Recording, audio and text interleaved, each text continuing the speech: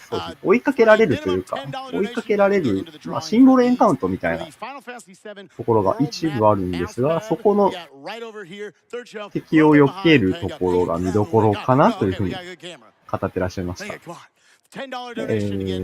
ラズベルさんはリスク3の、強制戦闘のレッドドラゴンですね。結構強かったイメージがありますね。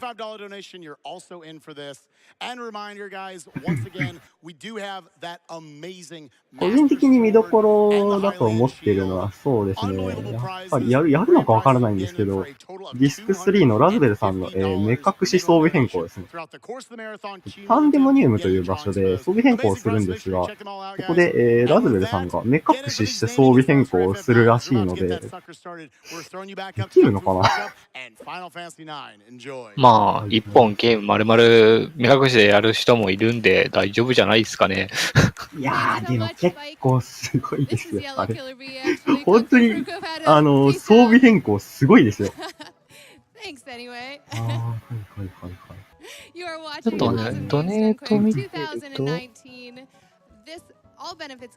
ートは確か名前、キャラクターの、全キャラクターの名前と、目隠し装備変更なメニューイングですね。あと、ミニイベント、サブイベントの一つである、作品内に登場するキャラクター2人の結婚イベントみたいなものですね。あ、いや、これごめんなさい。カテゴリーが変更されてますね。あら。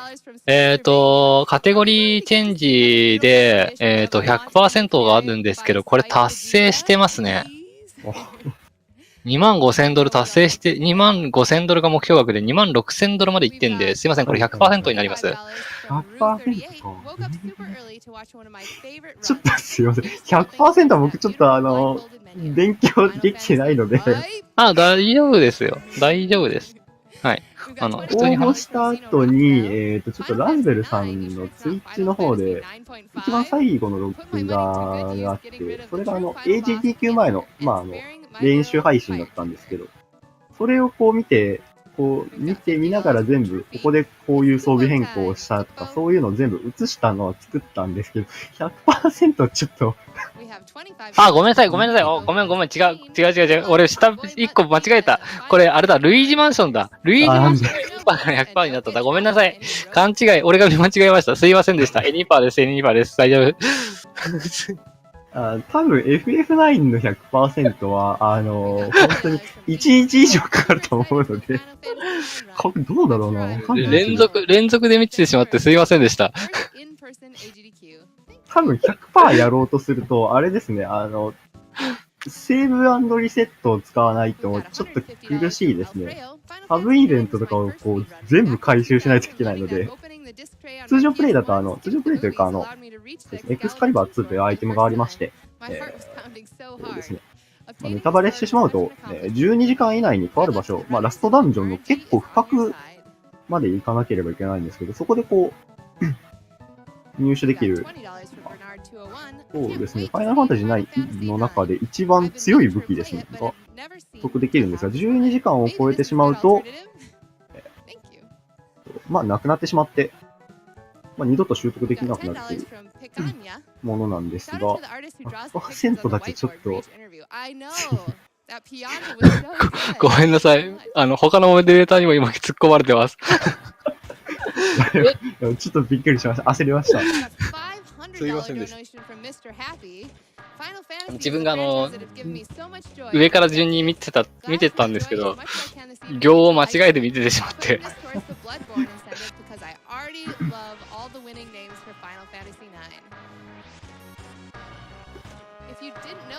そうですね。世の中にはバテンカイトスっていう300時間くらいかかるゲームもありますんで、それに比べればと思うんですけど。常識。いや、だからクリップいらないでしょ。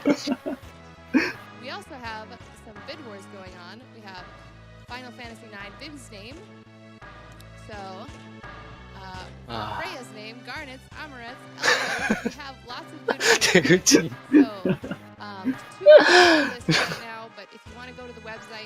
gamesdonequick.com, you can see all of the options and bid towards your favorites. アテンカイトス。100% ツイッチでバンされる。バンされることあるんだ。あ、そうですね。100% の、100%の、スピードラン中に結構放置が多いゲームらしいんですよ、途中から。それで放置してて、その状態で、こいつ配信してないじゃんみたいな感じで、ツイッチにバンされたみたいな話は聞いたことありますね。なるほど。$25 if Muttski gets 100 nobles first try, and another 25 if the run has fewer than 60 total encounters. And I'll come back to the game if the run beats my PB. Put this towards the blind pandemonium menu. ダメですね。告知、さっきの告知もね、結構ね、俺間違えてたなと思って。慌てんぼうなんてすいません。けどこれでも裏ではちゃんとしてるんですよ、いろいろと。ちゃんとやってるんですよ、裏では。誰も多分信じてくんないんだろうけど。We have a donation from Sly Fred who just says, I need that Final Fantasy 7 mouse pad in my life. 目隠し装備変更、全然あれですね。ダメだもん。やってくれると信じてます。正直めちゃくちゃ見たいですね。目隠し装備変更。まあやってくれるんじゃないですか。大体何かしらネタとして持ってる人たちって何かしらやるんですよね。どうなんですかね。多分、ビッグさんなんで、ただちょっとどこで買えるのかわからないんですけど、2箇所ですね。ちょっと同じマップで2、3回装備変更する機会があるので、どこで買えるのかわからないんですけど、どこで買えても、そうですね。もし仮に1回でも間違えてしまうと、かなり苦しいですね。装備変更というか、あれですね、メニューイングなんで、じゃあ、じゃあ、あそこですね。わかりました。そうですね。さっきので結構緊張は取れましたね。まあ、こんなんでもモデレーターできるっていうのが分かっていただければいいかなと。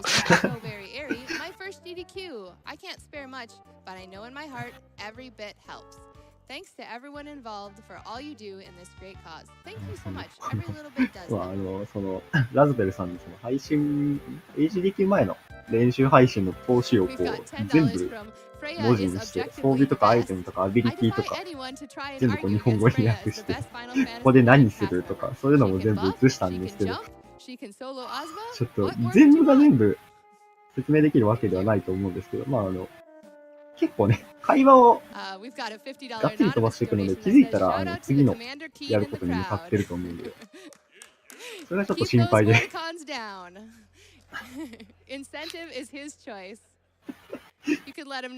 べえ、緊張を起こすための演出かよとか言われて、いや、そんなこと何も俺考えてなかったわって思って、どうしようこれと思ってる。いや、でも、100% やりますって言って、ちょっとヒヤヒヤもんでしたよ。本当に。ごめんなさい。けど、みんなが最初のうちは緊張してるって言ってくるんですよ。絶対誰かしら来るんですよ。先ほどの2人だってスーパーマリオサンシャインのお二人だって最初の頃すげ緊張してますって言ってたけど、結局最後の方には私一言も喋ってないですからね。ちょっと解説が初めてなので、そんな、させてもらっていいのかな。ちなみに、そうですね、サラマンダーですね。いや、いいと思いますよ。FF いくつだっけな ?8 の時に解説入ってくれた方なんてね、この角度でカメラを変えるととかいう、何かが見えるみたいな、そんなこと言ってる人もいましたからね。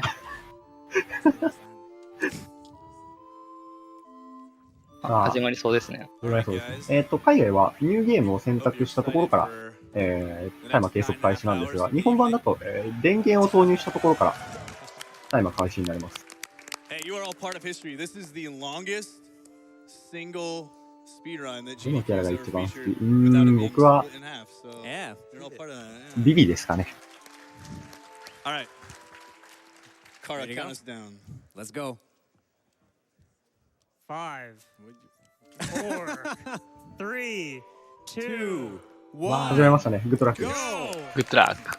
いやー、頑張ってほしいですね。ですね。まあ、解説がどこまで解説が必要なのかもすら私わからないので。ちょっとストーリーに関しては申し訳ないんですけど、期待しないでください。ここ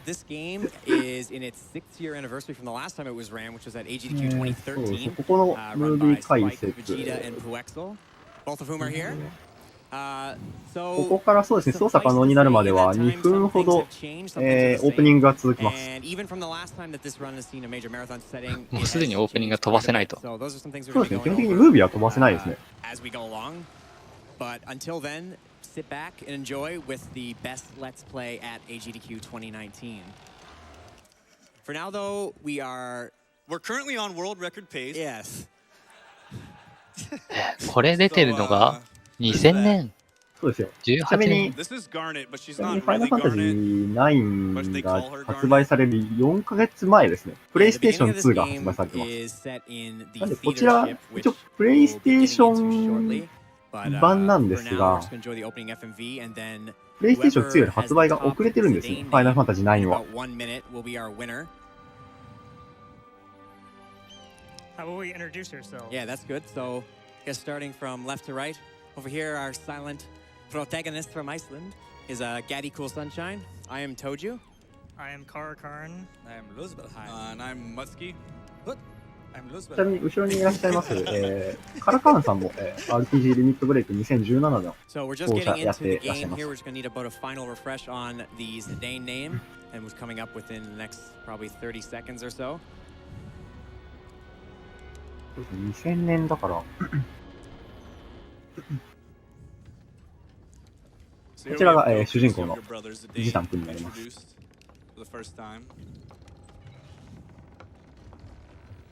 きなりですが。So right off the bat, we're just going to be doing a quick config menu. We're going to be setting a few things. そうですね、3人で1つのデータを走ることになります。ここで火をつけた後、明かりをつけた後、操作可能になるので、ここでコンフィグの変更をします。カーソル記憶、バトルスピードが速い、フィールドメッセージが速い、通常移動、歩くからダッシュ。まあ、いろいろ変えます。早く変える。So we need the Zidane name now. All right, it looks like Zizu is the winner. Z-I-Z-O-U. Wait, is it all caps or lowercase? すごい早いんですよ。なんで自動。ウィンドウカラーは、そうですね、ウィンドウカラーは確か、マックさんがこちらのウィンドウカラーにしてプレイすると、早いというふうに言ってらっしゃったかと思います。ここで、一番最初の戦闘になります。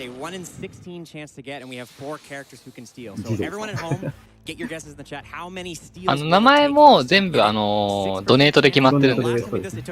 こういうのも全部寄付が集まって、じゃあこれに投票しようかなっていうので、どんどん決まっていくんで。ここで盗みます。メイジマッシャーという武器を盗みます。ポーション、リスト、ちなみにメイジマッシャーが盗めないとまずいので、とりあえずメイジマッシャーを盗みます。全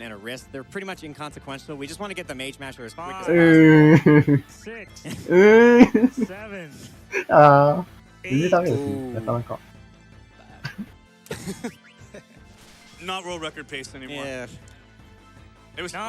行きましたね。盗んだら、全員自分を殴ります。全員で自分を殴って、全滅します。So yeah, the Mage Master is really important. It is unfortunate to have to do this right away at the beginning, but it's kind of unavoidable. There is one that is able to be picked up later on, but it's ちなみにこちらは全滅しても、戦闘が、イベント戦闘なので、負けても進む戦闘になります。starting weapon, it actually starts with flee, so we kind of get a best of both worlds without sacrificing anything. So it's really imperative for us to pick it up. 16分の1だったかな、メイジマッシャーは確か。All you have to do is watch the opening FMV, and you can do it as many times as これより you like, but そのうちこれより盗める確率が低い。256分の1とかいう確率で盗めるアイテムがあります。私それを盗むのかどうか。いや、出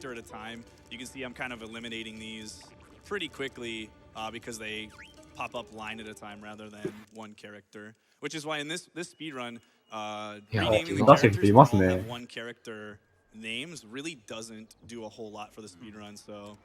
You can actually keep the default names and not have to have every character name. こちらはそうですね。Yeah, contrary to a lot of JRPG speedruns that have this sort of issue. ただいまの、ジタン君がいたところは、後続団タンタラスといって、ジタン君はその後続団に入っているんですが、今、これ、ムービーで流れている、ここアレクサンドリアという、ブラネ女王が、女王を務めている王国の、王女、ガーネットの誘拐を試み、自らを劇団と名乗り、王国に潜り込むところからになってますね。ここで、タイトル5がこう、ドーンと。Anyway, so we're getting to the opening of the game here. Basically, what happened in the beginning there is we find out that Zidane, our この protagonist, ゲームは演劇に始まり演劇に終わるっていう感じですね。ストーリー的に言えば。they have been hired to kidnap Princess Garnet. So ここでいきなりですが、ヒップ技みたいな感じの、多分やると思います、ヒップ技。結構、プレイされた方は、結構、みたいな、なんとかしてこう、避けようとした人いらっしゃるのではないでしょうか。ここですね。このとんがり帽子をこう、かぶった男の子ですね。こちらが、So yeah, this skip is affectionately known as the puck skip because the character that we're going to be running into ここでまっすぐ行きます。 shows up later in the game is going to be named Puck. この後操作可能になるので、まっすぐ行った後、右のキャラクターに話しかけます、タイミングよく。ダメでしたね。タイミングよくここで話しかけると、いてっていう、さっきのいてっていう、メッセージウィンドウが出た後、即座に動けるようになるっていう。ハップ技です。なんか他にもいくつかパターンがあるらしいんですけど、僕はちょっとこのパターンしか知らないですね。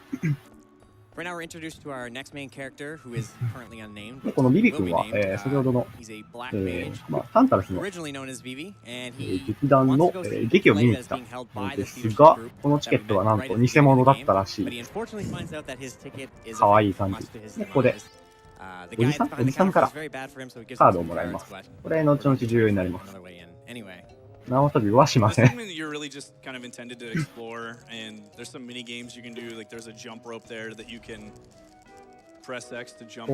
ビビが行うこうモーションが結構可愛くて。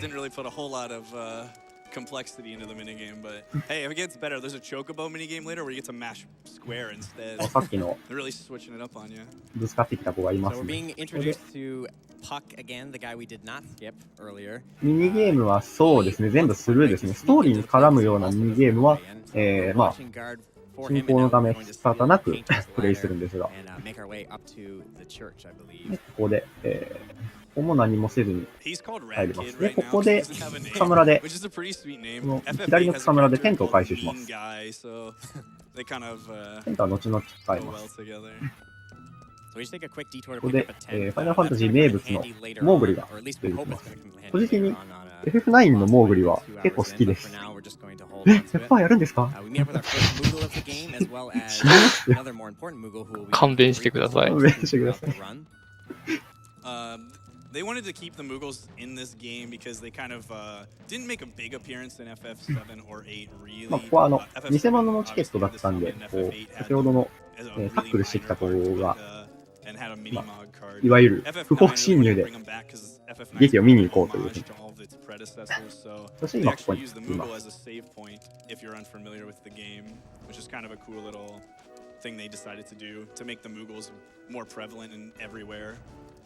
They all have unique names too. That one's just called Kupo. おひでに 100%、そうだと、どうなんだろう、やるのかな、ずっと。Alright, looks like Keydee. K-E-Y-D-E-E. K-E-Y-D-E-E. That's what I would have went with too, so perfect.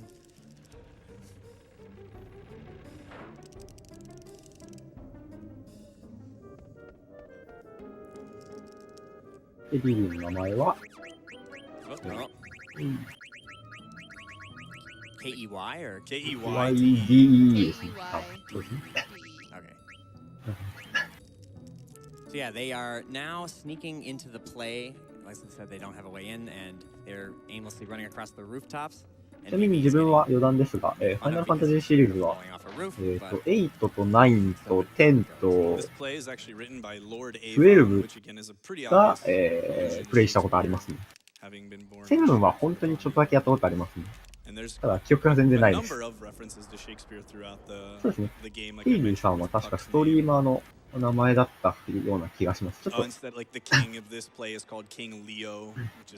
ートのこう名前のこう元ネタとかちょっとわからないことも多いです。申し訳ない。Here we're kind of introduced. This is the first antagonist. She's lovely. Beautiful shades of blue. And this is the princess that we あれですね、FF のこうどのシナリオがいいっていうのはやっぱりこうみんなバラバラですよね。そうですね。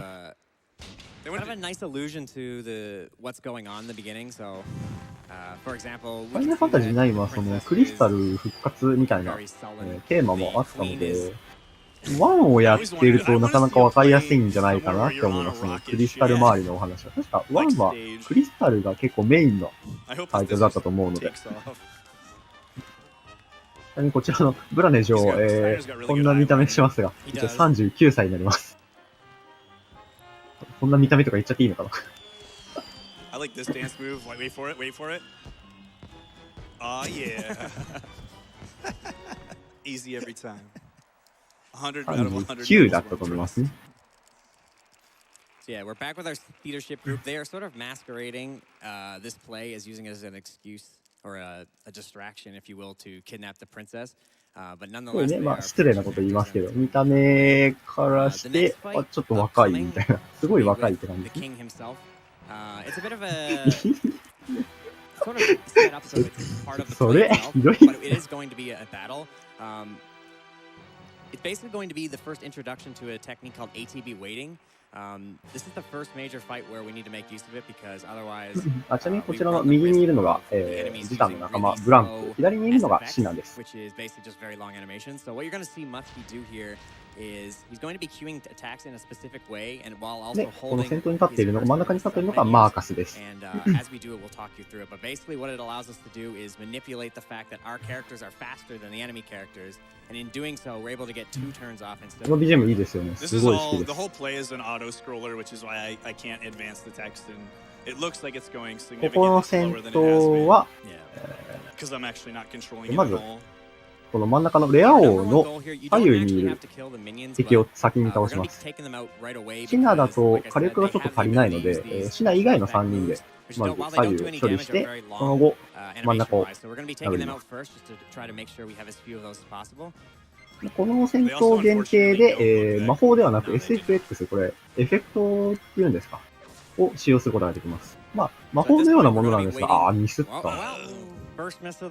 まあ、魔法を使えるんですが、ダメージのない魔法を使えるという感じですね。ホーリーとか、ファイダーとか、メデオとかですね。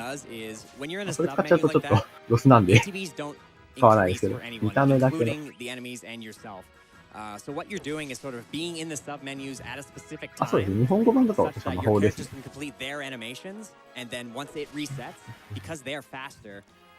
この後ですね、松木さんがコメントしました。チャンバラが始まります。チャンバラはそうですね。指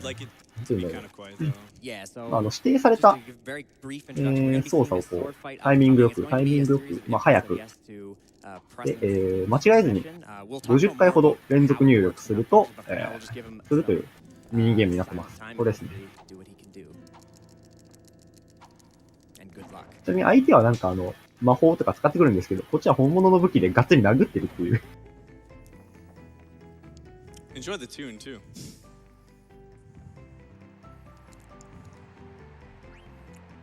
いやー、これ僕も100人満足させるまで結構やりました。満足できねえぜ。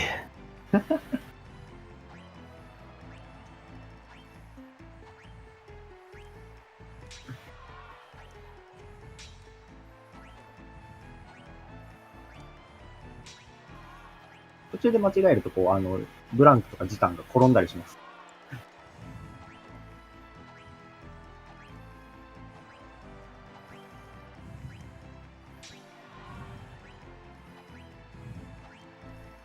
この BGM 結構やり込んだ人には聞き覚えのある BGM ではないでしょうか。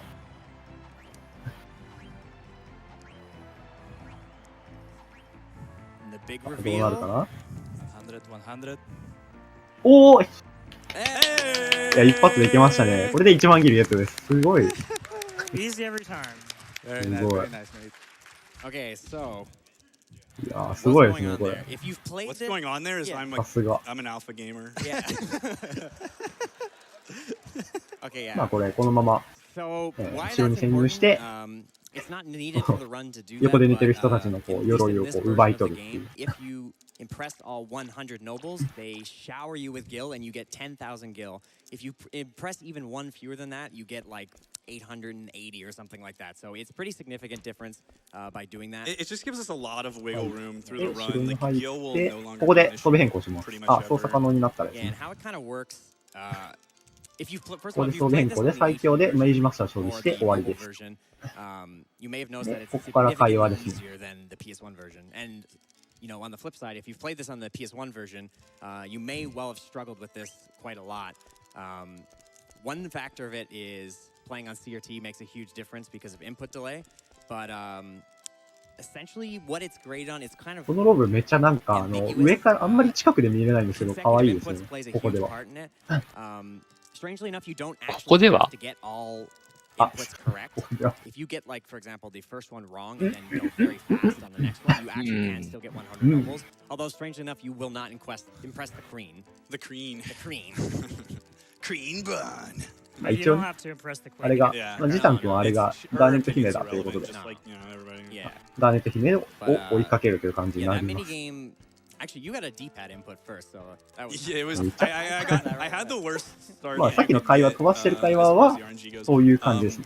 One thing that is 5ジャール、5ジャールだと、英語だと普通ですね。 run, like a complete playthrough of the game こ or っちじゃ whatever. ないでご You ざ do る get よ。 the 分かっているで moves おじゃ to る。 impress the queen.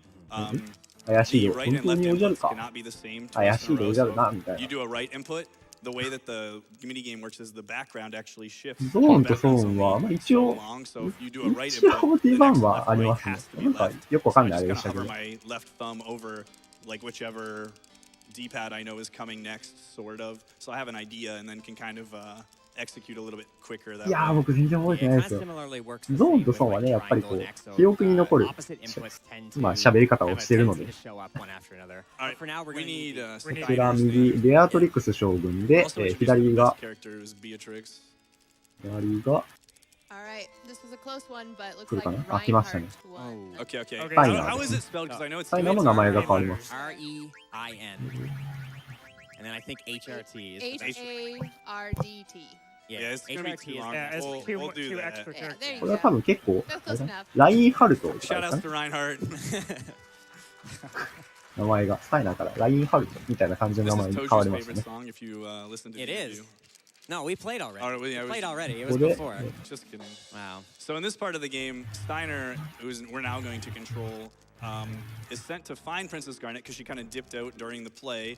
We find two of his knights are, you know, in their unmentionables, and we're kind of out to see if we can カ find ル the ン rest ド of ル the ってここで言うんですよね、日 But 本だと。 as far as the speedrun's concerned, you こ actually の don't カルンド need ル to めっちゃ find 好きですね。 the other knights of Pluto. You can just ここで bypass スタイ them ナー and にと、 head straight to the 操作 tower. が切り替わりまして、ガーネット姫を探す Yeah, if you're a, ところ an から。 astute viewer, you may notice the guards there. ここでまあサブイベントで、通常プレイだとプルート隊を Two protagonists, Zane and Blank, 先ほど集合させたんですが、2人しか集まらなかったので、残りのメンバーも集めるということをするんですが、まあ、全員に残りのメンバー全員に話しかけた後、ここに階段に登っているキャラクターに話しかける、隊員に話しかけると、エリクサーがもらえます。こちらは、こちらの方で、各キャラクターの特徴を教えてもらえるんですが、それがまた後々必要になるところがあります。通常プレイだと、保険だと、そんなん全く知らんわ、みたいな Especially on this 感じになるん version, ですけど。 or with this controller rather.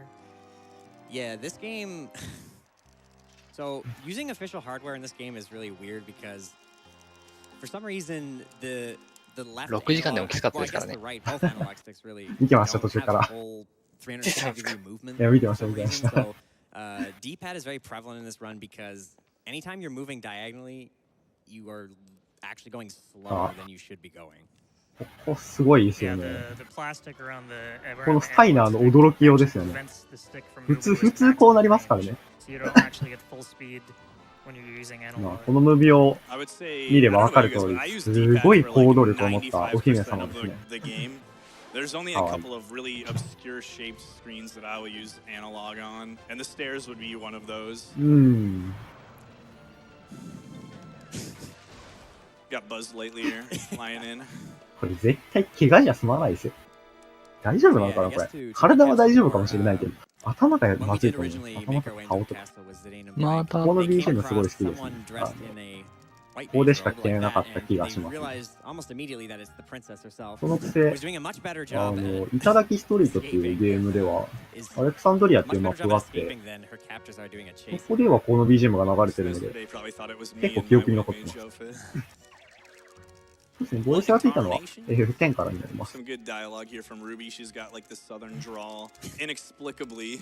Where no one else has any accent at all until disc 2, I guess.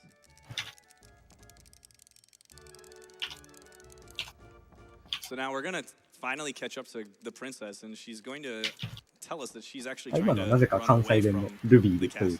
So we're going to have our captive just kind of go along for the ride willingly, and if you can already see like the love brewing already, please kidnap me. Okay. お願いするわけですね。That's a heck of a first date. かわいい。He's like, I would love to kidnap you.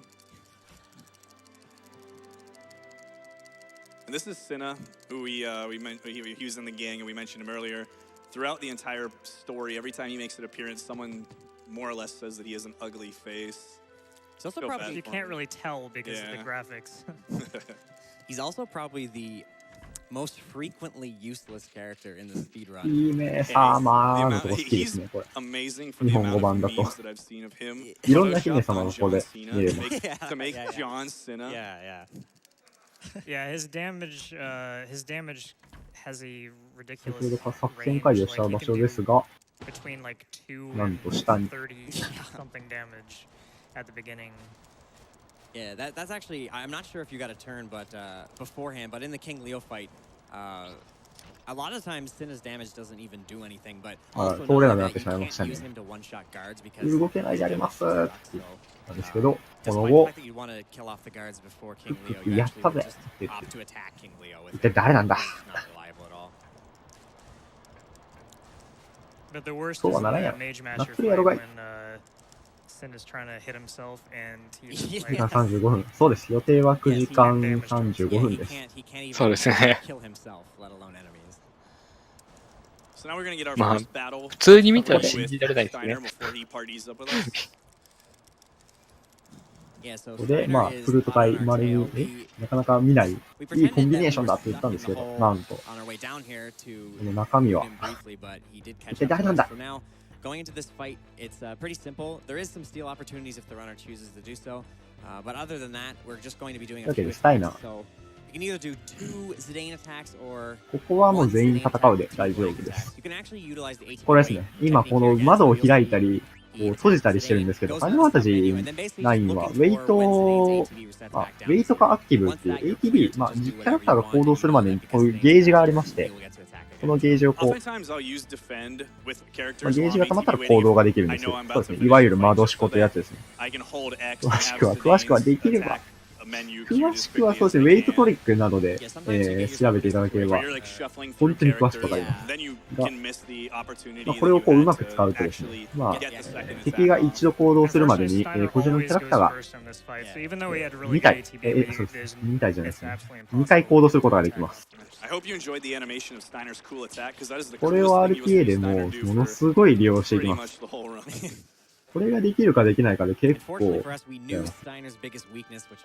今のはファイナルの思いつきの技で、鎧だけ剥がしてしまうとかいう、よくわからない技でした。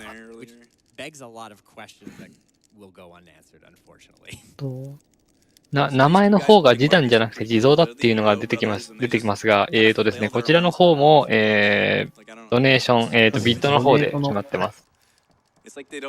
まあ、全部のキャラクターが決まったら、ツイッターの方にも載せようかなと思ってたんですが、現在の方ですと、示談は地蔵、ガーネットは、クライゲ、ビビが、KD、スタイナーが、レインハード、ラインハルトです、ね。ラインハルトなのこれは。読みやすい。読むと。フライヤが、ハンマーですかね。クイナが読めないし、もうこの説明に俺。メルト。A 子が、キナックス。サラマンダーがアビス。かなに変更されております。現在はね、まだ変わる可能性はありますが、現在はそんな感じになっております。さあ、いきなり入っていったスタイナーとガーネットも加えて、じゃあ続きますが。ああ。See, this is what I'm talking about. これすごいですよね。本当に上手ですよね。It's almost like it's real. So while this is going on, このブラネの日本語版のこう泣いてるところがもうすごい言葉に変えられないくらいのこうすごい泣き方してて。畳をしてたのがバレて、こちらプルート隊の隊員2人に追いかけられて、舞台上に出てきてしまうんですね。かわいいな。You'll see Vivi's first use of his magic, confirming yes, he is indeed a black mage. 近づかないでって言って魔法を使っちゃうんですが、なんとね、だがやばい、ネタバレしちゃった。すいません、忘れてください。ガーネット姫のローブに当たってしまって、脱いでしまうというね。話したいこといっぱいあって。But we're going to elect to instead suicide all our characters except Garnet, which is hopefully, which is a mistake that I'm pretty sure everyone has done. この戦闘は負けても進むというか、だが、もうまたやっちゃった。もう全然だ。ガーネット以外、生存、ガーネットのみ生存させれば大丈夫です。So if you try to select PS1 が PSX ね。ガーネットだけ生存させれば大丈夫です。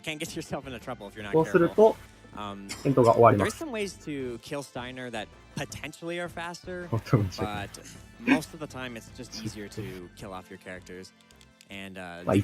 一応まだね。いやね、ちゃんとその、チャートを映したのには名前ちゃんとガーネットって書いてるんですよね。あ、すいません。マイクが当たっちゃった。まあ変更されてますけどね。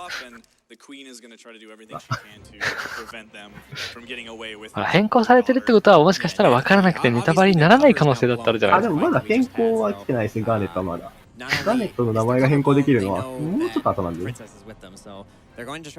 トにはガーネットって書いてるのにな。ここで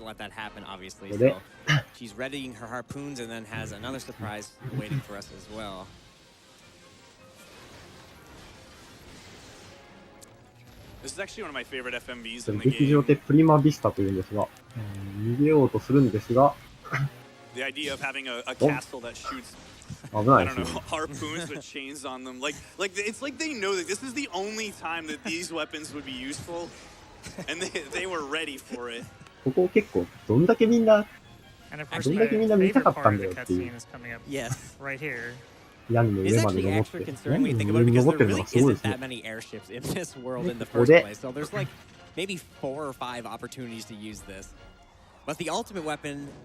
ボムですね。FF シリーズは結構有名なんじゃないでしょうか。3回目の戦闘です。No, but yeah, bombs are obviously a recurring enemy in the Final Fantasy series. ここはスタミナの後ろにボムがいるという感じになりますが、ここも2回目と同様にダガー以外を戦闘不能状態にします。So yeah, our strategy here is this. Oh, this is actually my favorite part. ボムがね、大きくなってるんで、ちょっと。Because you don't really do anything, so I just like to play this song. 危ないですよ。Yeah, yeah. こうなると、スタイナーはガーネットを攻撃しない設定になっているので、こうなると、スタイナーが姫様としか言わなくなるんで、この戦闘の終了条件が、ボムが3回大きくなるを使用するので、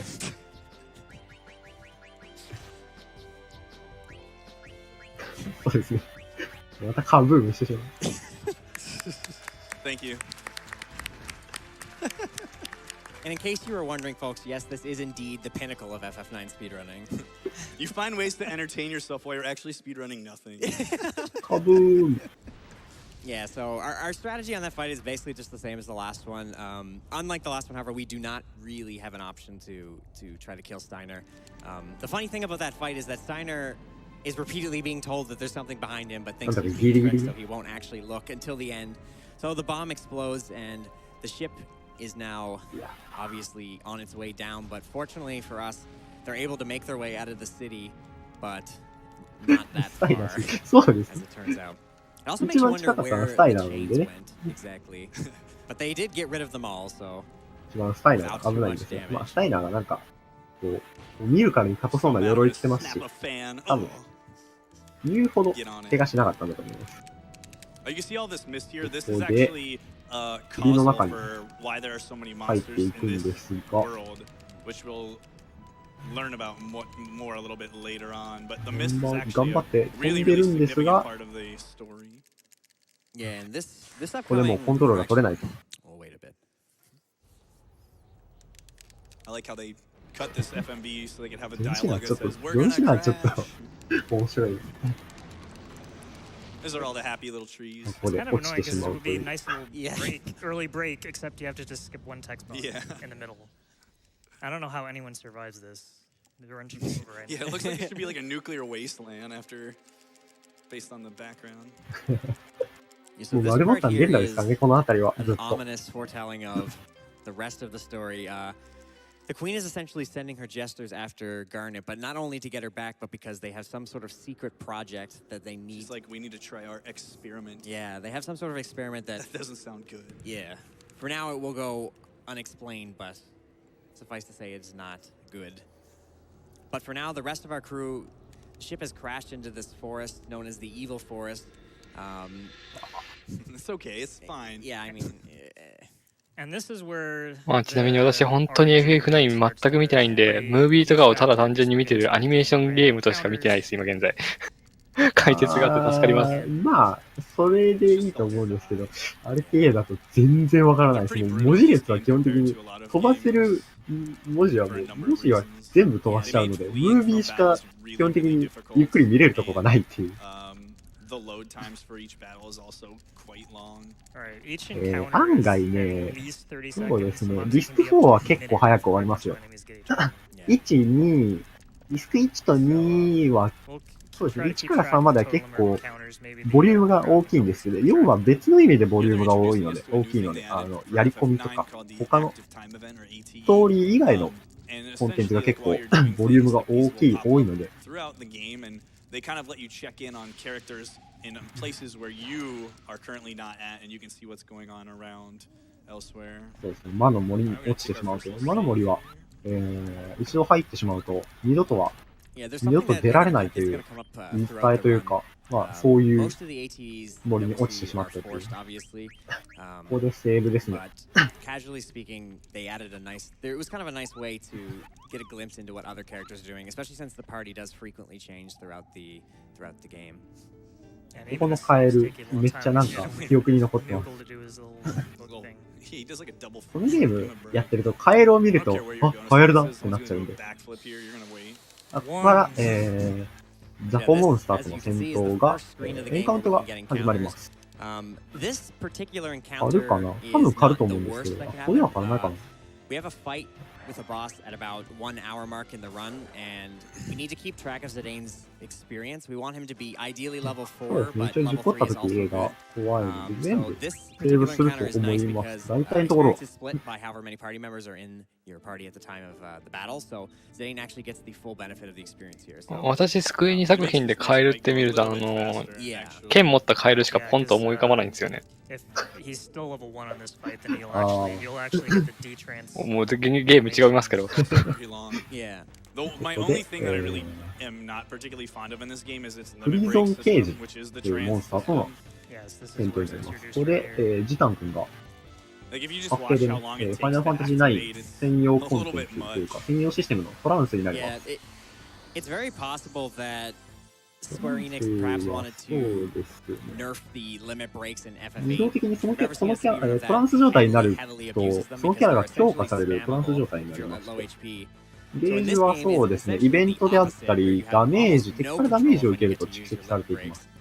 で、その後ある程度行動するとトランスが解除されるという感じですね。で、キャラクターが持っている特技が、変わったりしますね。時短だと今使用したフリーエナジーですね。こちら、ヒギという特技を持ってるんですが、こちらがトランス中は裏技になりまして、反対に大きなダメージを与えることができます。ちなみにこちら、明治マッシャーを装備していると、タイダルフレームという非属性全体攻撃技が使用できるんですが、ここで、一応ガーネットにもHP 判定があって、ガーネットの HP を吸収して、こうダメージを与えてくるというプリズンケージの特有の行動なんですが、一応敵扱いなので、タイダルフレームを打ってしまうと、ゲームオーバーになります。画面だけは基本的にないですね。ここで、プリズンケージ2になります。2回目の。ここはビビが捕まってしまいます。ここはそうですね。ビビが、特殊行動の中からプリズンケージへファイヤーを打つので、それプラス、スタイナー、ジタンの戦うで攻撃していきます。こ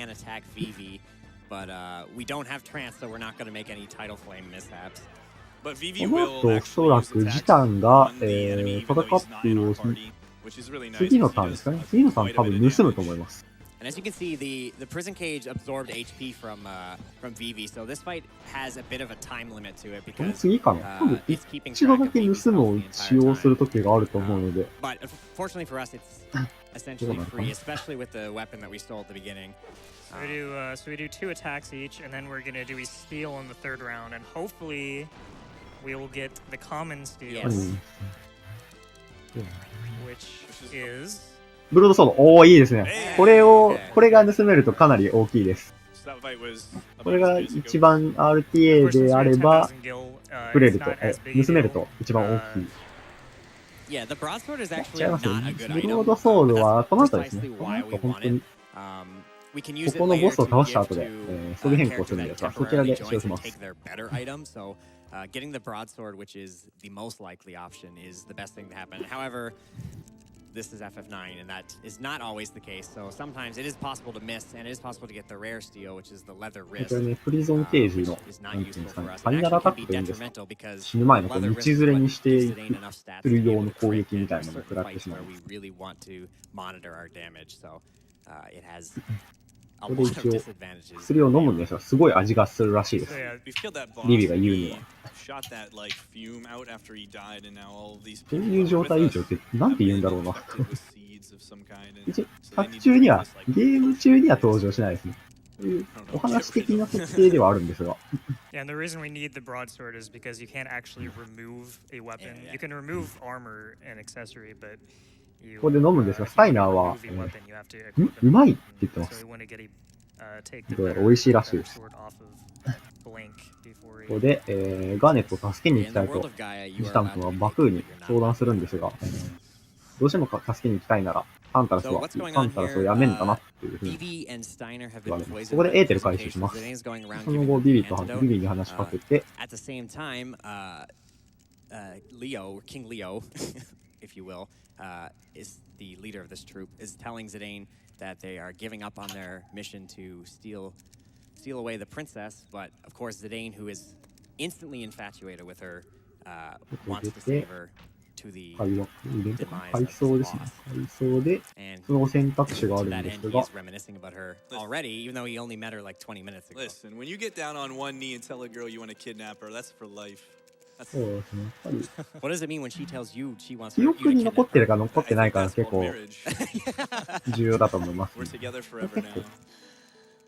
なかなか思い出せたり思い出せなかったりするところが多くて。Do you have time for a quick donation? Yeah, you can do a few. Okay. We have $5 from Roosta78. Good luck to all the runners. It's gonna be a long ここで選択肢でやっぱり助けに行こうみたいな選択肢もう一個あるんですが、 We have a $25助けに行くみたいな。Kaio's Little 決めると Monster. I've heard this game is easy if you're Luzbel. Super hyped to watch this run with you all again. Good luck. Donation goes to naming Eco Muttski. ここでエーテル回収します。We have $100 from 当社は3人 Jason ですね。 says, "Here's ディ$1スク for 単 Noble 位という and か、 Nicely done." ディスク2だけ2人担 We 当しま have すね。 another $100 from Trans Quina. Hey. で As ここで promised, here's 3から $1 for 抜 every けると Noble いう and こと Press. で、 Also, when バク Muttski と gets the 戦うことになり FMV ま break, す。 could he explain to everyone why he doesn't like Eco? Good luck, guys. Thank you. All right, listen. よっしょ。 Okay. We'll get there. We'll get there. So we're going into a fight with someone we fought already. As we mentioned, Zidane's boss is not too happy with the fact that he wants to rescue the princess against orders. So they're doing what any men would do and fighting it out. If we're lucky, he won't be very good at that. This fight is actually... And it tickles as 通 it 常プレイ turns だ out. とバクーからも盗む This の fight actually is で、 potentially 先ほど盗んだブロードソード scary, が正 especially 直 if 使い物にならないんです because it is が、 technically RP だ possible と to そう die はい here. かないので、 Um, あ when そ you're こで level あ 1, るか when な you い get か a, で if you 結 get a 構変わって miss, きます。 and if you don't get any of those animations where you don't take any damage, you can actually game over. It's pretty rare, but it can happen. ディスク4 As 枚 with はで anything すね、in ディ JRPGs, スク anything can happen. 変更になった時ですね、だいたい1が終わると2に変えるときにディスクを変えてくださいというふうに言われるの I で、そ thought it こで was 変 over, え and て then you っ just ていう hit の a をfinal miss. 4まで続けますね。 So he's like, all right, you hit me 3 times, you can go. And then Zidane like admits that the punch that he takes after the fight is actually like the one that ここでスタイナーに話し knocks か the けに window 行きます。 So there's another few things バー going ネ on ット here. 助けに行くんだけど、 Zidane is お前も going ついてきてくんない to みたいな Steiner to 感じ help ですね、 him ここは。 rescue the princess, which of course he's going to oblige because he's very loyal to her. At the same time, Steiner tells him that he wants to take で Vivi もファン along から with それ him を抜け despite た the から fact that he's 俺は自分の意思で助けに行くぜ。 Steiner has a lot of respect for him because スタイナーなんて言ってたか as な he says, black mages その are 言 very 葉に嘘偽 powerful. りあるまいなみたいな。 The other thing we're で、 doing ここの here 宝箱 is のエーテルを going back 回 into 収 this しま room す。 to pick up an ether. で、その後ビビを Ethers are 仲間 really に一緒に important 行 early こうという on, こと not で、 actually because we want to use them, but because they sell ビビの魔法が 1,000 gil apiece. 結構効いてたの Normally で、 in 100 nobles, you ビビにも助けてもらお actually うという can こ skip とで。 that one in there, but obviously for marathon safety, it's much あ、いい easier な for。us to just pick it up. So now we're talking to Vivi and Steiner. ここで、スタイナーとビビが、スタイナーがビビにこう、特技の一つをね、思いついたものをこう相談します。ここで、スタイナーが魔法剣を習得します。魔法剣というのは、スタイナーが MP を使用して使える。特技になりますね。ちなみに、ビビが同じ戦闘にいないと使用できません。または、スタイナーかビビが、ミニマム沈黙、もしくは、戦闘不能状態とか、ヒートとかの状態だと魔法剣は使用できないですね。連射機は多分使ってないはずですね。Bit of bittersweet to get an encounter, but Zidane got full experience from that one. Unlike this one, anytime we kill any monsters now, from now on, the experience is going to be split in 3. Oof. Right, so this one is only going to give 7 XP to everyone. あ、フリーズ Whereas the first one gave 23 to Zidane. 行動することができない状態以上の時 Yeah, は our 使 target 用でき goals ない。 are... The best fight we could have on the upcoming boss would be if we were level 4 most of the time, which we would need 101 experience. そうですね。海外 RTA は基本的に連射機不可能で、日本の RTA だと使用されている方いらっしゃるはずですね。33, I think.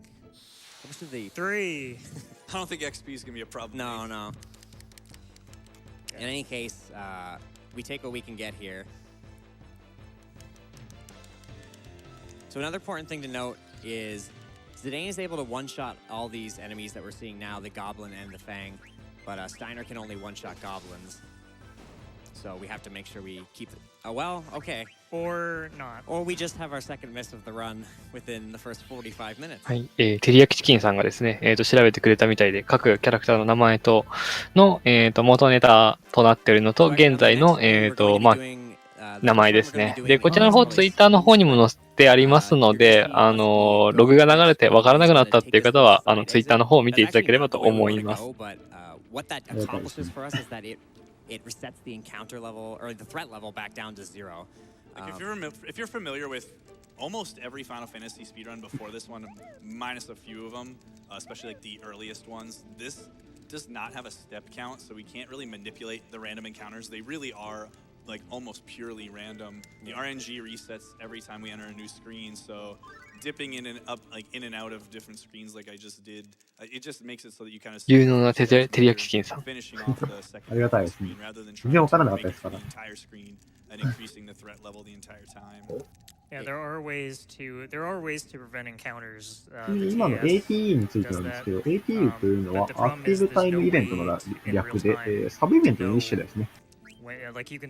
シナリオの節目節目に、画面左下にこれが発生していることを示す文字が現れて、その時セレクトボタンを押すことで、だいたい創作キャラクター以外の登場人物がその時何をしているかを見ることが可能になります。You can technically change the RNG, it's just that you don't know what you're changing. ただし、RTA では、大体ロスなので、必須 ATE 以外は基本的に見ます。Kind of how the encounters work in this game is that as you take more steps, your threat level increases, which all that means is it makes it more likely that on the next step you're going to こ get こ an に入っ encounter. たらボス戦が始まります。プラントブレインですね。 Not too bad. Alright, so 3 in Evil Forest is not too bad. That's about average. If you get the first one, 3 totals. But when you get up to like 7 in Evil Forest, that's pretty much reset. So we got our first major boss of the run. 一つだけ見るものありますね。必須ではない ATE を見ること、見る。 Plant Brain.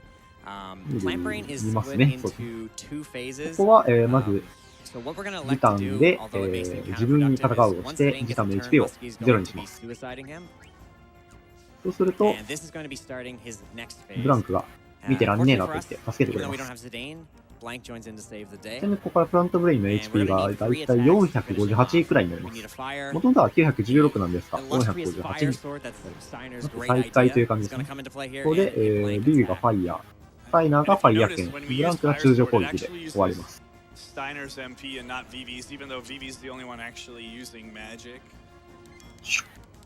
Alright, that was actually a perfect fight, but Plant Brain didn't even get a turn. ちなみに、時短が瀕死か戦闘不能になる、プラントブレインを倒す、または、プラントブレインが9回攻撃をするで、ブランクが介入します。 One of his most used abilities applies darkness to the party members, which 森の obviously, 主を if you do 倒し that ました。 before Zidane suicides himself, it's very possible that he's just going to miss, and then you have to waste an attack with someone else. ダフが出て And く if る he ん does で it、afterward, then 構ってられないの you're で逃げます。 with Blank. Vivi and Steiner can't miss because technically they're considered spells, but これで逃げるんですが、ここで、装備変更します。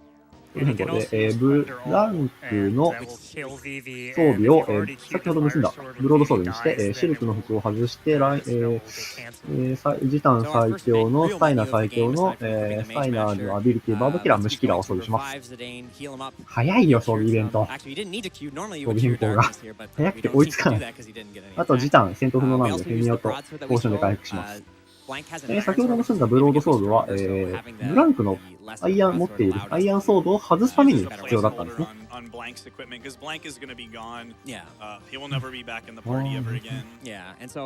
体ですね。ここは2体から4体、敵ランダムになります。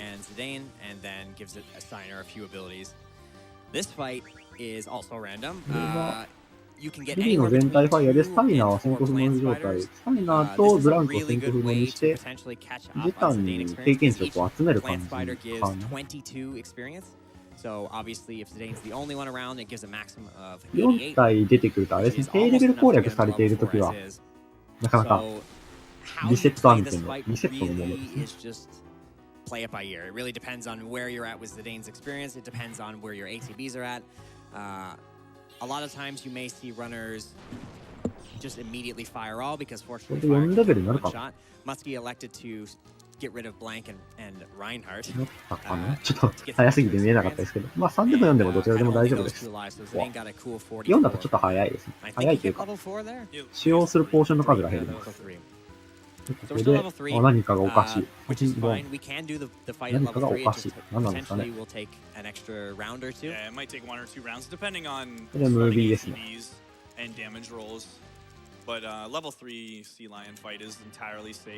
森の主、プラントブレインを倒したことで、森が暴走するというんですかね。The Japanese version and the English version of this game are mostly the same, ここ but 結 there 構 are す a ご few い。 eccentricities こんないたの that arise that we'll talk どん about どん when we 切 get 迫していくん there ですね。 as well. Here, our protagonists are trying to escape through the forest, which is now petrifying itself in self-defense. ここで、They kind of realize that these monsters are never ジタンが ending, 捕まりそうに and なっ they たんですが、 capture ブラン Blank, クがジタン who を is かばい、 basically sacrifices himself so そ the れ rest of them can get で、 away. ブランクが What he's throwing 持 here ってい is た actually 地図 the を投 map げ of ま the す。world, so they can get around. Makes it sound like it's the only one. Yeah. The map of the world. It's really, well, I mean, have you seen another one? Look, it's got a nice like parchment on it and everything. What I don't understand is how everyone is そうです outrunning. ね。スタイル速いですね。Yeah. Like how are how's Vivi and Steiner carrying Dagger いや outrunning? ブランクさん残念ですね。 Maybe his tail makes him off balance or something. I think that Zidane and Blank have a で conversation 森の中では FMB starts. Like in the ブラ beginning. ンクが And there's 石化 Blank. してしまっていると Yep. いうところでムービー終了になります。 Do you have time for a quick donation? Yeah, this would be a good time actually. All right, we have $250 from Courtney Rail. Come on, my fellow Final Fantasy fans. Let's get the wedding and blindfolded incentives met because more Final Fantasy is always welcome. So yeah, we do have 2 Final Fantasy incentives. We've got the Vivi and Queena marriage and also blindfolded menuing. We still have a little bit of time to get your donations in for that. So come on, let's get those met. Yeah, also 1.2 million, guys. That's great. 木の針じゃ治らないみたいな感じなんでしょうね。確か特殊な Now they're just 薬かなんかを使うような気がしますね。確か。ちょっと記憶にないですけど。 was not in their plans at all. Steiner wants to そ take れを確か、サンタラスの誰かが 探してますよね。カスタか。 and Zidane is still trying to take Garnet to the city of Lindblom where he was hired to kidnap her to Yeah, conveniently enough for us, not only were we hired to take the princess to Lindblom, but she also wants to be 寄付 taken 金 to が Lindblom ついに for 120万ドルい reasons きま that し we たね。 don't yet know. す and ごい she ですね、 will not 120万ドルって。 Pretty much everything just falls into our lap in this game at the beginning. So he's like, hey, I saved you and now my friend's a rock. I'm gonna talk to this rock tree now. She's like, sorry. She does feel bad and she is the reason that he gets saved later, more or less. So it's all good. ここでまた他のモーグリが来ますね。ここでモーグリの笛というアイテムをもらえますね。 Probably have time for a few donations. あと、ここで強制 AT の教えてモグ太郎 They wanted to use the Moogles 1 for 時 one 間 other 目 thing, みたい which なや was つ to が、 teach you こ mechanics. こでま This あ、わからない Moogle 操作とかがあれば教えてもらいますが、 He's like, I know lots of neat stuff, and he lectures you, and then RK he's は like, you sure know a lot, and he's like, I know. 英語だとなんかあれなんですね。すごい、モグ太郎はなんかやる気ない感じなんですね。 We have $100 ちょっ from とやる気ない Poison. 感じ。 Greetings 日 from 本語版だと、 Japan. へへ、まあ So な happy と to か see 言っ you てた guys running 気が Final するんですけ Fantasy どね。 9 with awesome commentary. I've got food and drink ready for the next 9 hours. By the way, I have a very important question for you. What is the best Final Fantasy 9 character あ、 and こ why こ is で it 大陸 Eiko? マップに出ます。霧の大陸のマ I'll ッ let プ you に出 feel ま that す。 one, Muttski. Why is it Aiko? ここ、霧の大陸の表示が出てる間は、敵とエンカウントしません。なんで、このまままっすぐ進んで、ここの氷の洞窟に入ります。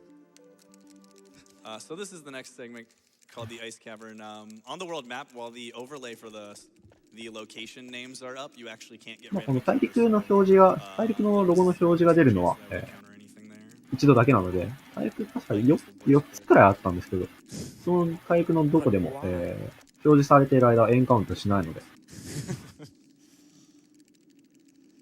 Yeah. There's two types of people. あ、もうそうですね。 People that dislike Ico and liars. So on the first screen here, 特にスタイナーが心配です、こんなとこに入ったら。 there's gonna be some random 時間は、 jets of まあ mist で coming 上がやばいですね。 and we're gonna want to avoid 上が those やばそう。 because you get forced into an encounter if you run into those あ、ここですね。 and 氷の洞窟。 the enemies you get in the mist encounters are not very nice. この宝箱の中に入ってるのはテントなんですが、まあ、結構最初の初期の頃ですかね。RTA 初期の頃は回収されている方もいらっしゃったと思うんですが、今はもう回収しないですね、ここは。で、この吹いて、あ、回収する。すいません、申し訳ないです。回収しましたね。テントなんで、一応。テントってどこだったの？ここ以外で回収すると、あとは鋭いですね。まっすぐ行きます。途中吹いている白い風みたいなものに当たると、強制エンカウントになってしまうので、これ当たらないようにしましょう。So whether or not you want to actually choose to just run right up without picking up the chest is potentially shown there. Okay, so hopefully we can get level 4 inside in here, although this is one of the scariest encounters in this whole place actually, and because these enemies haveちなみにちょっと聞いてもいいですか？今さ1時間経って今更なんですけど、なんでマップ上のキャラクターの上にもこう選択の矢印が出てきたりするんですか？あれなんでなんですかね。ちょっと僕もちょっとわからないんですけど、基本的にあのマークが出た瞬間から操作ができるっていう風に僕は考えてます。操作可能になる、まあ一応目印なのかわからないですけど、自分はそういう風に見てます。あと、一部のマップ、まあマップの中だと見失ったりする可能性があるので、結構こう奥に行ったりとかするときがあって、そうすると、まあ、ジタンのキャラクター、ジタンのこう SD の、キャラクターの SD がもうすっごく小さくなるんですよ。へー。あ、それ対策だったかな。あ、そうですね。セレクトでも出せるんだ。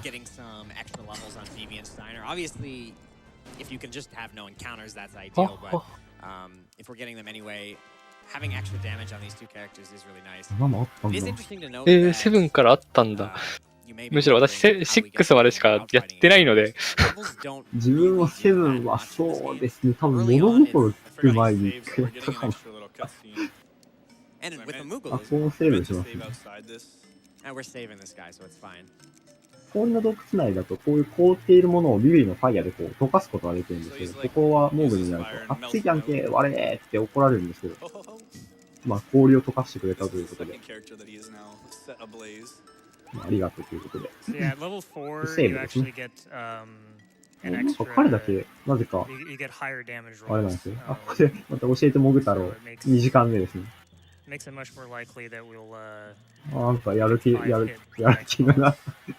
やる気ないっすね、もぐ太郎。なんでこんなやる気ないんだろう、海外版で。これセーブ。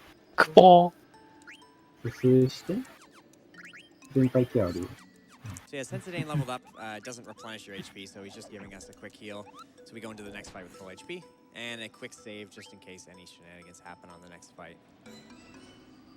It should be completely. Oh, they're wrong. It should be completely fine, especially with level 4. But we have $50 from Yakubo the Chocobo. Great run so far, Mutt. Here's hoping you dominate Ice Cavern this time. そうですよ。1時間経てましたよ。まだ8時間ですか？まだ8時間。まあ、正直、FF9 エンカウント調整は、おそらくないですね。カードっていうミニゲームがあって、確かミニゲームである程度歩いてから、誰かにカード勝負を挑んで、その後また、キャンセルしてマップに戻って歩くっていうのを繰り返せると、一応エンカウントなしで進むことができますね。あと大陸マップは、とある操作方法をすると必ずエンカウントしない状態が続けられるので、まあ、一応エンカウント調整かと言われたら調整ですかね。マップ上、すごい寒いですよね。ちなみに今回のAGDQ って、オーサムって言うんですよね。オーサムゲームズダンクイックって言うんですね。寒いと寒いですね。はい。すいませんね。エアコンの温度1度上げてますね。1度じゃダメだな、これ。2度上げますね。So depending on how much XP you have, you can fight this boss at like level 2, level 3, or level 4.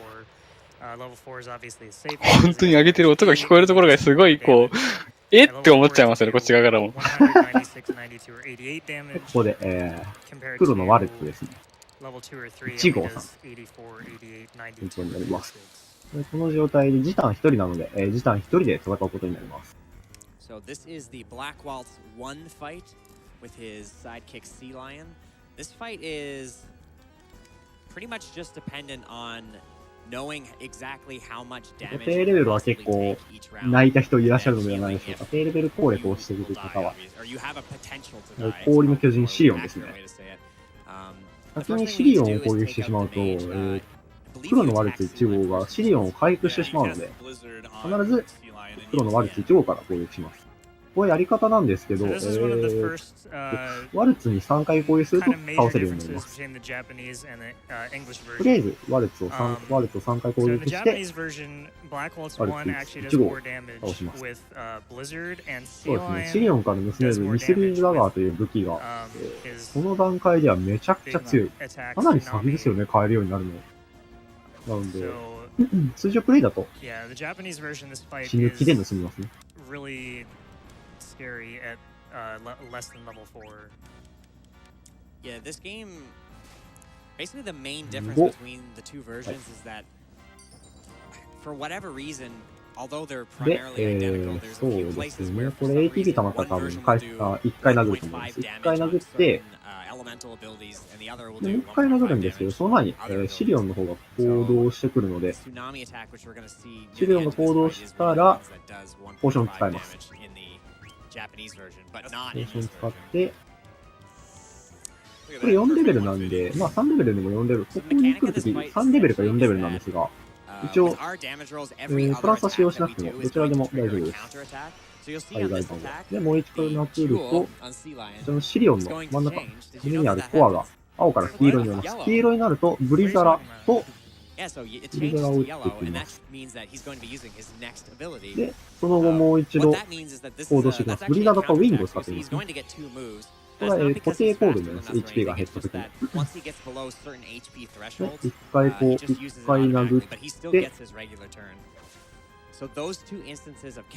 もう一度相手が行動するのを待って、No, seriously, I never saw that. ポーション使います。Thank you for pointing it out to me.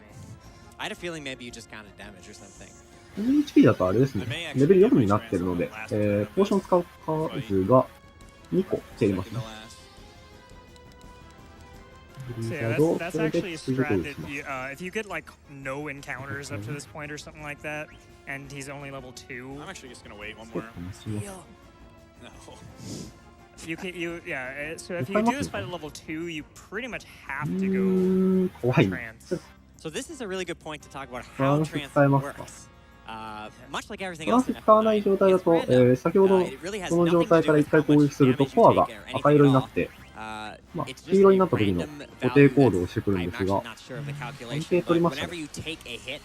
It just decides between sometimes as low as 0, I think, to any number value. That's how much it'll fill up. It's the random number between 0 and your spirit value.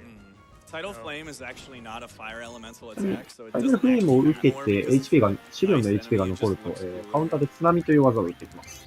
結構強いです。その HP がコヤが黄色から赤になった時でも使用していきます。赤になった時は津波プラスブリザードかウィングで殴っていきます。こ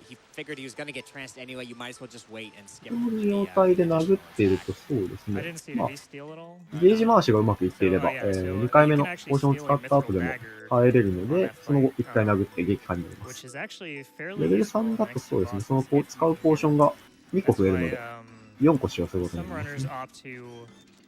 Go directly for trance on that fight and hope to get the mithril dagger. ミスリルダガーは残念ながら盗んでる暇ないですね。結構ね、難易度高いですからね、盗む乱数的なのが。Filling the trance is so random, you can just be sitting there forever waiting for the trance to fill up. Yeah, it is very conceivable that you just get hit many times in a row and the bar will not change at all. So what's going on here? Zidane gets back from his fight with the first Black Waltz encounter, and he chooses not to. 洞窟は終わりですね。そのまま上に上がっていって。We're just going to do a quick heal and make our way out of the ice cavern. 6. 1回目の方が早いですね。そうですね。できれば本当に盗みたいんですけど、もし仮に一発で盗めるようなことがあると結構変わってくる。So much like all the other enemies, かなり強いので。ただ、デメリットが一つだけあって、確定で盗むポイントは、この後に一つだけあるかな。この後、ほんとすぐあたりで一回だけあるかもしれないですね。ミスリルダガーを装備することによるデメリットが一つだけあって、メイジマッシャーと初期装備のダガーは、トンズラっていうアビリティを持ってるんですが、ミスリルダガーにはそちらがついてないので、これは最速ではないですね。一応、セーブとかしてるので、一応 RTA の一発勝負的な走り方になってると思いますね。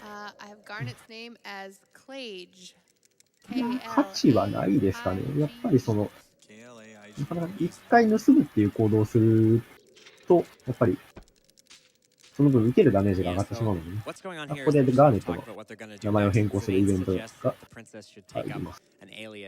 going forward so people don't recognize her as the princess. When Steiner pushes Zidane, he drops his dagger. ここのスタイナー結構好きですね。Oh, I should go by dagger. 話しそうにする。But in this case, スタイナー she's 好 gonna き be です。 like, what's this called? ここで、ダガーを落とすんですが、これはなんていう武器なんですかっていう。そいつはダガーって言うんだっていうんですけど、まあ、ジタン君は途中で早口で説明します。フランス待ちの時は、そうですね、盗まんだ方がいいんじゃないですかね。まあ、100% 盗めるなら盗んだ方がいいんですけど、すごい名前だな。like that you've chosen to put everything in capital letters. あれですね、風タク 100% の時のマイデュードって感じでしたね。漢字の名前になりました。Unfortunately, we can't pick like the accent. There's one name incentive, I think, that had some accent marks, but unfortunately, we can't put those in. I think FF10 has those accents. If you want to explain this while I do it, you can. You're not gonna run it? ここで、大陸マップに出るので、大陸マップは歩いてるとエンカウントするんですが、ここを多分、通常プレイでもやられた方いると思います。この超押し移動ですね。超押し移動です、これ。航行機をこう、一回押してすぐ離すみたいなのをずーっとやり続けることで、これ演化しないんですよ、これやってる状態だと。これやられた方めちゃくちゃいると思います。これ基本的に大陸マップは全部これでいきます。大陸マップの移動はこれでいきます、基本的に。結構やられた方いらっしゃると思います。僕もやってました。ファイナルファンタジー8も確か、これあったかなちょっと記憶ないですけど。8の方がなんかもっと気持ち悪い、こう、カサカサみたいな。ここ、辺境の村ダリー。8も、あったんですよね、確か。RPG リミットブレイク、去年の RPG リミットブレイクの時に確か8はやりました。走ってましたね。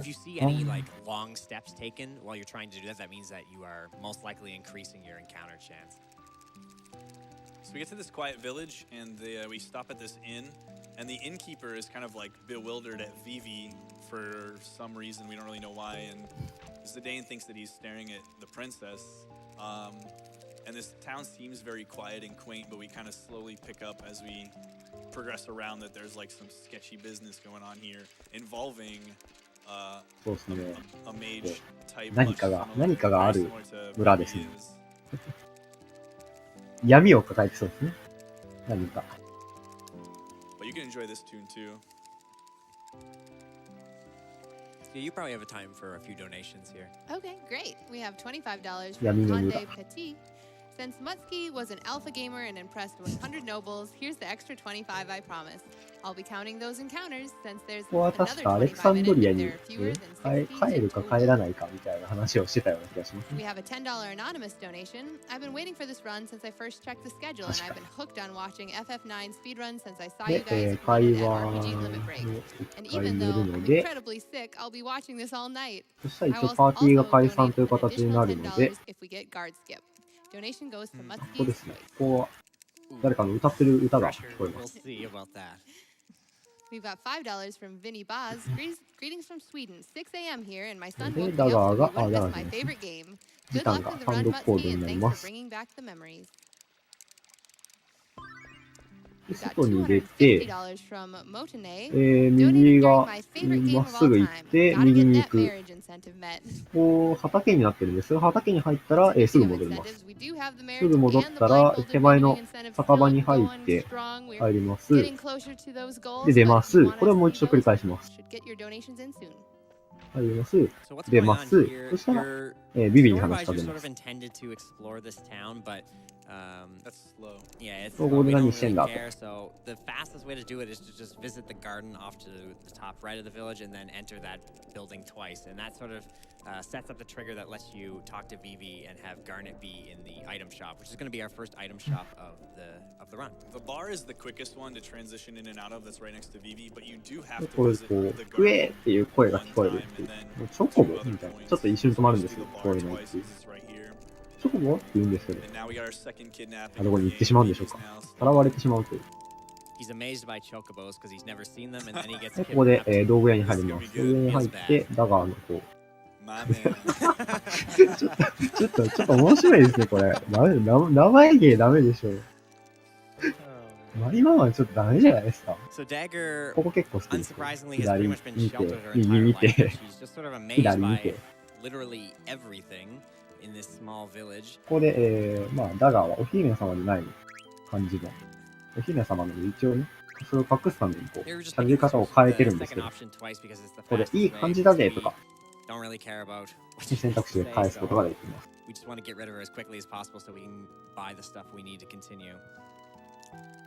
まあ、これがすごく。I think first option is actually slightly fat, but it's like hardly anything. ここで、バイク向かいます。川のリスト1、リストが 7？ 羽根つき星3です。川のリスト1、羽根つき星3、リスト今回7でした。これね、日本語版だと多分あんまり変えないと思うんですけど、やっぱりそのチャンバラ100人、1万ギルが効いてると思いますね。そうです、そうです。最初確か、松木さんの配信、練習配信も見てたんですけど、その時は確か9個買うって言ってたような気がしますね。ここで必須 AT で、操作変更かな。あ、まだか。So we find out Steiner is looking for the adults because peculiarly, aside from the hotel owner, everybody here has been a child running this village. And so Steiner ends up getting roped into like cleaning dishes and スタイナーどうしてもこうアレクサンドリアに帰りたいので、こういう酒場のお手伝いをしながら、who is, you know, 12 and serving people at a bar, so まあアレクサンドリアの国のものだって言ったら、おじいさん、物見山にいるおじいさんがカーゴシップを持ってるっていうので。Why it's in English, I don't know, but.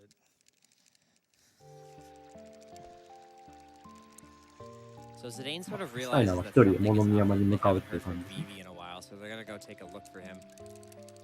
こちら、この間二人は、ジタンの昔話をしたりっていう感じですね。で、ここでビビーが帰ってくるの遅いから、おっさんはともかくビビーが帰ってくるのが遅いから、探しに行こう。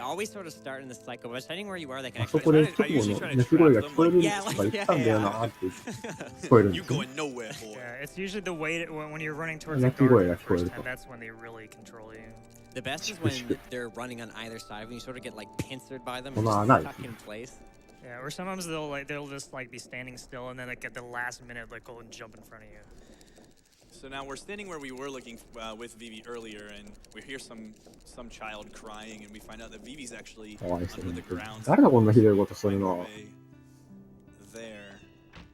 Yeah, to make sure you don't match too much there because you can accidentally go and look back down the hole. ここは宝箱あるんですけど、全然何も回収しません、ここは。しないと思います。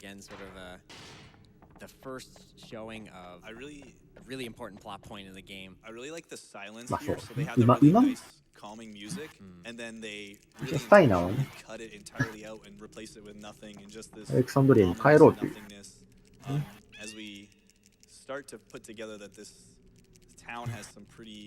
で、ガーネット、あ、違いますね。マイマンですね。マイマンはこの樽のマークに見覚えがあると言って、ジタンを助けに行こうとするんですけど、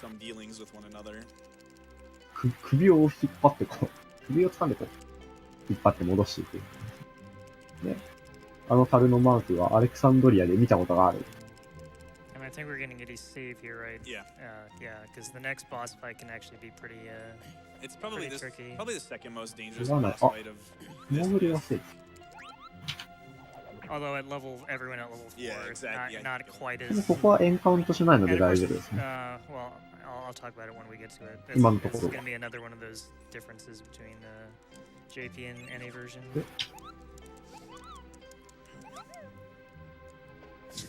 I like how you just back in the barrel. I'll see ya. You can actually pick up the leather wrist in that chest on the ground there if you are low on gil. で、会話ですね。この、なんか変な風が出てる扉を開けると、全エリアでエンカウントするようになります。The gil to afford it. 中にビビが入っていたという。セー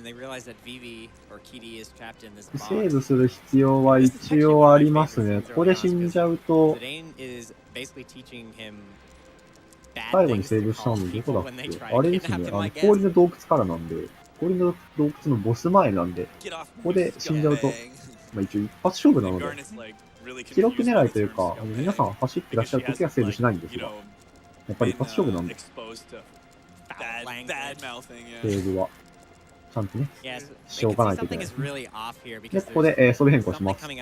ダガー羽根付き帽子、ジタン革のリスト、シルクの服を革の服に、で、ビビの革の服をシルクの服にします。以上。Gonna do a quick little menu here, just so he equipped the leather wrist. 発勝負でセーブなしは本当にまずいですね。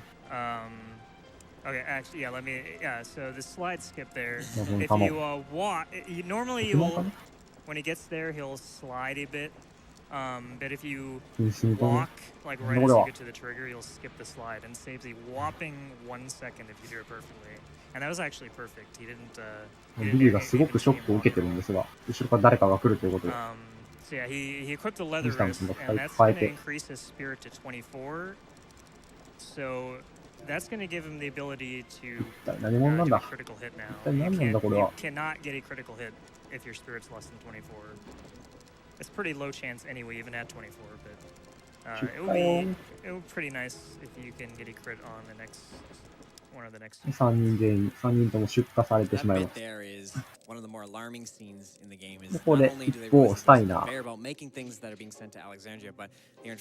ここで右側の右奥のギルを回収します。ギルと手前の家の前のなんかカゴっていうんですか？ここですね。ここのハイポーション回収します。で、おじいさんが降りる4歩前、4段、階段4歩前、4段目くらいまで行って、中に入ります。こ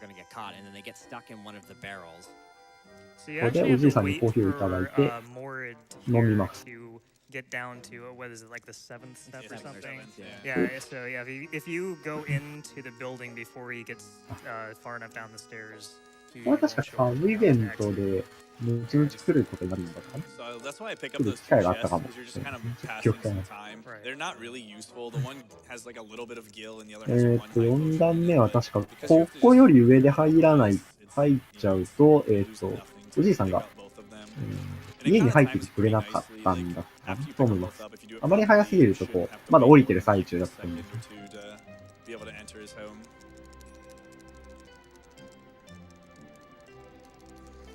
So because of the barrels that have the Alexandria crest, Steiner kind of realizes that ゲームの RP はすごい装備変更とかムービングの速さをこう、これ見て、すごい何してんだこれみたいな見る感じなのが多いかもしれないですね。何が動いた？これは選択肢下ですね。選択肢上、丸連打とちょっと長いです。ちなみに丸連打上の方だと、スタイナーが剣でこう、刺してしまうんですね、カルミの顔。そうか、ジタンが飛び出てくるっていう。もう少しガーネットに当たりそうだったのぞっていう。で、ここの船の行き先を進みます。リンドブルムであるっていうんですよね。なんか出てきましたね。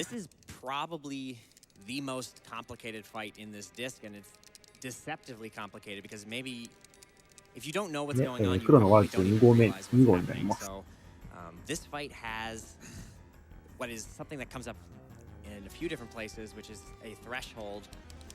After which their HP is low enough, they will do a special move. どういう感じでやるかな。We're going to be doing attacks in a specific order to try to do something with that. So the first thing we look for in this fight is 同時で Spade's 入 ATB. 力 You can ATB wait his attack 時 here, 間 so を Muttski's 投げ going り to ま Q す his attack 投げ and り then ます buffer it, so he's going to be able to get another turn.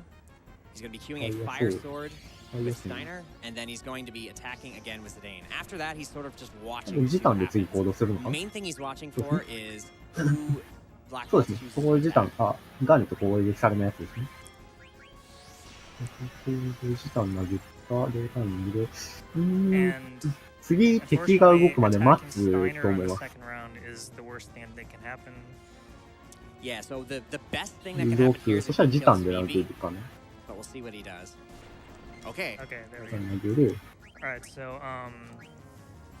what's gonna happen here is we're gonna actually be はい skipping な a counter attack. 多分、ジタンとスタイナーが1回 Normally, ず once つ攻 his 撃すれば HP 倒 goes せ under る half, と思います。 he'll counter with Fyra, which will あ、そう hit ですね。 everyone in the こ party れで except ファイラー for カットが Garnet. 成功しました。あ And る程度 HP が減ると全体ファイ well, ラ on ー this と version, 使って it くるんですけど、 does like around それを 100 カットするこ damage. とが On で the きる。 Japanese version, it can do up to like 160. So on the Japanese version, it's especially important to skip it. But it's also a really long animation. Yeah, strangely enough, for some reason, when you're about to 通常 push プレイ him だとな past かなか that こう、 threshold, 全体ファイラーの person 威 he 力が attacked last is now dead. 高く He て、 doesn't like have a target to ヒー use ってなった fire 覚えあ on. りますね。So him attacking Vivi is the best because we're not attacking with him anyway. The Don't worst. soft lock. Yes, this is. Okay, so if you choose that second option there in the first 30 frames, 一応、 you'll actually soft lock the game, and ア I've レ done ク it サンドリア行きの several カーゴ times シ on ッ my プなん own で account, すが、ジタンは、including まあ、連 Toonie れ Row て、絶 before 対 I ビ knew デオブルに連れてってやるからって There い was う a ことで time、where we didn't とりあえず know 乗ろう like what the threshold was or what was causing the soft lock, and so like you would just try to choose the option as quickly as you can, and that is exactly what locks the game. When Steiner does like his like tilting animation, if you choose the option before he like leans back up, ここの BGM めっ he ちゃ just 好き。 never turns, and the dialogue stops from working for whatever reason. Oh, and this is one of the この BGM をなんかイタストで聞いた記憶があるんですよね。 coming up here in a moment. のセカラーポイント。 Get up behind my man. Ooh, soft.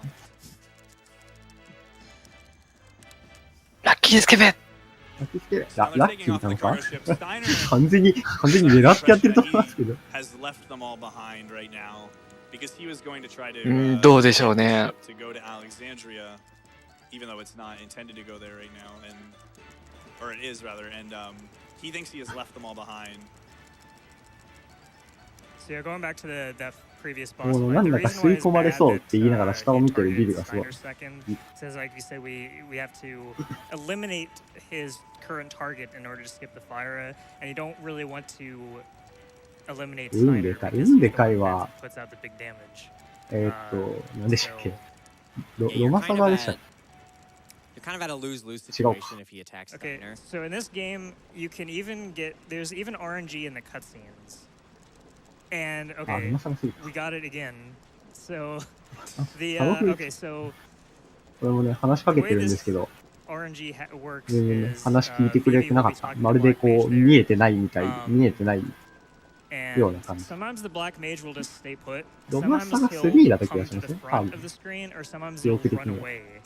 And what happens? あと一応 so 名 what 前 happens の when he ネタ runs の方なん away で is すけ that ど、 Vivi will run ガー after ネッ him, ト and ま then で he'll 更 come 新されたので、 walk ツイッターの方に really slowly all the way 現在の back. 方の修正版を上げました。 This time we got 了 the 解です。 one, and we got this in RPG Limit Break also. 何がネタになってるか気になる方は、まあツイッターの方をご覧いただけたらなと思います。 Unfortunately, that's actually not the fastest ち because なみに Vivi 作っ takes てるのは forever モ to デレー start ターの照り焼き to start moving because he has 私は何も作ってないです。わかんないんで。 I think we said at the time we Yeah, thought at it the was time we the thought fastest. it was Yeah, we the thought it was the fastest, but I こ actually れで timed ね it、スタイ later. ナーは The なんか、 fastest is where he only has なん one かちょっと tech 落ち込んだり block, してるん the ですけ black ど、 mage staying とりあえずこ still, の船はアレク and サンド then リア the 行きだ one か we ら just なっ got て there 言っ is て、 the second アレク fastest. サンドリアでまで、 Two うん tech おとなしくしてろ spots, みたい Vivi な。 is a little bit slower, and then the こ runaway こで black まあ、 mage is 一応ね、あれ、 by far the slowest. Oh. And I believe the current Japanese world record has the runaway black mage in it. サブフロ Now なんだ Zidane has stolen the サブフロ wheel は and プレイしたことあるん turning で the すけど、 cargo ship あ around んまり記憶がない and です headed ね。 toward Lindblom where he intends to take the princess. さあ、ここで、 And we see that we have another また、 black 新 wolf た in な our tail.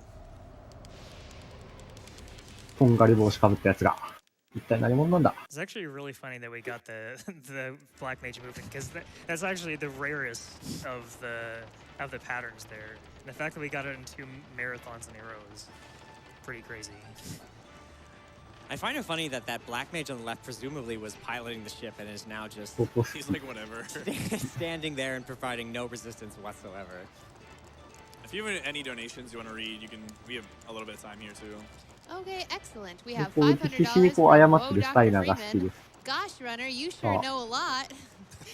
Just wanted to donate during my favorite game and want to wish good luck to everyone for the all-nighter. Putting this money to bring my beloved, my man, to me. Thanks, Doc. We have $1,000 donation from Kuko52. Greetings from Cyprus. Yeah, clap for that. I just found out my wife is pregnant with our first child. Can't wait to have someone replay my favorite game series of all time with. Good luck to all the runners. ムービーです。 Congratulations, Congratulations. Yeah. Muttski こ Jr. こすごいショックでした。 So this is one of the sadder cutscenes in Disc 1. Web said. Yeah, shout outs to our boy Web, who has a sad face of Vivi that you're gonna see here. Webster 141 was a FF9 speedrunner that I actually learned the game with in 2013. There wasn't really any カードの中にもいっぱい入っていて、 so we kind of みんな落ちていくん helped ですね each。other route the game quite a bit. 彼らがどこに落ちていくのかはわからない。 At the time, so he's been a huge part of the community, and especially for this game. So Vivi naturally is very distressed by the fact that the この Black Waltz ここのスタイ mage ナーのこう怒ってる感じが with すご no い好きです。 remorse destroys all the other mages. Vivi doesn't know where he came from, and こい yeah, つはもう本当に許されないことしてるな。 like individuals, and so he's having like an ビビがね、 existential crisis, and 一 then 番 this 先 guy に comes 向か and ってい just く。 wipes そして them out, and so ビビどもをお助けいたしますぞって So ス here's タイナーも going つ to いて be いきます。 another one of these forced わ trances やっぱ because つれえわ。 Vivi has a surge of emotion. 聞けてよかっ This た。 emotion being rage. ちゃんと言えたじゃねえか。 So this is the simplest 後の作品なんだよ of な。 the, three Black Waltz fights. But it can also you can also で lose a lot of time 3 if 号 you 線ですね。 don't do 3 enough 号線 damage. But ここでビビ fortunately, が we got level 4強制トランスですね。ビビの強制トランスのメリットはですね、黒魔法が、一旦に1回の行動に2回使えるダブル魔法になります。 So the first thing that we need to do here, and it's actually really important, is to cue Zidane's attack immediately. まず時短で通常攻 Because 撃 what を it's 1 going 回 to 入 do れ is ます。 trigger the 入 the れ Black た後、 Waltz スタイナーファイヤ剣、ビビがトランスファイヤー2回ですね。ダブル魔法のファイヤーが2回。 This move here is his turn 1回選 now. 択で、ファイヤー剣に、 So hopefully we get some good damage rolls. Steiner can do like up to で、 270s. 時短は基本待ちます。 The 待つか、 Blink-182s going. Yeah, right. So at level 4, it's 時短はこれ以降殴りません。 Steiner will be 250 to ファイヤー剣入れ 280, て and then Vivi will be 182 to 196, I believe. So pretty good 盗む damage か so な far. Yeah, if you remember back ここ in 全体 Ice サン Pro, ダ we ラ said です that ね。 there is some benefit to getting some early levels. This is one of them. Much like the prison ビ cage ビのダメ fight, 受けるダメージが we 少ない don't のは、 want to let あれです the ね。 we don't want to let Vivi's シルクの服を trance 先ほ bar ど get 装備変更で nothing だからで because す then we ね。 have to watch シル the クの animation of 服 Vivi は exiting trance. So we 雷 want 属 to 性 see の really 攻 good 撃を damage 半 rolls 減 with するという PBR. 能力を持っています。 So the ideal fight is if すまないですね。 Vivi kills the Black Waltz on this こ attack. こで盗む人もいるんですけど、まあ、正直あんまりここで盗んでも意味ないですね。 Yeah, so if your damage is 基本 low, 的に not 大 only 体 do 買い you 物 have to まあ、 watch 買い the 物で trance animation, you 買う actually 量 get が1個減るだ another と fire か、 attack as まあ、 well. 邪魔なので売るとか Notice そういう that 感 this じ one です。 does not have a spoils というわけで、 screen, ワルツ3号終 so 了 we で have す。 actually not permanently defeated him as an enemy. ただまあ、戻っていくんです And ね、 I ワルツは。 misspoke before. It's 175 to 196 on Vivi. ここでこう、ワルツ一体どれくらい出てくるんじゃって、スタイナーは言うんですけど、ジタンは、いや、これで最後だと思うぜって言うんですね。 And now, I'm pretty sure this is a good time for donations, right? Because this is Yes, this is a pretty long stretch of cutscenes right here. Okay, excellent. We have $27 from Tam. I just want to say なん that か the 帰ってく Moogle's るワルツ animation 3号の saving 様 is 子がおかしいという absolutely ことで。 I adorable. agree. $9 Hi, donation Sandar. for me and 2 times $9 donations for others who can't for 9. 暴走してしまうわけです We ね。 have $150 from Uncle Morgan, donating another $150 for Muttski using サン the ドがやら only れたよう true だな。 menu color. Yeah, my Yeah. Get excited for disc 3 because I'm positive it's going to change. Don't worry, it'll come back. ここでスタイナーがこう、サンゴが追ってくるぞって言って、時短の確認して、やばい、本当だって言って、そのまままっすぐ行けって言って。さすがに、あんな、小回りに効くやつ、カーボシって小回りに効かないし、小回りで効くやつ、船に対して何もできんって言って、ここでね、スタイナーが手伝ってくれるのが、なんやかんやで手伝うのが好き。ムービーですね。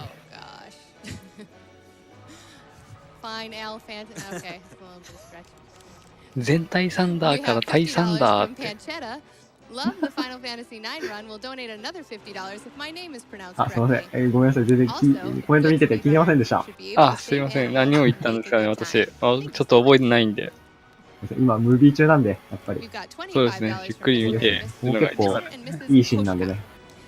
Donating in honor of my corgi named Vivi, who keeps looking confused when he hears his name そう called です on ね。 the 門が閉まり screen. 始めてて、 Thanks for the nostalgia trip of my favorite この Final Fantasy. ゲートに突っ込んで Kupo. ます。 We've got $20 from Admiral Sarge 246. Hey Muttski, Admiral Sarge here. Just wanted to wish you good luck with the run. Don't forget to pick up Excalibur 2 in Memoria. Donation goes to naming Quina Quinoa. We've got $101 from Best Vegetable. ここにね、 Good luck to Muttski, Tojju, ハン and ダラみたい Luzbelheim な for も the のがね run. こうエンジンに当たってしまって、 $1 and a cent for each 爆発しちゃうんです noble ね。 fest. MUTT ドーン Sky. Wow. Oh boy. This is probably one of the least watched FMVs for speedrunners. This is actually one of the そうなんです longest よ。自滅なんですよね、なんやかんやで。 potential bathroom breaks. So it parlays itself うん into すごい this where you 煙 actually 上が see ってます the よ、もう。これはもう当分使えないですね。 overworld, and you know this is also all auto-scrolled. So with the FMV, which is quite long, and then this, it's a で、カーゴシップで take a little break. Yeah, they kind of have this 飛んでいき epic ます。 chase with the Black Waltz mage who comes hot on their tail, and he tries to attack them, but unfortunately he damages his own ship, and so they manage to escape through the south gate just barely as he crashes into it. これがリンドブルムですね。 And through the south gate, they are almost on their way to Lindblum, which is not only where Princess Garnet wanted to go, but where Zidane and co were initially hired to bring her as well. まあ、 Steiner's not too happy about it, こ though. れゲート抜けれたので、喜べよって言うんですけどね。あのゲートのこう、爆発用だと、当分使えないぞ。どうしてくれるんじゃ I think we could do some more donations now. Okay, excellent. We have ここでスタイナー $50 も from Plain Insane. Had to donate ア during レ the クサン best ドリ Final ア、アレ Fantasy クサン game ドリア of に all 帰られ time. る時まで、 Let's こ make の sure スタイナー Vivi 一緒ついてきますぞ and って Quina いう get to live happily こと ever を言うんですね。 after. 50 more if the couch can name all the summons in the game. それで、ビビーが、 Okay. Summons. Summons. What are those? Hey, we used to use. Yeah, they're actually ビ used ビー to なんて use, 言うんだったか忘れたんですけど、まあ which was carbuncle. あれですね、先ほど落ちていった人形たちのことをね、話をするんですけど、まあ、ここでスタイナーがいいことを言うんですね。 Leviathan. Yeah. Ifrit. Atomos? Shiva. I don't know. Atomos. I don't know how many there Yeah, are. Atomos. 日 Fenrir. 本語のセリフ見ないとちょっとわかんないんですけど、ちょっと記憶にないんですけど、まあ、ビビドのは、まあ、 Uh, 似てるやつはイレドン、ビビドンはビビドンは Medine, いうね、言い方を Medine Phoenix. しますね。 So there い actually いこ is と、 one それに summon in ジ this タンが、 run, いいこと言うじゃ but ねえか、 the おっさん game って言うん forces です you ね to use。it. ああ、 So そうです。 what, Madwin?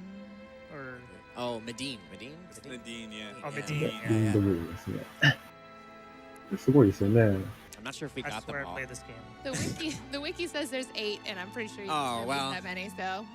We named some in other We, Final we, yeah, Fantasies, I we guess. probably said some like FF8 ones or something like that. Oh, wait, there's a whole bunch under here. Never mind. Oh. No. Oh. I'm sure you got all of them. Good job. Yeah. So now we're in Lindblum, which is the city Zidane resides in and is trying to get Garnet to. And you'll see that this is like called the Lindblum Grand そうです Castle. ね。ビフォー because ド it ヒー is ロー just からな a いですね。 massive 行ける castle ところ city. に If you didn't see in the FMV, the entire city is within the confines これ of まあ、 a ガーネッ a ト、 large お姫様なんで、シドに合わせてくれ。まあ Or この国の Lindblum 王様、 as シドなんですけど、合わせてくれてるんですけど、まあ、あんな that's ボロい actually カゴシップで official 来るやつ because が、 later on we'll 姫 see 様 a のわけねえだろう poster って on the wall that 言うん actually です says ね。 Lindblum. 大臣、オルベルタ Know 大 that, 臣 actually. I didn't know that either. I'll point it out when we get to it. So they kind of land, and Garnet ル is ベルカは immediately ガーネット recognized のことを知っているの despite で、 her 案 alias 内 of しても my らい man. ます。And strangely enough, that her uncle is actually the leader of this group, and so they're making their way up ここ to で him もそうです as ね。 the まあ first thing we こ do こ in は this 結 city. 構 First of many 移動 things が we 多い do. ので、フラグをよく確認しておかないといけないですね、RTA に行きましては。特にこういうエレベーターとか、まあ、後で出てくるんですけど、乗り物で移動できるんですが、そういう移動でちょっと間違えるとね、ロスが大きいので、RTA をやる方は、フラグをよく確認しておくといいですね。ここで。ですけど、あれ、誰も座ってないですね。おかしいですね。ブリブリ。 So Garnet あれなん warns だ them that her あれはなん uncle だ is a 久 bit しぶりって strange, 言うんですけ but ど、 I don't think anyone expected it to be this ブリムシーって言ってこう、 And as we remember from the beginning of the game, Steiner is terrified of すごいパン Ogmoths, チ and で for すよ some ね。 reason, 本当にす the ごい。 regent himself is turned into one, which we'll find out later on 大丈夫か why. He still has his mustache though, which Yeah. is で、スタイナー awesome. はこう怒ってね、ふざけてる。 Unlike Mafucation, who Shaved it off. mistakes were made. Yeah. And Vivi's just cool with it. Just like, oh wow. このブリムシの姿をしてるのが今の指導だっていうね。なぜブリムシになってしまったのか。なんか理由があるみたいで。何者かに魔法をかけられてブリムシになってしまった。 So Zidane says that he does not like the food in the castle because it's far too high 法を class. 解 So 散 he して、 makes his way まあガーネット down に to 振 I り think 届 the けたということ industrial で、 district. ジタン君は。 One of the districts in the town We anyway. need And we need こ Freya's れ name. 余談なんですが、 the woman at the シド counter. はあれですね、シドと、タンタラスの団長、バフーは一応つながりがありまして、で、シドはこう、最近アレクサンドリアの様子がおかしいということで、 for quite some time, much to her アレクサンドリア annoyance. の王女、ガーネットをこうさらうようにバクに依頼して、そして一番最初にね、プリマビスタでこう乗り込むという、 Not the bartender, but the そういったお話でしたね。 He like butchers her name. He's like ここで pretending not to know her. He's like, oh, I remember 重要 you, なキャラクターの一人と Helga, 出会います。クリスティーン Christine. 名前を忘れてるっていう And ね。 then this So is the she's best. not Helga. That's She's not. going rat. Rascal, man, you've gotten really big. Instead, she is. She is Undyne. アンダイン。 UNDYN. ああ、アンダインって何ですかね。あれですかね。 UNDY. さっきまではハンマーだったんですけどね。そうですね。まあ、寄付が入って、その、決定するまでに多分募集してるんですけど、瞬間的に変わるときって結構あるんですよ。まあ結構いい勝負してるって感じですね。いや、いい勝負してなくても一気に入るんですよ。ああ、そうか。ドネート怖いな。そう、ドネーションってそういうことがあるので、うん、ちょっと怖いところですね。制限ないんですよね、一度に入れれる額っていうのは。基本的には。どうなの？多分ないと思いますけどね。本当万単位のやつで一気にドンって入ってくるときもありますし。So this is a pretty important plot point here as well. Is Garnet is talking to her uncle and he reveals that 4000ドルか。4000ドルだったかそのくらいはあったような気がするんだよ。自分が知ってるのはそのくらいです。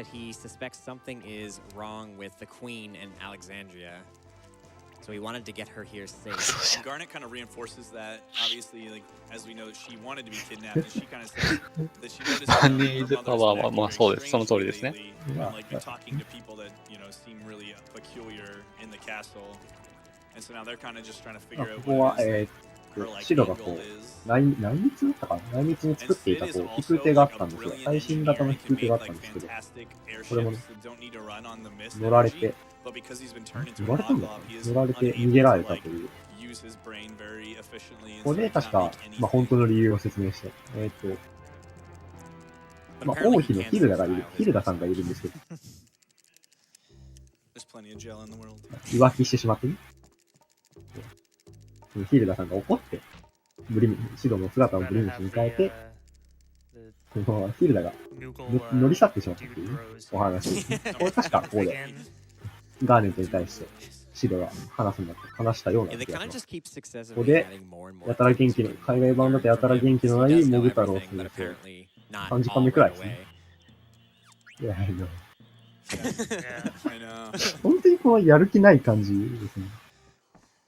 いや、So we are let loose in the こ city こ and we で、 have a few errands we need to run before we 商業区 get に some 向か progress. っ The very て、 first thing we こ need こ to です do ね。 is ここ we're で、 going to be heading north up here 買い to 物と the このゲーム weapon 特有 shop の and システ the ム、 synth 合 shop. 成を行います。We're going to be selling a few things to make some money, including the ethers that we got, and then we're going to be buying a bunch of things. ここすごい長いな、結構。あらかじめ言ってきますね。売るアイテムがまず、エーテルすべてとフェニックスの羽すべてを売ります。で、買うアイテムは、明治マシャ2本、ガラスの腕輪1個、とんがり帽子を7個かなあ、10個。ヘッドギア1個、レザープレイト1個、アイアンヘルム1個、終了です。合成しに、このまま合成屋に向かいます。まあ、装備を合成して新しい装備にすることができます。装備と、素材の装備と、ギルですね。で、オーガニックス、木綿のローブ、黄色いスカーフ。木綿のローブは3個かな。黄色いスカーフは2つですね。これで終了です。木綿のローブはどこで、残りどこで作るんだろう ?7 個くらい余裕持ってたんですけど。yellow scarves. It's actually important to make sure you actually have the proper synth オー materials ガニ because ッ there ク is スは some ジタン overlap の武器 between です the ね。 cotton robes and the yellow scarves. 皇族刀という Some こ runners う、 elect to まあ両手、 make 片 only 手で one こう、 cotton ちょっ robe と and then 大 make き the い yellow ですね。 scarves 大きい in 武 the 器になり pack ます。 because 攻撃力も、 making an extra 単剣よ cotton り robe and then running out 長 of い、 the items you need to 高い make です the ね。 yellow scarf 攻 is 撃力 actually 24になってます。Yeah, the yellow scarf is steeple hat and feather hat. So yeah, if you have extra こ wrists, こでこう、 if you have end 日 up 々が having こ more う、チラシを見 wrists, than steeple hats and チラシを low 見 on てお gil, 祭り you やってる actually よ end っていう up のと、 only having enough gil to ク make ポの one 実ですか yellow ね。 scarf. を And this is お願い back します for a bit. It's kind of annoying to have to do. So Vivi's never been in ただ a お city like 祭り this, が and ある he's んで just すけど、お wandering around 祭 the りの shop 内容 and を sees ビ a ビは Kupo 知ら nut, ず、 which 知らない、 he's 教 just えても sort ら of わないまま infatuated 行 with. ってしまった So という。the lady kind of gives it to him for free because she's nice like that.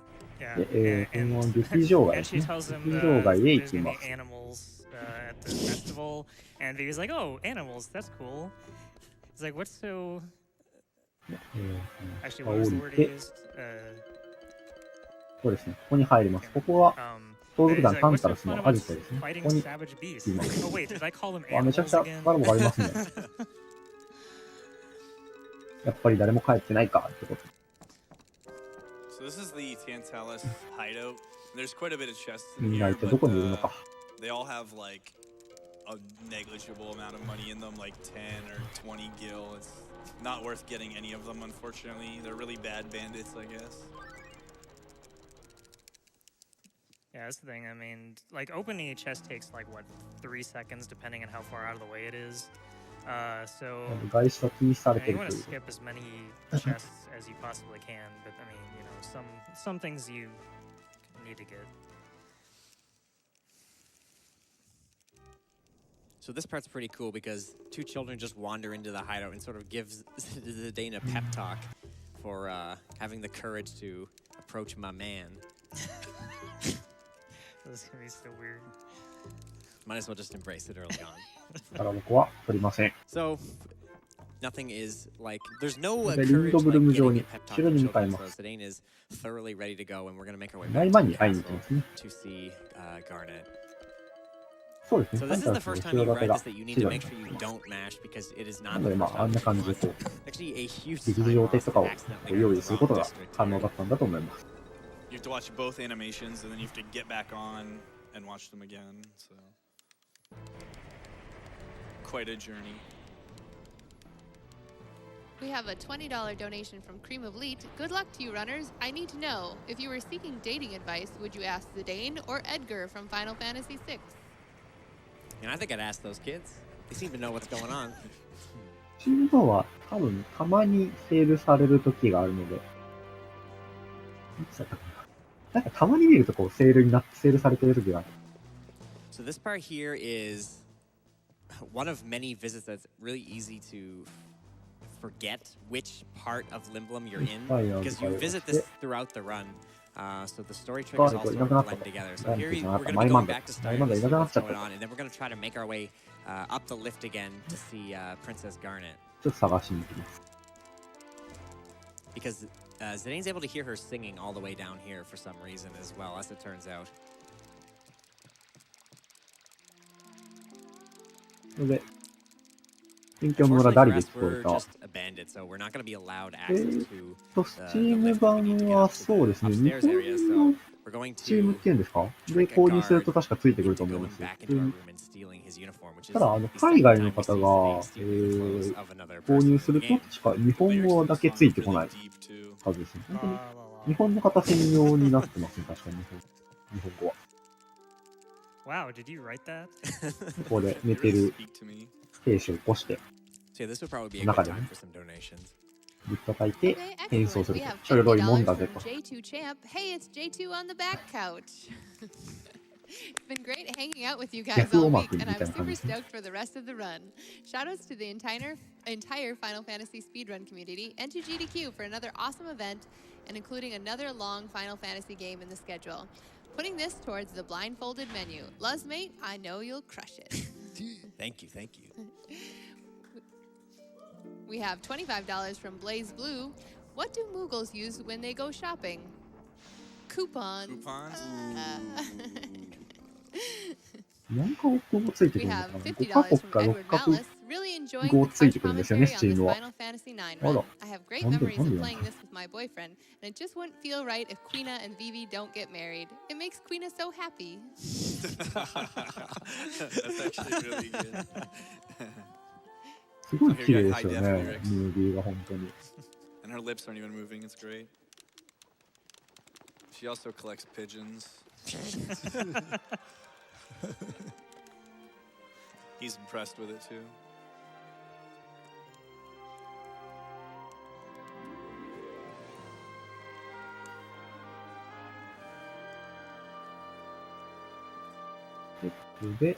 We have a $100 anonymous donation. I'm Vivi excited about this Final Fantasy IX run. Easily my favorite of all the 3D Final Fantasy games. I don't want to ruby anyone the wrong way or be a thorn in anyone's side. So if this is echoing your earlier puns, then you can feel free Freya to groan at me. Anyway, here's $1 for every noble impression. I'll donate another 50 if anyone can Beatrix this comment by finding a pun for Zindane, because I've been trying for over an hour. I got nothing. ゲートと、壊れたゲートと、もう一個の山と、で、ここ沼。沼が2個あった。Clockwise or counterclockwise, it doesn't really matter. It does matter. 最初なんだ。You just have to make sure you don't overmash because you can end up doing Yeah, you can do them again. これは全部見れるもの、丸で見れるもの全部見ないといけないですね。The flirting that he had with the bartender, thinking that it was Garnet. これ、最近眠れないからスリプルソー欲しい。洗うときに使うはずだったスリプルソーを、ここでダガに渡します。First, she's gonna do some lawing again. So this person over here actually is criticizing Queen Braun of ブラネがこう、その近頃攻め込んできてもおかしくないから、防護を教えてくれ。はい。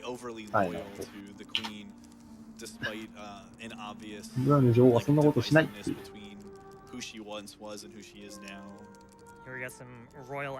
あんた何者なんだって言うんですけど、法律狩りの武器マニアであるって言って帰ってくるんです。フライヤーじゃなかった。アンダインはフラットで行く人を探してるようですね。船を作ってる城は、うまくいかないと。新しい船の案を出すんですけど、うまくいかないと。グリムシになったことでこそ、あまりいい考えは出てこない。うまく考えられないらしいです。そんなことを確か言ったような気がします。で、リタンが、ここで、狩猟祭っていう祭りがあるんですけど、狩猟祭で優勝したらデートしようぜっていう。私、優勝することはできるんでしょうかここのキャプテンすごいいいです。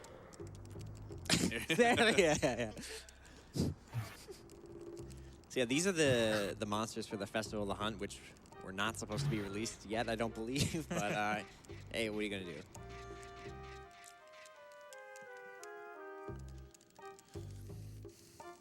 いや、通常プレイではこの下にいるね、こいつから盗んだこと数多いし、低レベル攻略の時はうまく本当に結構きついので。リセットすることも何回 So か。 what's going on here is there's sort of a series of battles that あ、リズさん。 festival the はい hunt. ちょっとコメンテーターのチャットの方見てもらっていいですか？ Zidane and Freya, and then Zidane elects あ、 to 全然大丈夫です。大丈夫ですか？ line up a child はい on his behalf, じゃあ、 and Vivi is there ちょ as っと well. それで So, 伝え depending て on who いま wins す。 the festival 了解 hunt です actually changes the reward that you get. So I believe Freya asks for the ring, Zidane asks for the gill, and Vivi asks for A card. Yeah, a Tetramaster card. So Freya gets it. She asks そ for れ an で、 add-on, which is a coral 終 ring, 了 which 祭 is の a really, really 景品 useful ですね。 item. 参加希望なのがフライヤーとジタンと Zidane ビ asks ビ for なんです gill, けど、 which is, フライヤーが、アクセ not サリー、 particularly useful ジタン at は this ギ point. ルですね。 The card is the で、 naming ビビが card, カードです。 which you can also get later, so you don't need to have VB win to be able to その 100%. 商品を優勝したときにもらうことができます。 Yeah, depending on who you want to win, you need to like Do certain things. yeah. Getting Yeah. VB to win is kind of complicated. You have to lose to the Zagnol. この Yeah, BGM and す you ご have い to 好き have です。 both of them. トレジャー If ハ you ント have でしたっ Freya け？ and Zidane to fight it together, and both of them need to be KO'd. Fortunately for us, losing the fight, the first fight we encounter, ends the tournament immediately この and ファイナルこう defaults ビビが Freya 戦っ to ているところ win, を which 実 is 況す what る we のすごい want. 好き So です。 it works in our favor that the fastest method is also the 12 most 分の間にこ useful. う、モンスターを狩りまくる。あ、ハンターチャンスか。申し訳ない。そうですね。トレジャーハント really と違 wants う、全 Vivi 然違 to う win,。but なんとかかんとかなんですよね。で、この This guy forgot to ム leave ー his だったか video な。 before ムー it に、 started. I like his エンカウン dialogue. トし Great ます。で、 So yeah, pretty simple. What we're gonna do here, we're just simply going to 自分 attack 時 Zidane 短は himself and end it immediately. And because we ended 自分 immediately, を that 殴り triggers ます Freya to win. But not before he casts Stone. Unfortunately, we got pretty good 自分を ATB, 攻 but 撃し the ます。 enemy 終 got 了。 better ATB. 終了さえ終わり I です。 thought we were gonna like debate the crowd で with する that, と、 but I guess not. We're good. We're honest. We're honest. フライヤー I が like 優勝し how ます。 you don't actually game over, but it still says you were フライヤー優勝して annihilated when you attack yourself. サンゴの指輪をね、もらえます。 So yeah, we get the サ coral ンゴ ring, の and 指 then 輪は the 雷 next 属性 major 吸収 plot などの point ア in クセ this サリーを持っている this is this 能 soldier 力を持っているアクセサリーになり from ます。 Bermesia ものすごい重宝します。 essentially speaks in his dying breath that Bermesia is under attack, which is the hometown where Freya is 雷 from. 吸収、眠らずの術、マンイーター、竜 So 剣 we're とか kind で of す at ね。 like we're at a point here where ここ all で the characters ブル sort メ of シア have の their own motivation as to why they 映 want 画 to と continue on. Freya wants to go back to Bermesia because she wants リ to ンドブル save ム her にこう hometown. 助けを Obviously. 求めるんですね。 Zidane wants to go to Bermesia because he wants to help Freya. Vivi's sort of having this ここで existential みんなで crisis ブルメシアに向かおうと who いうん he で is す and け what's going on. ど、 So 時短 he は wants to sort ガー of ネット travel に the こ world and う、い keep や、 going. ガーネット危ないから finding や the めてお answers け。 he's looking for. Garnet wants to go because she sees that maybe her mother's behind it. She doesn't know what's going on. She And then, actually wants to go back to Alexandria. yeah, yeah. And then Steiner, of course, is going to go wherever Garnet's going to go. So, much to her dismay, Zidane and co say that no, she should not go with them to Bermesia. She shouldn't go anywhere. She should just stay here and be safe. ブルメシアに行く前に She does what she wants, however, and you'll see something funny with the dinner here.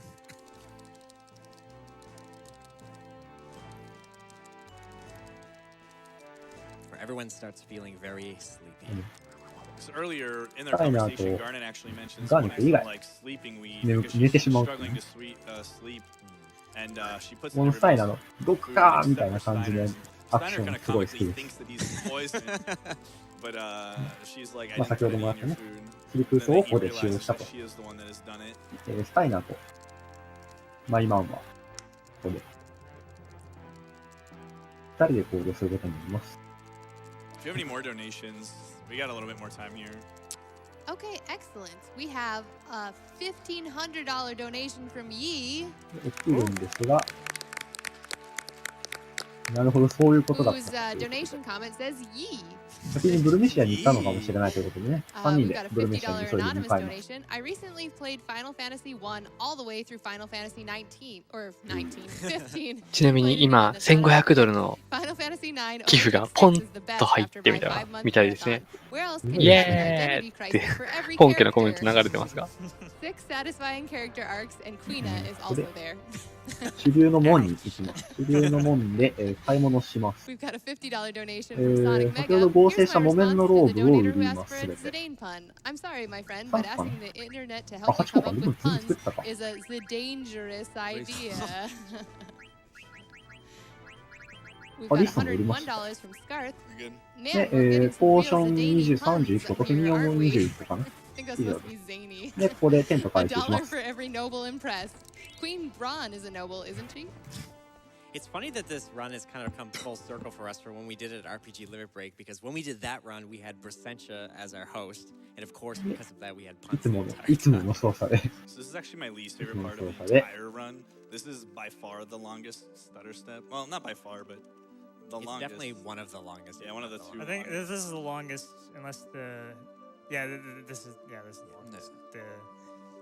There's one in disc 3 that's almost as long. Yeah, it's really easy to lose time here because you really need to find that balance between stutter stepping safely and quickly. You do get a bit of a break here because when you get to the bridge, you can actually just run because not only does your encounter level, your danger level not change, you can't get encounters. 本当に面白いくらいエンカウントしないんで。Half-second break from stutter stepping before you get back at it again. 確かに、デュエリスト的な動き方かと言われたらそうですね。So we're going into the Chocobo Forest. We're going to be unlocking the Chocobo, and then we're going to be going back into. これ連打するとエンカウントしなくなります。で、チョコボの森に入ります。There's actually an alternative to that that has come out recently that we won't be doing, but maybe we could just kind of talk about it. So yeah, so normally we go back in. So we leave. We pick up a Chocobo with the free Giesel greens that the Moogle gives us. できれば両方見たいですけどね。More Giesel greens so we can pick up some more Chocobos later. But there's actually new メネからギサールのギサールでしたっけの野菜をもらえます。で、この外にあるチョコボの足跡がついているところで野菜を使うと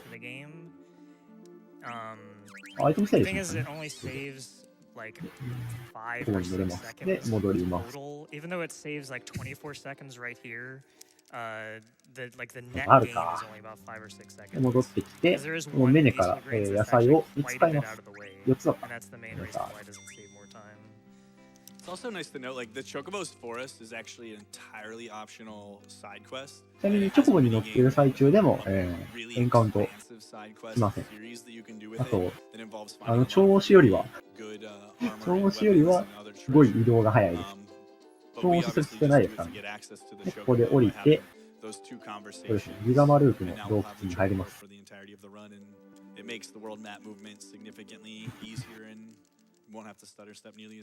ここもまた、結構な装備変更ありますので、最初に言っておきます。装備変更します。時短最強ですね。最強をしてから、サンゴの指輪を手動でつけ、サンゴの指輪を手動でつけます、ね。で、その後、レザープレイトを革の服に変更して終わりかな。時短で。フライヤーは最強ですね。アビリティの方は、時短がアンデッドキラーとマンインターを装備して、どういうふうなで、フライヤーがバードキラーとレベルアップを装備して、フライヤーの配列を後列から前列に、あ、セーブか。セーブのことを一切考えてない。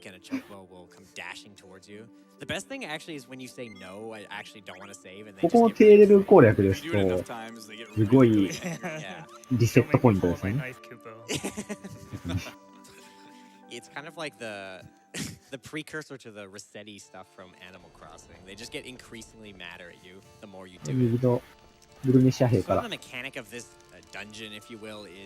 ダンジョンで使うベルですね。ベルをもらって、この扉の前でベルを使って、扉を開けていくと。最強、そうですね。アビリティ、マンデットマン、キラー、バードキラー、レベルアップ。で、はい、前列に変えて、OK ですね。完璧。Last times what happens is you do the menu and then you take one more step and you get an encounter in the doorway. And since we just equipped the ogre, now we actually don't have the flee ability. So then とんがり帽子の魔法使いが物騒なことをつぶやきながら。な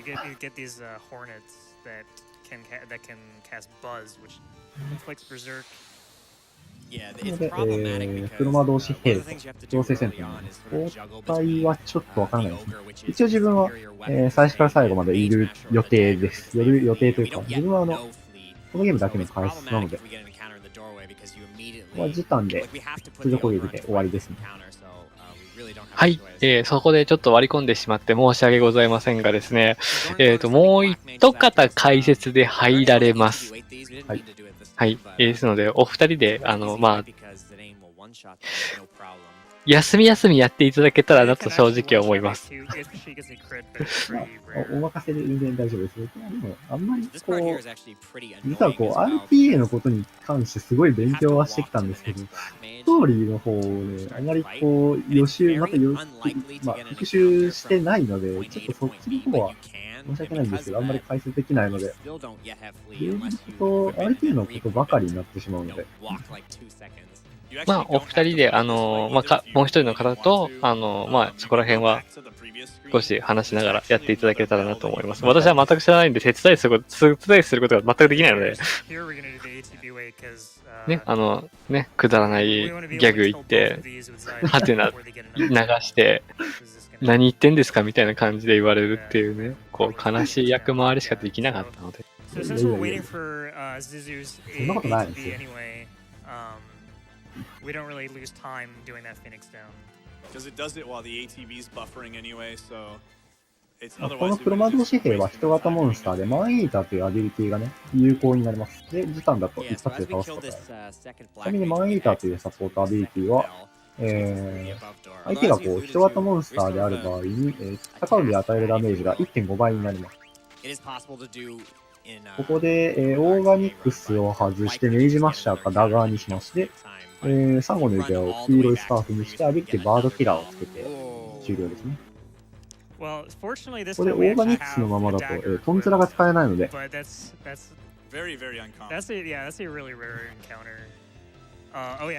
こでトンズラですね。トンズラというのはギロを落とす代わりに確実に逃げることができるという時短の特技になります。K レベルや RTA ではもうこれを駆使して、こればっかり使います。はい。というわけで、もう一人の解説方、ンピューさんです。よろしくお願いします。よろしくお願いします。よろしくお願いします。なんか、いきなりですけど、すいませんね。全然大丈夫です。僕は、RTA したことないので、聞こえてますよ。ちょっと黙りますね。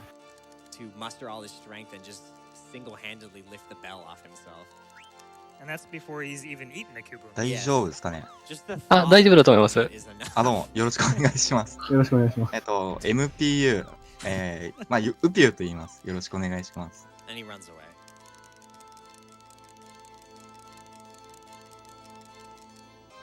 これは、あれですか、もう、解説はどんな感じでやってるんですかね、今。自分は、ラズベルさんの AGDQ 前の、練習配信の録画を最初から最後まで見て、それを文字に起こして、それを見ながらやってるって感じですね。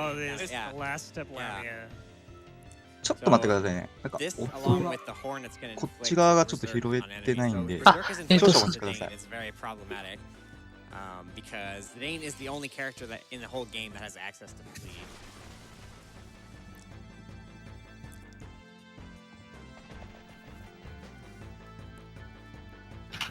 Yeah, one of the more annoying things about this game is when you get encounters in the last step, and the encounters just are so long.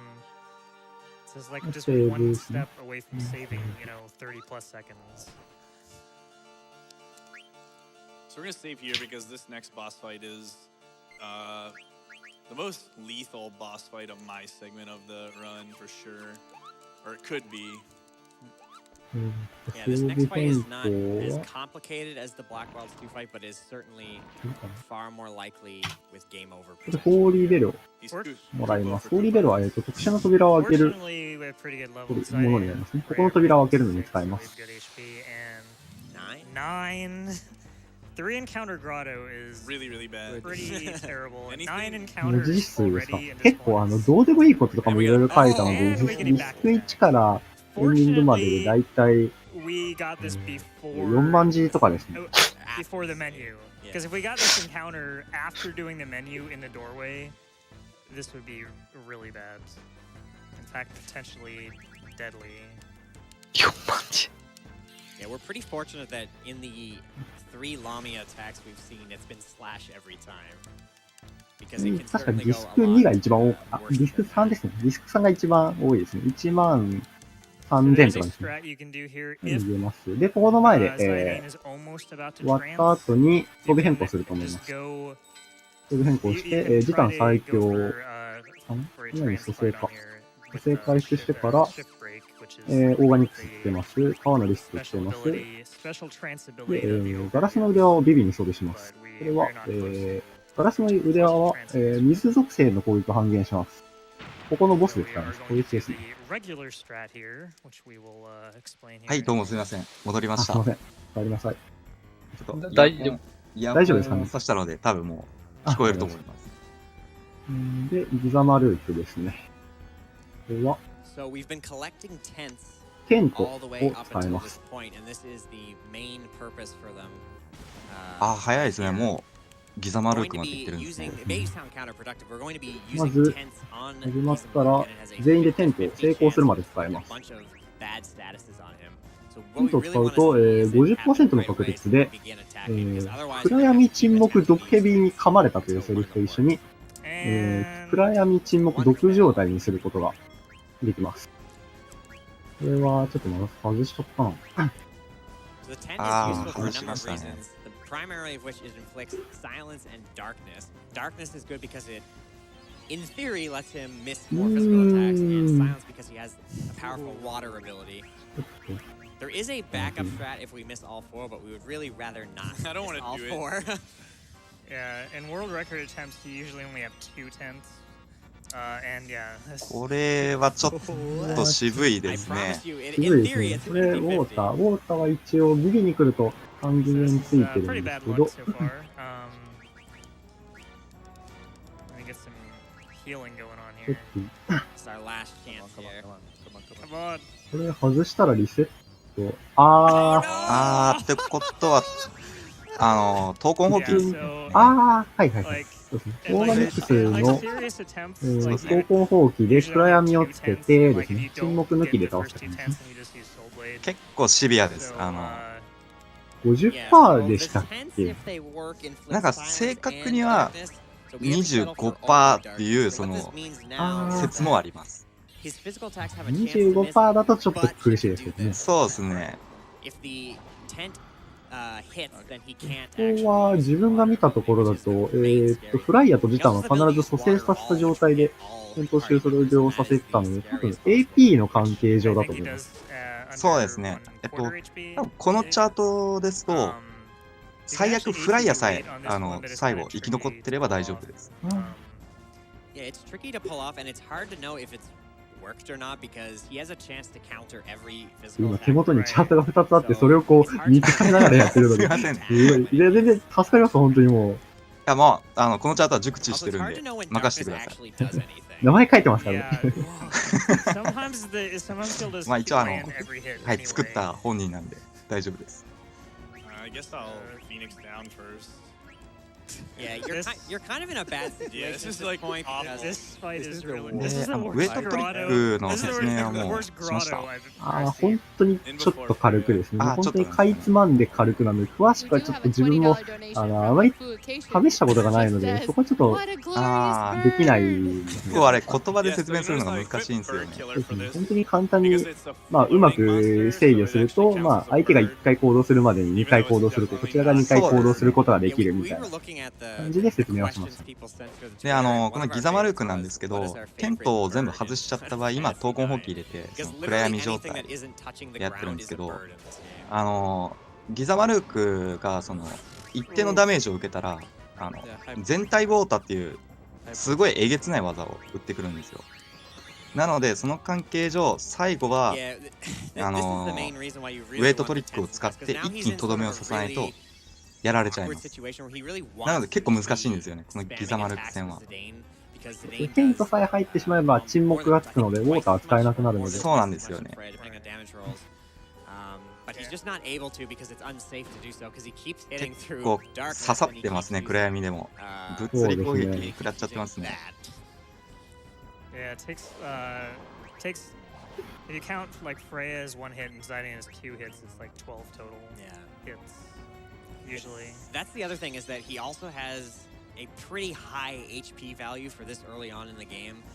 He's got almost 3,200 HP, and as you see, Freya's only doing 300-ish, and Zane's doing sort of 550. さあ、これどうなるかな、大丈夫かな。It is still a long fight even without the bad luck. 単体ウォーター。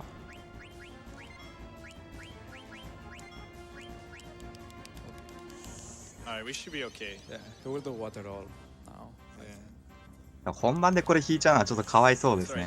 そうですね。氷の洞窟でテント回収してたんで、さすがに4つあったらいけるかなと思ったんですけど。そうなんですよね。全部外し外しちゃったんで。大体引けます。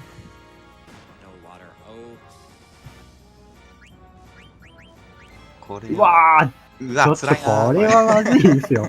ちょっと2連続で行って2連続で当たるのは、本当に暗いかな。一旦蘇生させて、でも回復ですね。立て直してからですね、これは。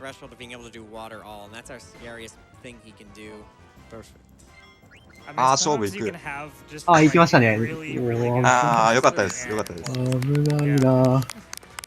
ちょっとかなりヒヤヒヤもんでしたね。ヒヤヒヤでしたね、今回の。Sometimes you can have a really, really good run, and then just like one boss fight goes completely south and runs over. I mean, it's いやー、これはナイスファイトです。Fortunately, this run is not over. 結構熱いですね。この後にちょっと会話して、こちら側に、ダガー、スタイナー側に切り替わりますね。一方、向こうは何をしてたのかというと、南ゲートですね。ここの音楽がいいんですよね。あ、そうですね。僕結構好きです。ほのぼのしてるんですよね。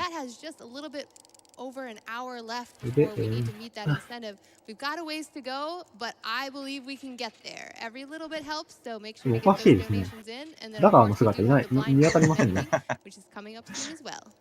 スタイナーはこれ何を持ってるんだろう。ダガーどこ行ったんでしょうね。どうやらこのステージの皆様が言うにはめちゃくちゃ臭いらしいですよ。この袋の中は。ピクルスでしたっけ？そうですね。リサールの野菜のピクルスですね。これ確かリンドブルムでスタイナーは一度食べたことがあって、そうですね。すごいこう気に入ったみたいですね。ここ入って、先に左にあるマルチなラケットを回収するかな。あ、しますね。そしたら、左の人離して、右下の人離して、で、上の人離して終わりですかね。そうですね。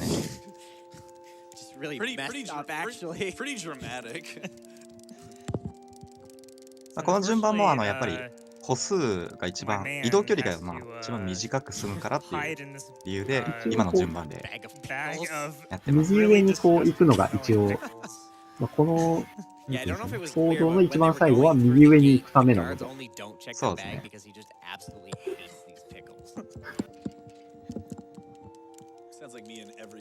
ストーリーとかあんまり覚えてないんですよね、もう自分も。自分もちょっと、チャートを映すのに時間をかけすぎて、ものすごいかかりましたからね。量は、そうですね、9時間分あるんで。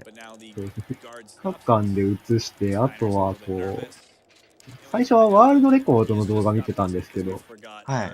その前にAGDQ 前の、そうですね、ラズベルさんの AGDQ 前の練習配信の方を見て、装備してるアイテムとかがちょっと違うなと思って、こっちで見た方がいいんじゃないかと思って、またこう、最新配信、練習配信の方を一から映して、うわー、大変だな。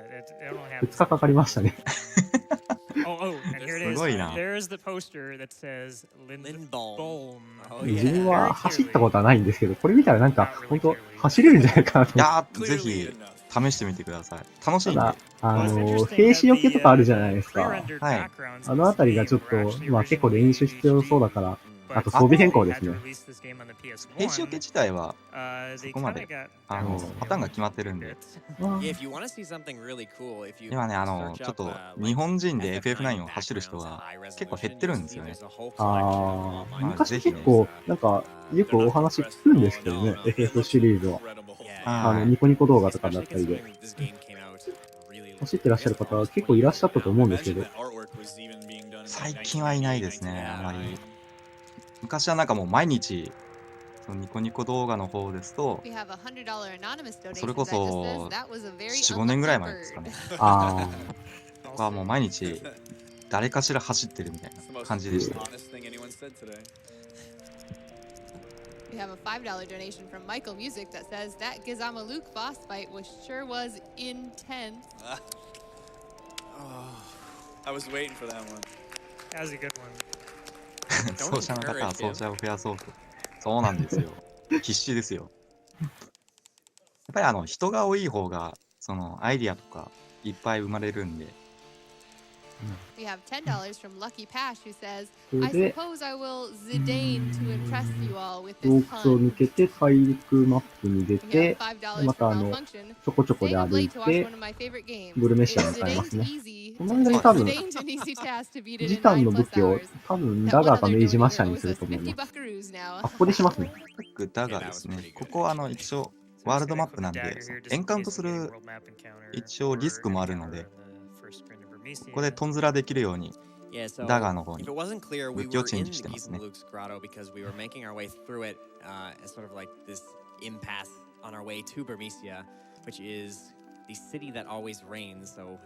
やでもこの NA 版やる人、ほんとすごいですよね。人力でこのワールドマップとかを連打しまくって、エンカウントしないようにしてますからね。相当疲れる作業なんですけどね。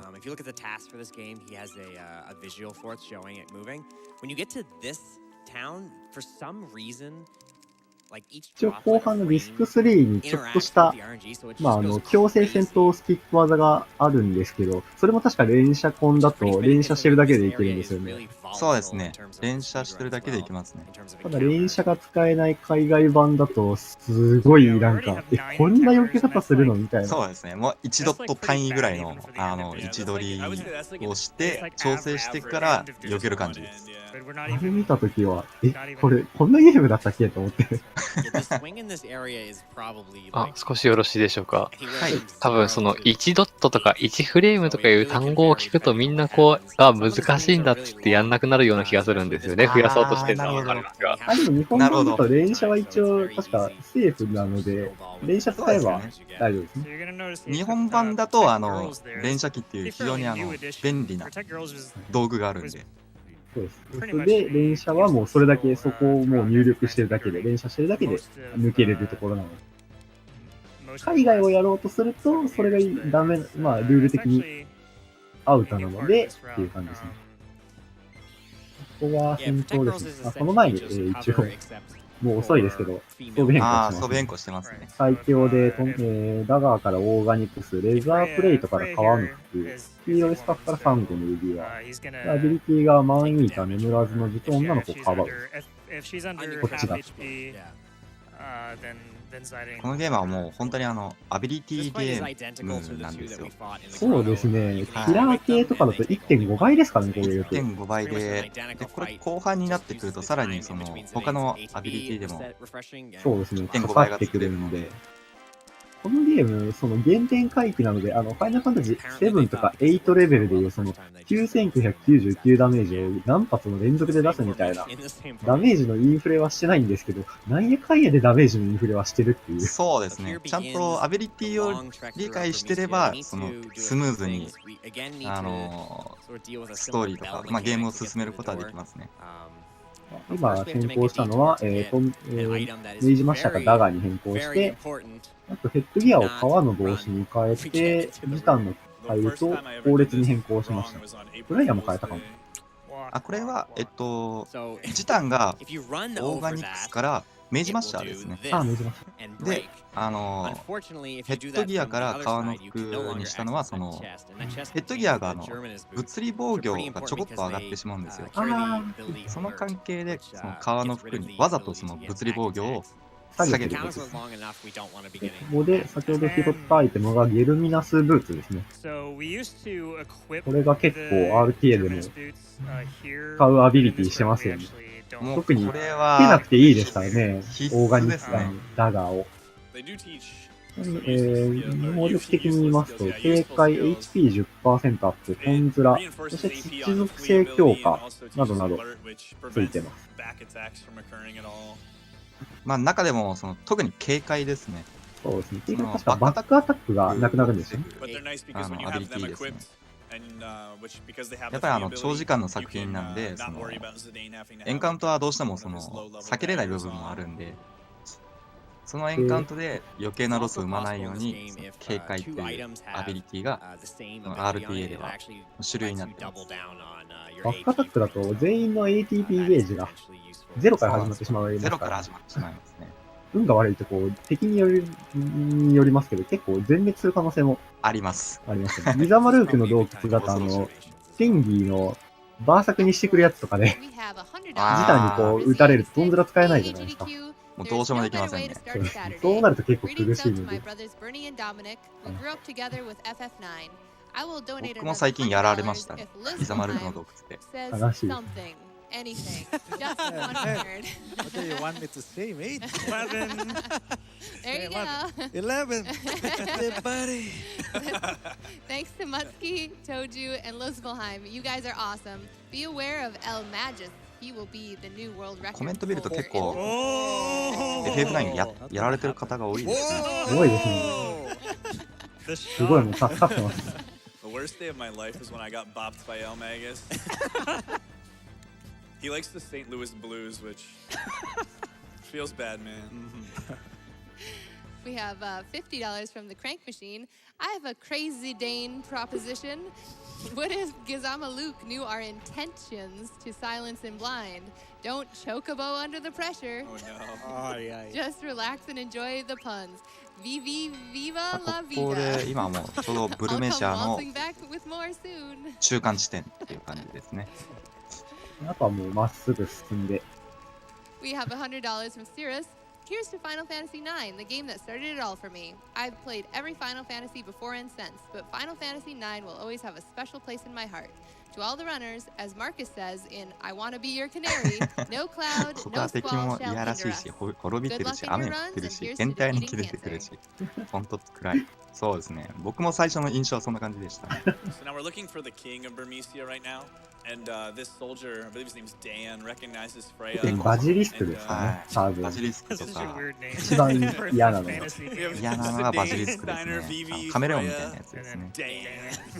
なんか見た目もあんまり好きじゃないっていう。そうなんですよ。もうやらしそうな見た目してるので。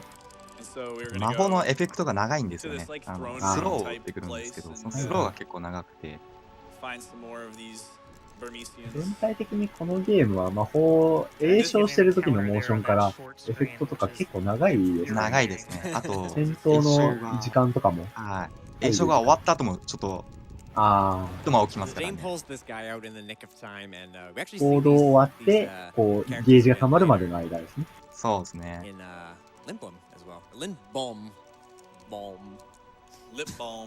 最初やってた時はあんまりなんかそんなこと思わなかったんですけどね。やかんやでこう、今改めて見ると確かに、遅いなって思います、ね。そうですね。The thing is, even when you do that, you can still get an encounter anyway. あとは、このマップ、ここで出入りしますね。それで、出入りして、エンカウントリセットして、まっすぐ行きま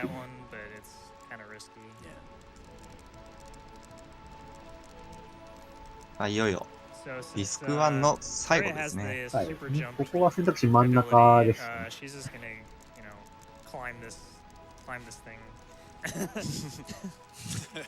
Meanwhile, the other two are gonna have to find another way in. VV tries his best. He gives it the old college try. Okay. まあ、やったことがある人だったら結構記憶してるかもしれませんね。ここのボスは強いですね。強いですね。多分普通にやっても勝てません。ずーっとこう持ってるアイテムを盗もうとして頑張ってましたね。何盗めるんでしたっけ？なんか剣が盗めるのは覚えてるんですよ。ミスリルソードですね。ミスリルソードと、あとチェインプレイトと、フィニックスノーですね。基本的にこのゲームボスの持ってるアイテムは結構強いので盗んじゃうんですよね、どうしても。で、この敵はちょっとね、特殊ですからね。特殊です。かなり特殊なので、もう盗めなければリセット。あと制限、ターン数が制限付きなんですよね。そうですね。なんで10ターン以内にこう盗まないといけなくて。しかも全然盗めないっていう。あ、出てきましたね。これは。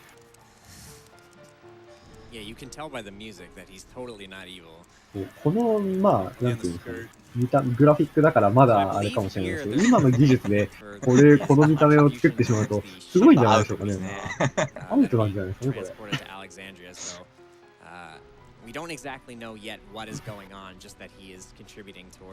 これね、ブルメシア兵はこう挑んでいくんですが、止めるために出ていくというね。これで、ベアトリックスが自己紹介するんですけど。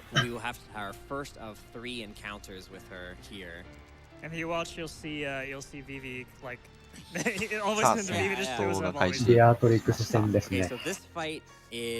この戦闘なんですけど、勝利条件というか、戦闘終了条件が、10回ひたすら耐える。10ターン。ベアトリックスの攻撃を。もしくは、ベアトリックスの HP を削り切る。なんですけど、3000でしたっけ？ 3000ぐらいありますね。後者の方は削り切るのは正直この時の装備とアビリティでは無理なので、10回耐え切るという。で、8ターン目に、行動次第でカットができると。ベアトリックスがの8回目の攻撃で、フライヤーだけが生存している状態ですと、フライヤーがその時にジャンプをすれば、9回目、10回目の行動がカットされます。そのためにジタンが女の子をかばうを装備しているそうです。めちゃくちゃ強いです、本当にもう。どんどん殺されますからね。どんどん殺されます。もうこのショックがもうあまりにもひどすぎて。雷鳴剣。雷鳴剣開発します。この雷鳴剣、スタイナーがいずれ使えるようになるんですけど、その時はめちゃくちゃ弱くて。めちゃくちゃ弱いです。あんなに強そうな技なのになんでこんな弱いんだっていう。結構邪魔な位置にあるんですよね。突撃っていう技を使うんですけど、その上にあるので、たまに間違って雷鳴剣を選んで使っちゃう人がいるんですよね。それはもう嫌ですね。こう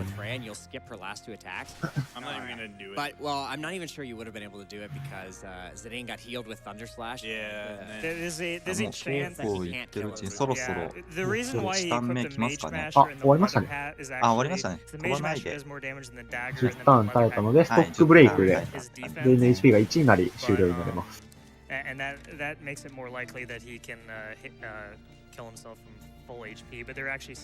で、この後、会話とムービー後、ディスク1が終了になります。ディスク2はトジュさんですかね。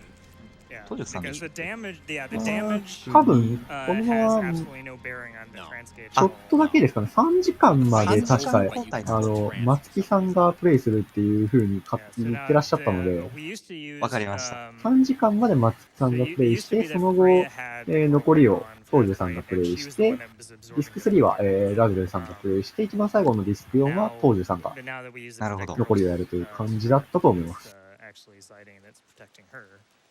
このムービーも綺麗ですよね。そうですね。過去の AGDQ2013 の時のファイナルファンタジー9は、あれでしたね。一区切り置いてって感じでしたね。ディスク1と2を攻略して、一区切り置いて最終日一番最後のゲームで、分けてたんですか3と4を攻略するという感じだったと思います。一気に9時間はちょっと長いですからね。2人でやってましたからね。Beatrix has lived up to her esteemed reputation and has had no trouble taking out despite the 3-1 advantage. このディスク1の最初、最後ですね。が、まずはちょっとベアトリックスに痛みになって、このまま、ディスク1が終了と。終了で、ディスク2に変えます。でも、ようやくディスク1終わったのか。早くないで。結構早いですね、喋ってると。そうですか。僕が解説するの本当に初めてで、かなりやる前はすごい不安だったんですけど、もうディスク1終わっちゃったのかって感じですね、今は。大体2時間半でディスク1が終わりましたね。そして大体皆さん慣れますから、大丈夫です。あれですね、多分100% が効いてると思いますね。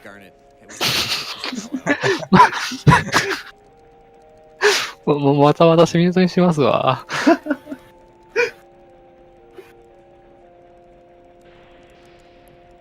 I believe at this point, Steiner is aware that Garnet is suspicious of the queen, and he's like FF9 の 100% やばいですよ。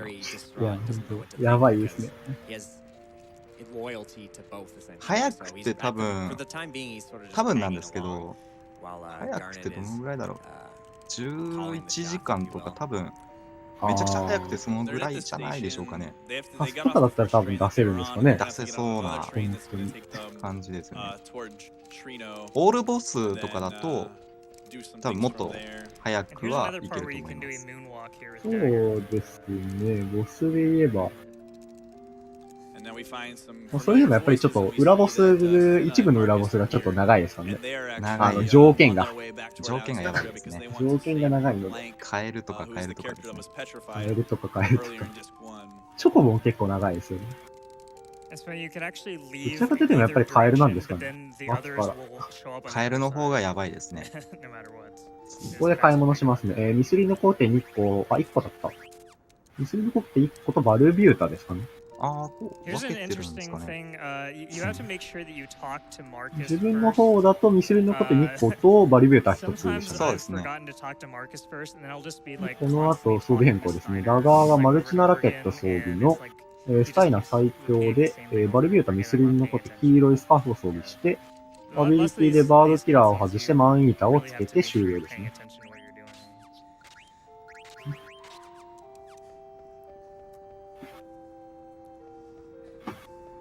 We have an anonymous donation for $4,283.41. おそらくここも多分ウェイトトリックをマツキさんはすると思います。ダガーが素早さ、ダガーの素早さが確かギリ勝ってるんですよね。早いんですよね。なんで、一応ウェイトトリックができるっていうあれですね。あと、ここのダガーは結構その火力が割と出る。そうですね。マルチナラケットですから。マルチナラケットがその風属性なので、頭につけてるその羽根付き防止が風属性強化なんですよね。なので 1.5 倍になる。I don't know why normal soft doesn't work, but you know, plot. Yeah, they're trying to save Blank, who's currently petrified in the evil forest, but a regular soft will not suffice. Meanwhile, the train has been stopped, and we see Black Waltz 3-2, the second time we've seen him, who is a little bit worse for wear. そうですね。マルチサンゴが再び登場します、ここで。自分で自滅してしまったようなね、終わり方だったんですよ。結構なんかでも、見てるとかわいそうなんですけどね。そうですね。ムービー中の、あれですよね。サンダラがエンジンに当たった時の悲しそうな顔が結構印象に残ってます。初期プレイだと結構あれでしたね。なんか特殊な技使ってきて、何これみたいな。ここはもう全員通常攻撃です、ね。ここはもうひたすら殴ってるだけで絶対全滅はしないボス。そうですね。ダガーに攻撃入らない仕様なので必ず勝てます。で、あとダガー以外全員死んでる状態ですと、今度はワルツ3号がなんか勝手に自滅してくれるんです。すごい優しいボスなんですよね。通常プレイだともうとりあえず盗んで終わりみたいな感じですね。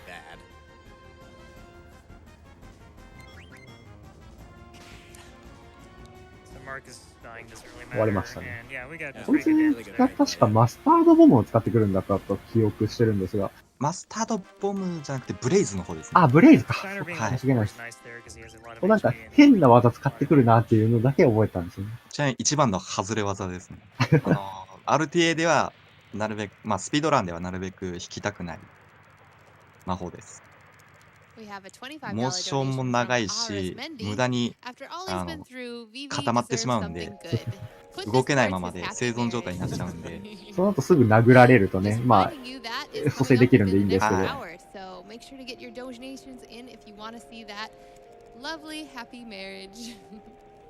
あれ見てるとあれですね、ファイナルファンタジー10からの仕様の、視点の仕様の石化破壊を思い出しますね。ありましたね。凶悪なモンスターだと石化を付与した瞬間にこう破壊する、同時に破壊するみたいなのもあったような気がしますね。あります、あります。で、ここで、アレクサンドリア駅に到着した後、ここまっすぐ行って、ここ降りてギル回収するかなあ、しますね。で、ギル。1610ギルですね。そうですね。あ、やっぱり、ここは蘇生しましたね。何気にここ危ないポイントなんですよ。この後がそのワールドマップで、そのトレノまで、そうですね。ちょこちょこ歩きするんですけど、そこでエンカウント引いてしまうと、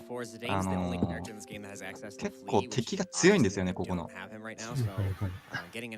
あっけなく全滅してしまう場合があるので、ここは安定取って、全員、マーカスを蘇生して、さらに回復も入れましたね。ここいいですよね、こう、暗くなるのが。夜の街って感じですよ。ここで青魔法の夜使うの結構、それっぽいですよね。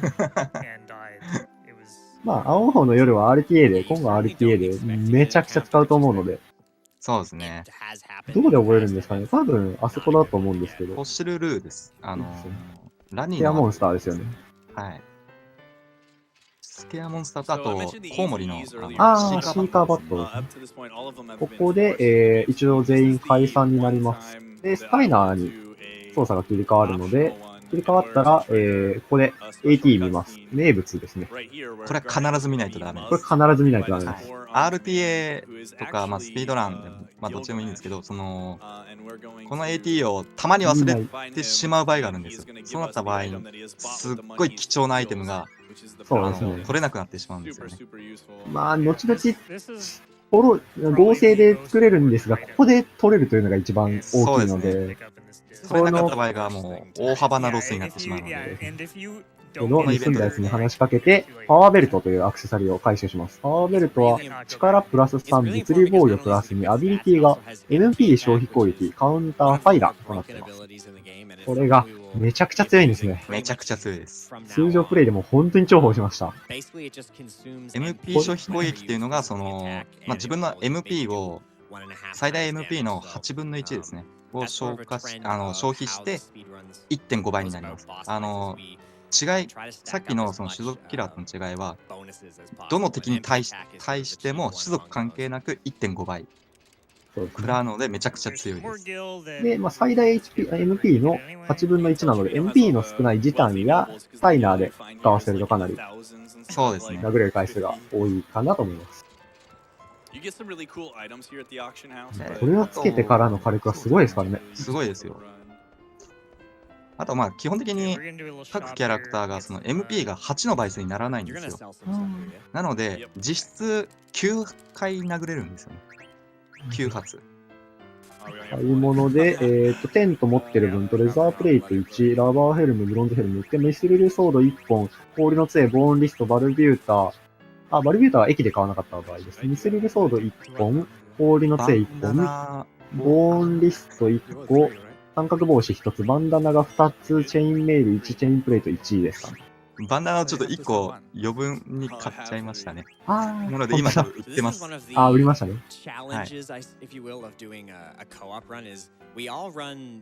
このバンダナはなんで2個買ったかっていうと、1つはこの後のジタンですね。につけるためです。マインターがついてるんですけど、でもう1個はマーカスにつけるんですね。easy for the next person to pick up as possible. ちなみにアビリティ装備、買った装備品の、説明ですが、ミスリルソードが、スタイナーの武器になってます。攻撃力が20で、アビリティ、主要アビリティがアーマーブレイクになります。RP では使われることないんですね。ないですね。基本的にミスリルソードの火力が高いので、それでを使います。攻略 A が、攻撃力16の、ビビの武器になります。通常攻撃に、氷属性の、霊属性ですね。霊属性の、属性が付与されています。アビリティがブリザラとスローになります。ブリザラが強いんですよね。ブリザラがめちゃくちゃ強いです。この後、猛威を振るってくれます。で、続きまして、ボーンリストですね。土属性強化の、特性と追加効果発動というアビリティを持っています。こちらは、アビリティ設定した場合、武器が持っている、特殊能力、特殊効果を通常攻撃時一定の確率で、発動することができます。で、三角帽子は霊属性が強化する特殊能力を持っています。で、アビリティはスローになっています。バンダナは、説明してもらってますね。大丈夫ですね。で、チェインメイルが土属性半減。で、HP10% アップ。そしてバードキラーを持ってますね。チェインプレイトが、力プラス1の能力を持っているんですが、雷属性が弱点になります。で、デビルキラーというアビリティを持ってます。以上ですね。どれも貴重な防具ですね。すごく貴重な防具ですね。特にもうアビリティとか、そうですね、属性強化とかもすべて使えますからね。すべてフルに使えますね。Why what he's doing is right.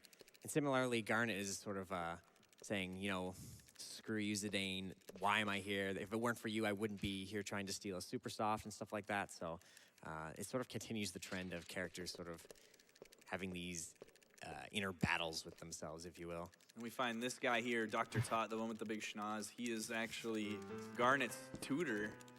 And so he is going to give us 装備変更ですね。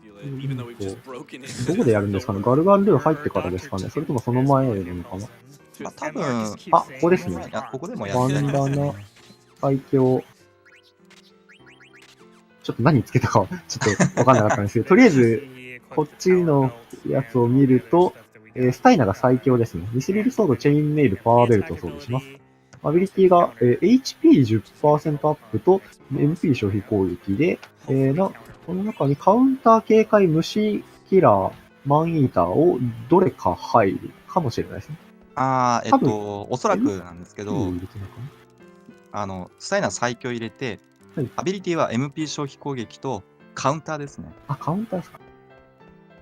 で、マーカスは、羽根付き同士からバンダネに変更して終わりですね。終わりですね。今、ミスリルダガー拾いました？拾ってましたかね。ちょっと今、チェックしなかったんですけど。こういう時にスイッチのクリップを使うと、ちょっと後ろを見れるので。便利ですね。そうですね。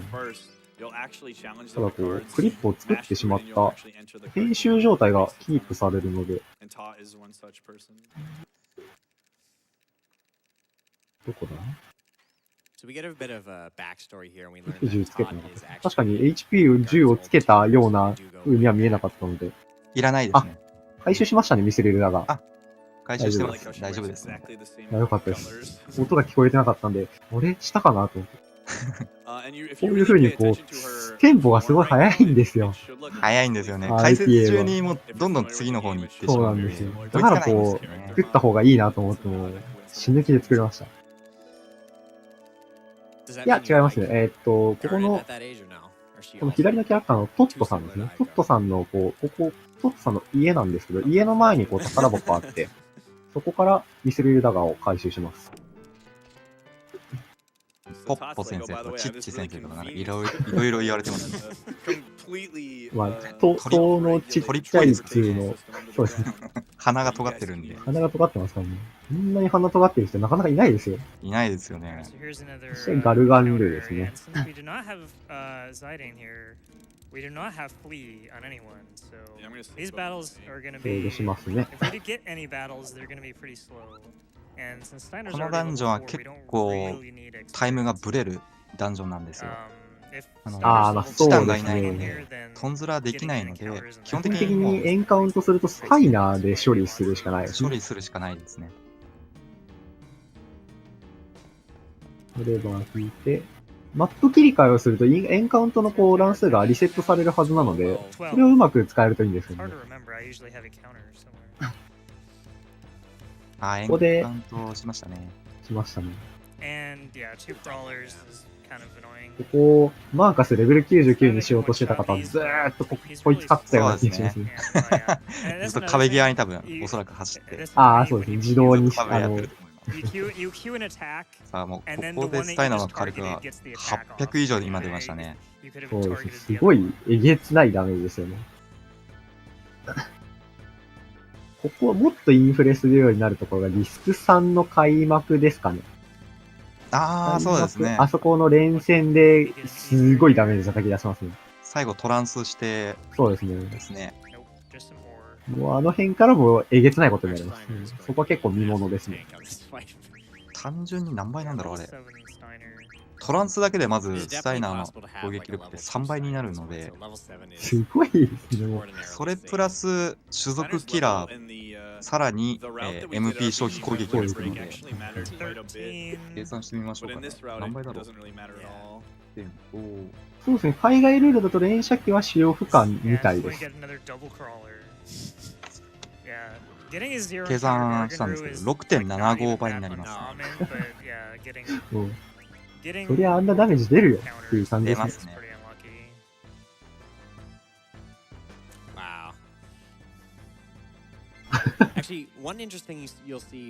確かにニコニコ動画が、これはすごいあんまり関係ないんですけど、ニコニコ動画にこう、マーカスをレベル99にする動画をひたすら上げてる方がいらっしゃったような気がします。すごいですね、それ。その方は、他のなんかよくわからないやり込みとかも動画上げてらっしゃいますね。自分はちょっとドラクエはあまり詳しくないんですが、ドラクエのキーファのレベル上げというんですか、そちらも確か上げてらっしゃったと思いますね。世の中にはね、そういう変態じみた方もいるので。まあ、正直言ってマーカスレベル99はね、結構、割かしやった方いらっしゃると思うので、どちらかというと RTA する方の方がちょっと変態なんじゃないかなと思いますね。いや、そんなことないですよ。特にこう、装備変更の速さだったり。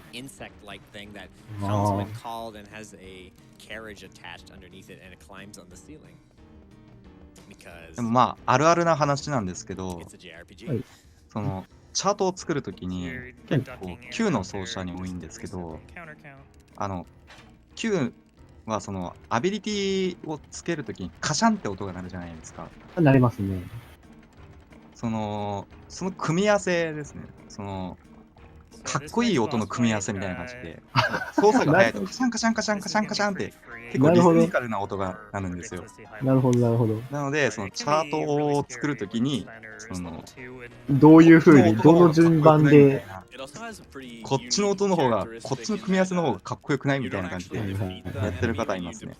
どの順番でこうつけるかとかですね。はい。You can actually attack it more times than you need to end the fight because it'll で、ここで、ボスですね。ヤルバラーバですね。あんまり記憶ないんですけど、なんか夜を使ってきたり、ブリザラとか使ってきたり。条件付きで夜を打ってきます。毒状態がパーティーに2人いると、次のターンでその夜を打ってくる個体がいますね。基本的にはスタイナーの通常攻撃4回くらいと、まあ、ダガー一発あたりで終わりますね。あと、必ず1人落ちたら必ず蘇生させるっていうのが大事です。このボスは。本当にダガー、まあ、マーカスかダガーで蘇生や回復を挟むって感じですね。これですね、悪魔の気質はこれ1人を毒状態にする。プラス、ダメージを与えるという。そうですね。カウンター発動しましたね。結構レアです。もうこれ、次のターンで終了ですね。そうですね。say he's 多分奏者だったらガッツポーズしてます。it's actually a little bit scary, not because Steiner's necessarily in danger of dying, but because 一旦減った状態で戦闘終了ですね。poisons on 2 characters, it actually can trigger the ability to cast Night, which こ is れは really that ス we'll ロ actually ー be ですかね。 using later on, and スロー that で is すね。 very, very bad. So that string これで終了ですね。 ability is actually a magic attack, not a で physical この attack. このボスはSo that's 経 why 験 he 値 put と the AP が bandana 入ら on ないんです his, よ。 although he is 倒し still ても。 high level, it doesn't matter ま now. あ、 But 逃げる判定で逃げ終わる判りましたね。定になっちゃうんですよね。 And this is a really important fight to count damage on because これで、アレクサンドリアに we 到 don't 着し actually ました。 defeat him, he just escapes, but he won't escape until 戻って his きまし next たね。 turn 戻って after きましたね。 dying. So we really need to make sure you're not just wasting time doing extra attacks after you've already defeated him. So that's why you saw him just do the Steiner attack and then not attack with Garnet and Marcus. I mean, if you have any interest in speedrunning this game ever, like the one thing that I would highly recommend getting into practice of is just counting the damage on boss fights. Yeah. It is incredible how much simpler it makes it when you know exactly how much HP the boss has. And お you can 城に react 戻っ really てきたん efficiently です by が、 doing that. なんです何やらが、不運 You な just had to be おっ quick と at, quick at 角が typing on it, so you don't, 上がってしまって、 it can be a little tricky to 話してる間にね balance. 逃げればいいなって毎回思うんですけど、そうですね。あと、スタイナ、もしくはスタイナがもうちょっと前に行けばいいのになと思って。そうなんですよね。階段くらいまで上がらないと思って。まあそこはね、ファンタジーって We こ have と a で。 $25 donation そ from うですね。Mr. なんかあれですね。イーファの木みたいに最初にバリアがかかってる進めないみたいな。 AGDQ2013 FF9 run that first ちなみにアビリティカウンターの効果なんですが、物理攻撃をしてきた敵へ、装備者の気力の確率でしたかね。気力パーセントの確率で戦うで攻撃するっていうアビリティになります。なので 100% するわけではないですね。Thank you, thank you. Yeah, Zwanzig is a very long-time member of the Final Fantasy IX community as well, and if you want to see ここでガーネッ more ト older たちが version of the route, they 捕ま actually り、 did a 今度 run は at ESA in 別 2015, チーム which の is still a great 操作 watch にな as りま well. す。こちらはブルメシアで会話後、クレイラの幹に向かうという感じですね。そうですね。大陸マップに出るので、この間も一応持ち替えするのかな。ここはもうしませんね。 Yeah, 大丈夫です。 2015. クレイラの幹か。そうですね。あ、ここで次ですね。もうちょっと後で装備変更がありますね。ありますね。確かここは、大陸マップ、ブルメシア、リスク1の、ブルメシアに入る前にも一応見ることはできるんですが、中に入るのができないんですね。確か。 You can get a few encounters that cast Berserk here as well, which is why I'm going to save outside just in case セー it ブし becomes a て、 precarious situation.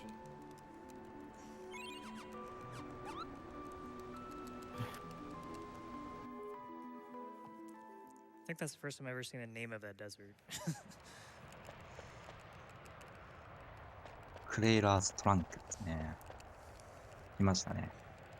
すごい風ですね。やばいですね。こ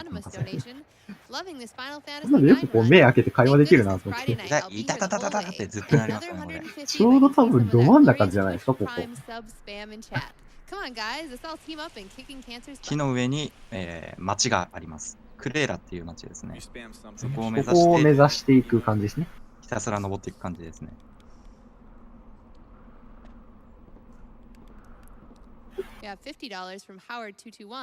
そうですね。ゲームオーバーになるとタイトル画面に戻されるので、セーブしておくと、最後にセーブしたところから始めることができるので、3時間で通常プレイだとどこだろう。まだリンドブルムとかじゃないです ?3 時間だと、人によってはまだ氷の洞窟とか。ここで魔術師の靴回収して装備変更します。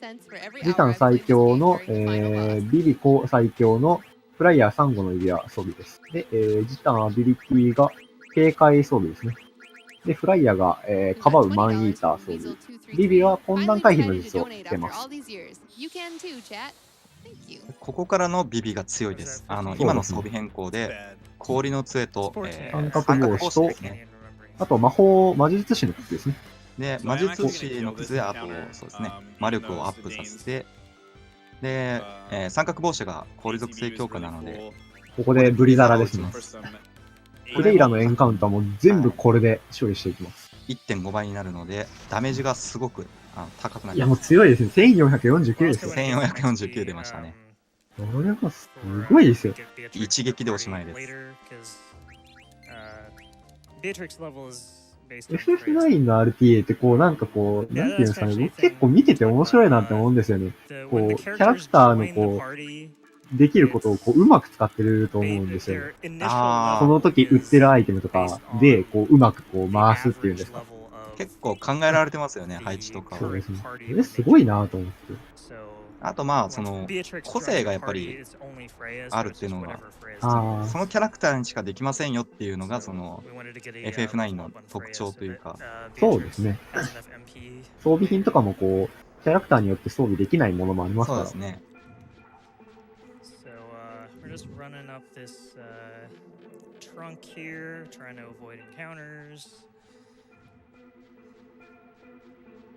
基本的にRTA では基本的に全キャラ使えますよね。基本的には全キャラ使ってます。使わないキャラもいるにはいますね。このがっつり使うというよりはこう、まあ仕方なく、仕方なくその場面でだけお願いしますみたいなキャラクターいますね。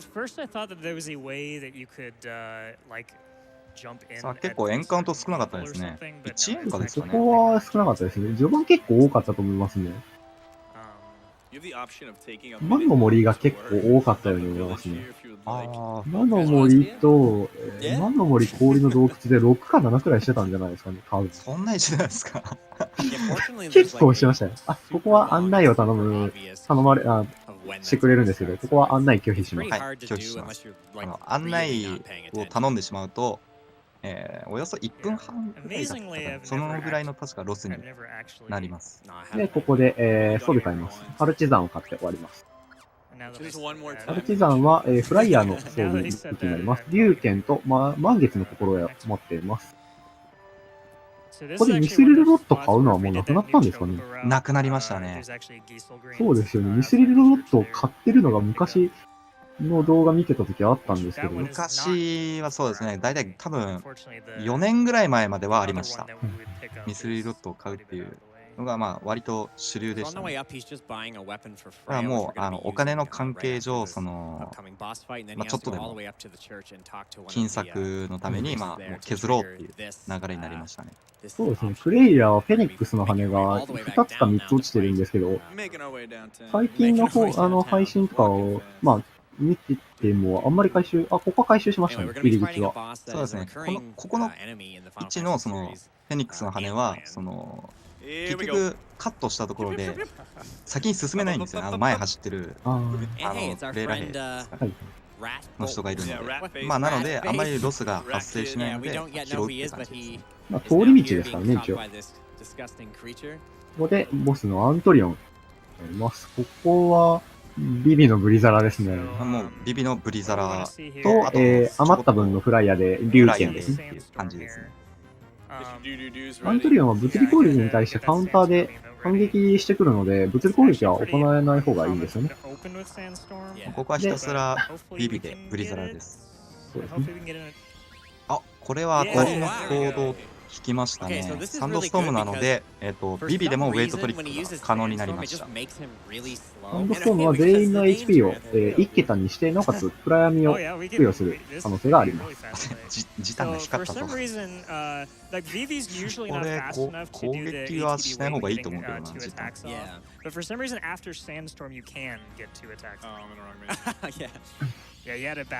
こで窓思考して、また次、ビビが行動ですね。1140なので。龍剣使いますね。ビビのブリザラのダメージの乱数によって、プライヤーが龍剣を使う回数が1回か2回になります。打ちますね、時短で。これと乱数の結構珍しいと思います。珍しいです。で、最後にシフトブレイクですね。シフトブレイクでとどめですね。これ、美味しいですね。これ、めったに見れないと思いますね、シフトブレイクは。攻撃しない方がいいのは、物理攻撃だと、その、カウンターを打ってくるので、その分、ロスしてしまうので、なので、まあ、純粋に魔法攻撃。あと、この物理判定ではない攻撃ですね。なので、プライヤーにはIt happens. It's the only turn that you get. Yeah. So yeah, we learned that Puck is sort of the prince of this area, and is not just Ratface. So あっという間に終わりましたね、アントリオン。普通だとブリザラ3回答なんですけどね。まさかの。基本的に時間がね、役に立たないですからね。初手サンドストームが結構、当たりの行動なので。何してくるんでしたっけ？なんか迷惑をかけてくるやつは覚えてるんですけど。攻撃と、あとファイラーですね。一番の数がファイラーなんですけど、ファイラーがビビに刺さると、純粋に一旦ロスしてしまうので、まあ、タイムで言うと大体15秒から20秒ぐらいですかね。ここでプレイヤー変更ですね。やっぱり3時間ですね。プレイヤーが松木さんからTojjuさんに変更になります。いいですね、この3人でリレーしていくっていうのは。後ろにカラカンさんもいらっしゃいますから。あ、カラカンさん来てるんですか？そうです、そうです。自己紹介の時にいらっしゃいました。カラカンさんは、そうですね、確か。あ、本当だ。カラカンさんいる。まあ、解説の方もかなり長時間になるんで、少し休みながらでも大丈夫ですので、はい、体調には気をつけてください。はい、大丈夫です。いや、大丈夫です。今のところは。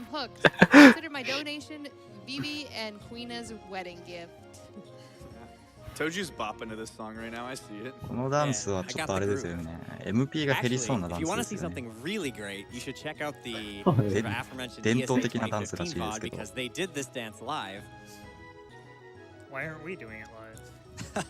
あ、分かってる方いますね。ここの曲は結構人気があるんですよね。FF9 の中で。これしかしてないですからね。そうですね。Luzbel said I would do it without asking. Yeah, Luzbel told me and said, "Oh, Muttski said he would do the dance." He did not say that. しかしダンスをしたんですけど、何やら不吉な。風がちょっと、これは風がなくなってしまった状態ですね。クレイラはこの砂嵐を使って、クレイラは守られていたんですけど、なんとこの砂嵐がなくなってしまったんですね。And so their plan actually backfired and weren't able to strengthen their defenses and rather they're now like foiled and, you know, これはどういうことだって今、時短がちょっと困ってますね。カープの上に赤く光ってるものが、砂嵐をこう出して守るために必要な宝珠ですね。そして、一方って感じです。So Garnet's made it back to Alexandria, and she's kind of conflicted at this point on, you know, asking her mother like what's been bothering her and what's been going wrong. And you know, things are going to get pretty serious in the conversation that they have, and we discover what the experiment that she wanted to try on Garnet during Disc 1 is going to be. 何ですか？毎晩。今ダガーの名前が毎晩になってて。あ、そうなんですか？そうです、そうです。これも全部ドネートでこう変えてるんで。ああ、なるほど。投票みたいな感じです。全キャラもなんかもうよくわかんない名前に。僕はもうなんか諦めてダガーって言って。自体はなんか地蔵でしたよね。そうですね。Consider this $130 gil a wedding gift for Vivi and Quina. Greetings from Austria.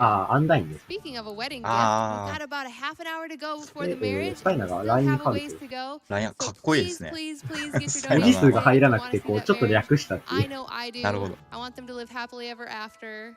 So please get your donations in right away if you'd like to see that. So here she's making up a really bad lie about what she's been doing, and you have the ここは選択肢はもう丸連打で、確か。丸連打ですね。一応、最速は、ここで一回その選択肢が出るんですけど、最速入力できれば、下の選択肢を選んだ方が早いらしいです。ただ、まあそんなに変わらないので、基本的にみんなもう丸連打ですね。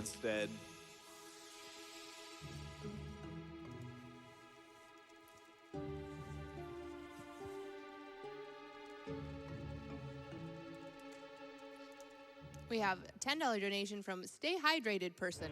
You've been live for just over 3 hours. こう、唯一のゾーンとゾーンのこう、使いどころですね。もう一回ありますけどね。そうですね。ありますけど、まあ唯一の使いどころですね。使いどころがないわけではないですね。最低でも。ここであと、はい。RTA だと、こいつは強いですからね。後々出てくるんですけど。ああ、そうですね。最初の方はあんまり強くないですね。後々出てくる方は、そうですね。舐めてるとやられてしまいます。これ今何をしたかというと、ガーネットの、中には召喚獣がまあいくつか眠ってるので、一応ゲーム内でも召喚しようと思えば召喚かぶりは入ってるんですけど、消費 MP が多すぎて使用できないんですよね。使えないんですよね。なので一応こう、店でこう用意してるという感じなんですが。あ、こう装備変更します。ね、あ、そう栄えましたね。栄えて、最強で、パルチザンのイスリムの小手黄色いスカーフをつけますね。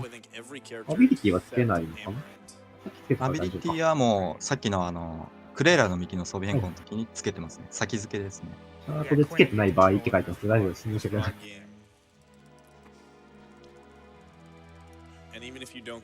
で、まあ、そうですね。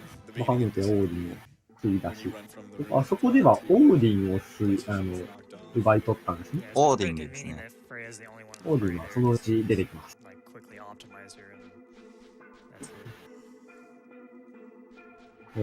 何持ってましたっけ？バハムートと、アトモスと、オーディンまでは覚えてるんですけど。あと、シバとか、あと、使える召喚獣ですか？はい、そうですね。は、あと、確か一番強いのがアークですね。あと、ラムーとかですか？ラムーン、イフリート。ですね。There are damage rolls in which Zidane will not one shot, and we really don't want that to happen. And we really do not want to see Blizzard. これは、あれですね、強制戦闘になりますね。これのアレクサンドリア兵と2体と戦闘が3連続で続きますね。そうですね。的にはもう全員戦うとか、ブリザラで。どんどん下の方から、アレクサンドリア兵が今、クレーラの町目指して進行中ですね。それと今戦ってる感じですね。Although if they both run away, then you get no experience or AP, and that can be a problem. Yeah, a lot of the time, KD はこれはあれですね。Could easily just elect not to,スイッチのストリーマーの名前だそうです。We don't want to take any chances. Freya can actually underdamage them too at level 6, but when she's level 7, she's guaranteed to kill it. We have a $100 donation from Orin111 that 全員 says, 左利きなんですよね。なぜか左利きなんですよね。珍しい。ベアトリックスは確か右利きだったような気がするんですよ。I really want to get this marriage ちなみ incentive に met, so what フ I ラ would イヤーも like 左 is 利き that な if ん you're ですよ。watching right now, please send in a donation with your favorite 唯一だ、 video そうですね。 game couple. 味方メンバーの中で I wanna know who 唯 your 一 favorite video フライ game ヤーは couple is 左利きなん and ですよ。send it in with your あ、 donation そうですね。 and 言われてクイーナが両利きですね。まあ、クイーナは何でもありな感じしますからね。何でもありですね。キャラクター的にも何でもあり。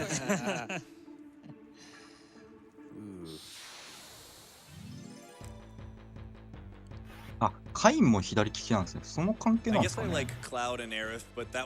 一応、フライは竜騎士的なポジションですからね。ジャンプできたり、槍装備したり。やっぱりその辺をこうオマージュしてるんですかね。なんかリスペクトしてる感じですね。ヒューケンって見たときは、あ、これはもう完全にそうだなって思いました。I think mine is probably Peach and Bowser. Fair. あ、サクサクと倒しておりますね。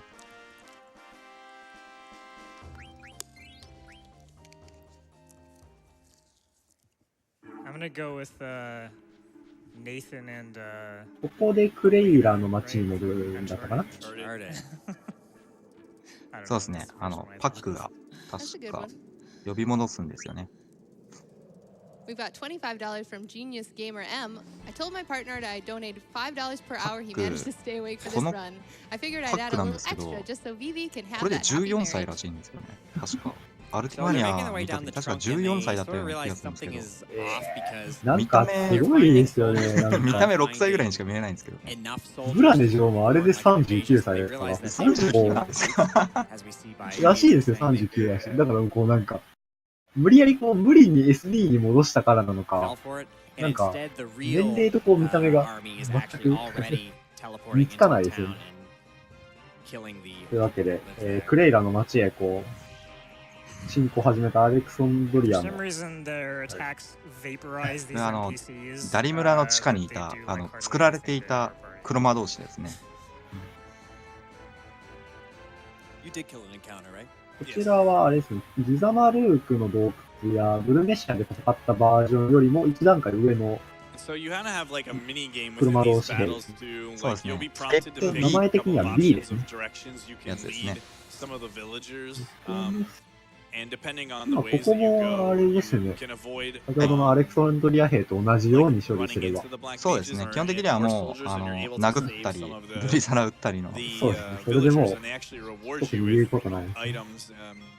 ひたすら処理していくっていう形です。で、途中で選択肢があるので、そこは間違えないようにっていう感じですね。分岐しちゃうん1つ目下、2つ目丸連打、3つ目一番下ですね。そうですね。で、4つ目もあるんですけど、そこも丸連打でよかったですかね。丸連、そうっすよね。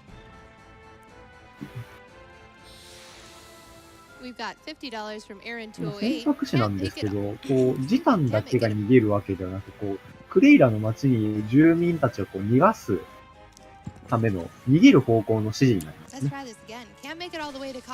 ここを選択肢によって、その後、安全な場所で話しかけるとアイテムをもらえるということです。そうですね。間違った選択肢を選んでしまうと、その逃がそうとしてるその住人がちょっと殺されちゃうんですよ。そしたらもうその殺された住人からはもうアイテムがもらえないっていう状態になってしまうので。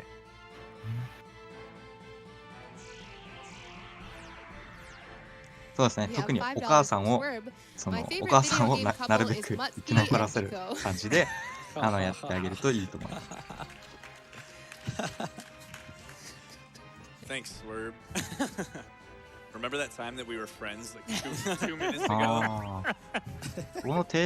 ここはそうですね。低レベルクリアの難所ですね。難所ですね。今はこの RTA ではパーティーにいないので、あれですか。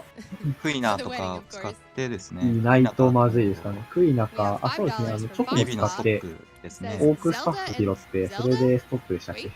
そうですね。この低レベル攻略は何回か挑戦したんですけど、チョコボでね、ちょっとめんどくさくなっちゃって。めんどくさいですよね、あれは。最初のところはいいんですよ。2回目のあたりくらいからもうなんか、もうめんどくさいと思って。入江でしたっけ？そうですね。あのあたりからもうなんかもう、They do give you like little breaks here where you can heal up like Tojju has done. You have like I think 2 of those. 一応理論上は最終メンバー全員レベル1でも最終メンバーを4人選ぶんですけど、全員レベル1にすることは可能なんですね。ただやるのがすごい大変なんですよ。大変ですね。特にどうしてもシナリオ上経験値が入ることを避けられない戦闘がありまして、そこでもう低レベルのこう条件が破綻してしまって好きなキャラ使えなくなってしまうんですよね。使いたいキャラとかを。そうですね。使えなくなってしまうので、必ず誰かを省かないといけないっていう。最低1人省けるんですね。1人省くことになるんですね。最大で3人とかでしたっけ？最大で3人以上ですね。はい。We have $25 from Rango Fett. I love this one. My wife and I both love video games, so I would say we are my favorite video game couple. I love you, Silver. Oh, that's so sweet. All right, so we picked the right option. So there's 3 options here. First option, you go up the stairs, and a black mage spawns and kills the mom. And then こ you れ fight が the こ black の mage. あれですね。最後の戦闘になりますね。ここでの。And that's the worst option. Because not only is the cutscene longer, but もう RTA とか通常プレイだともう何も言うことなくなぎ倒していけるので、いいですね。特にここ、解説必要ないですからね。そうですね、戦うかブリザラで終わりですからね。はい。殴って終了なんで。この後も、この後すぐにボスがいるんですけど、そいつはちょっと大変なんですけど、結構強いボスなので。一応戦闘前に装備変更します。そうなんです。兵士一撃で死んじゃうんですよ。そうなんですよ。アビリティ様々のゲームなんで。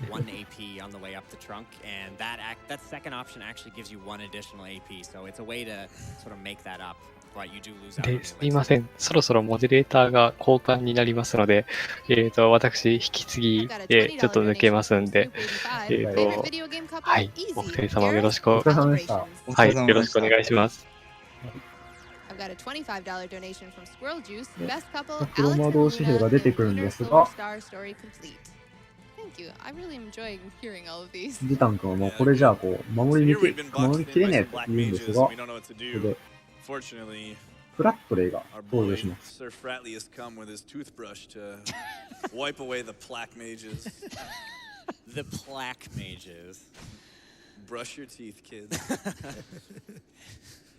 フラットレイですね。25歳ですね。若いな。若いですね。フラットレイ、こう、プライヤーが探していた、人なんですが、フラットレイは、そうですね、恋人ですね。フラットレイはこう、記憶をなくしてしまっていて、今。これ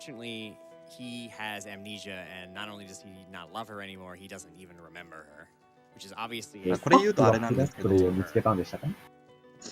これ言うとあれなんですけど、確か5年前に失踪したんですよね。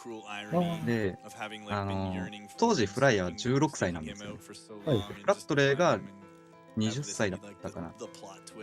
で、その当時に付き合ってたっていう。ちょっと途上霊とか大丈夫なのかなまあ、そこはもうファンタジーの世界なんで。ファンタジーですからね。ファンタジーの世界、もう何のありで。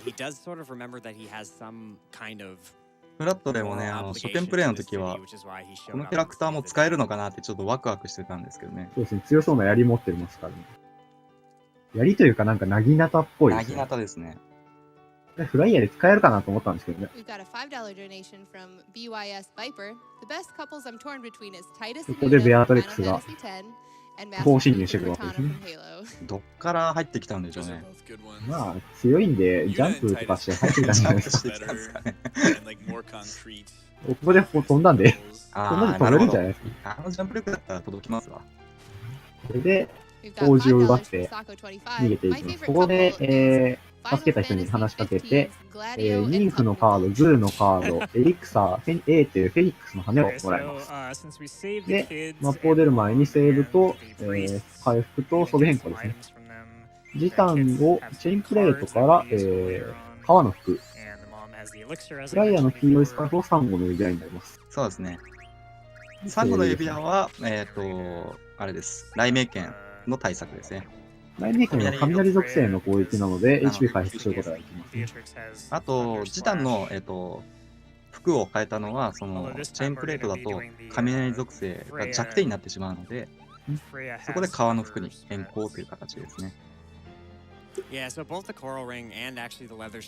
こいつがめちゃくちゃ強いんですよね。このベアトリックスの2戦目なんですけど、めちゃくちゃ強いですね。めちゃくちゃ強いです。こちらも、まあ、盗めるアイテムが結構貴重ですね。貴重というか、まあ、後半で買えるんですが、まあ、ここで盗んでおくとかなり、そうですね。今後が楽になりますね。ここは、ディスク1の最後に戦った時と違って、火力が出るので、こちらのパーティーがもう削り切ります。ビビのブリザラをひたすら打ちまくりますね。で、ジタンとこうフライヤーで、通常攻撃で戦うを入れながら、ちまちま回復します。ビビで回復ようには絶対させない方がいいですね。そうですね。HP 4736だそうですね。あと素早さがすごい高いんですよね、ベアトリックスは。どんどん追い抜かれてしまうので、急いでコマンドを入力しないと。これがボスの鏡ですね。As you can see, even Zidane did 許しましたね。 But the second round, we want we Naturally. naturally. これは蘇生した方がいいですね。 Oh, And now shock. Oh no. so yeah, at this point, it's over. We can't skip Kira most likely. It's better to just bail out and just sort of attack her at this point. ベアトリックスはディスク3でかなり見方が変わると思いますね。ディスク2の後半からディスク3のディスク3にかけてかなり見方が変わると思いますね。通常プレイでは。そうですね。Yeah, you can sort of attempt to salvage the まあ、 Kira's ここまでではな、普通になんていうか、こう、厳しい軍人という感じですけど。どっかなと。これ10ターン経過した、10ターン経過か、HP0 によるこうストックブレイクで終了になります。いや、もう HP を削り切った感じですね。あ、アイスブランドそうですね。アイスブランド。retains her reputation and thoroughly defeats us with stock break this time. 回避は素早さ依存ではないですね。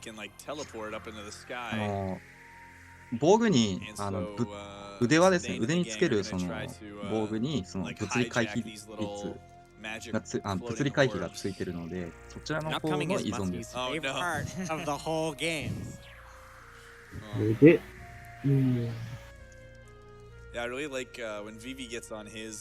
ファイナーは多分、この後ですね。この後、ディスク2の、まあ、本当にこの後ですね。この後、会話イベント後に。割とすぐです。そのあたりでかなり、あ、すごいいいキャラだなっていう風に思う方いらっしゃると思いますね。あと強いですからね。強いですね、本当に。味方になっても。But not worth it any speedrun. Quinn would actually get left behind here because there was only これムービーですね。ブラネがオーディの先ほどダガーから吸い取った召喚獣の一つですね。オーディンをここで召喚してめちゃくちゃにしますね。結構かっこいいんですよね、このオーディン。そうですね、すごいかっこいいですね。見るからに強そうですもんね。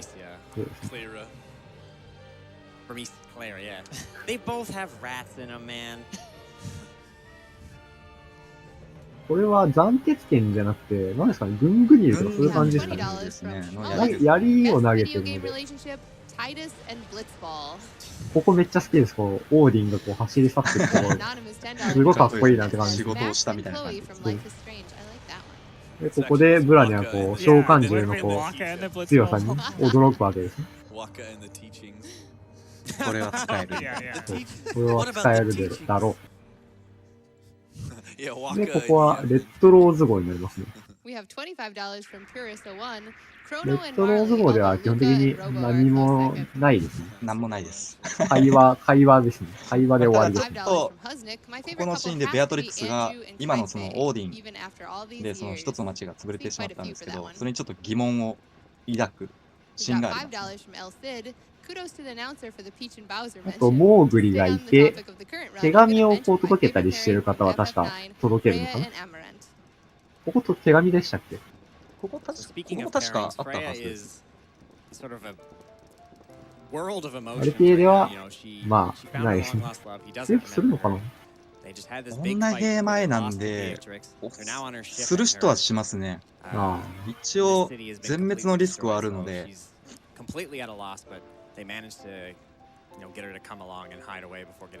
一応、この後ですね、この後こう、女兵よけっていうのがあるんですけど、これを確か、そう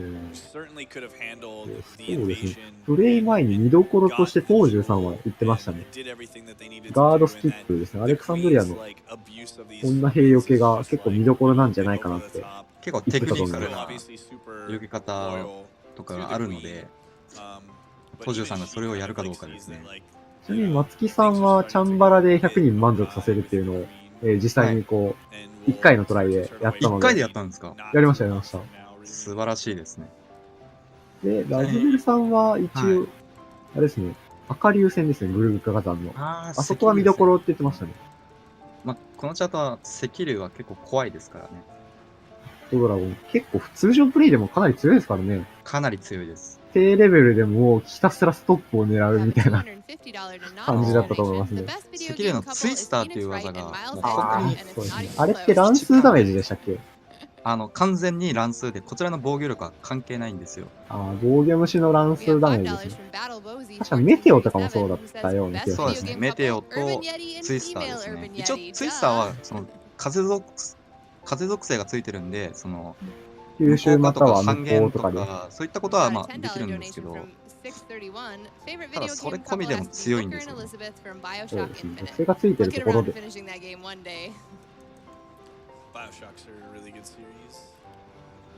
僕、個人的な見どころは本当にやるかわかりませんが、ラズベルさんの目隠し装備変更ですね。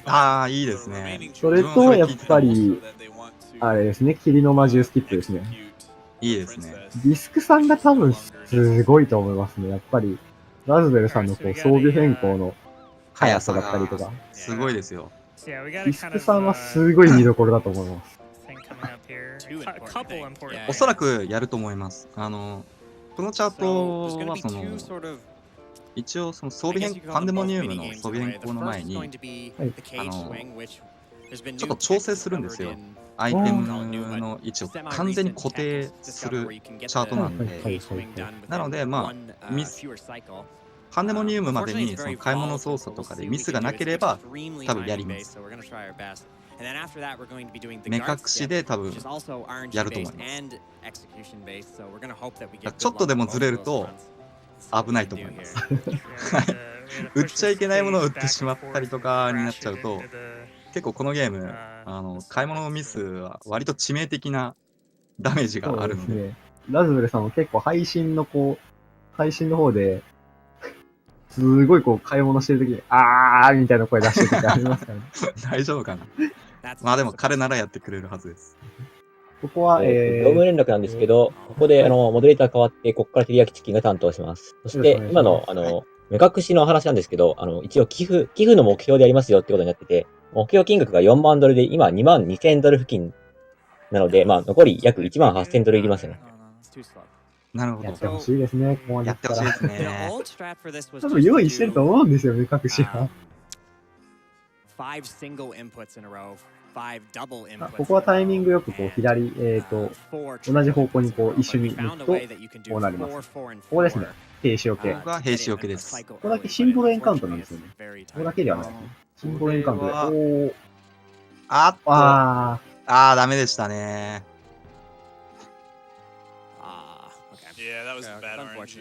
当たってしまいましたね、Tojjuさん。難しいんですよね、ここ。そうですね。すごい練習が必要だと思います。1体だけだったら簡単なんですけど、2体なんで、さらに2体目が来るのがランダムなんですよね。なので、距離感が毎回変わるんですよ。1体目と2体目の間の間隔が。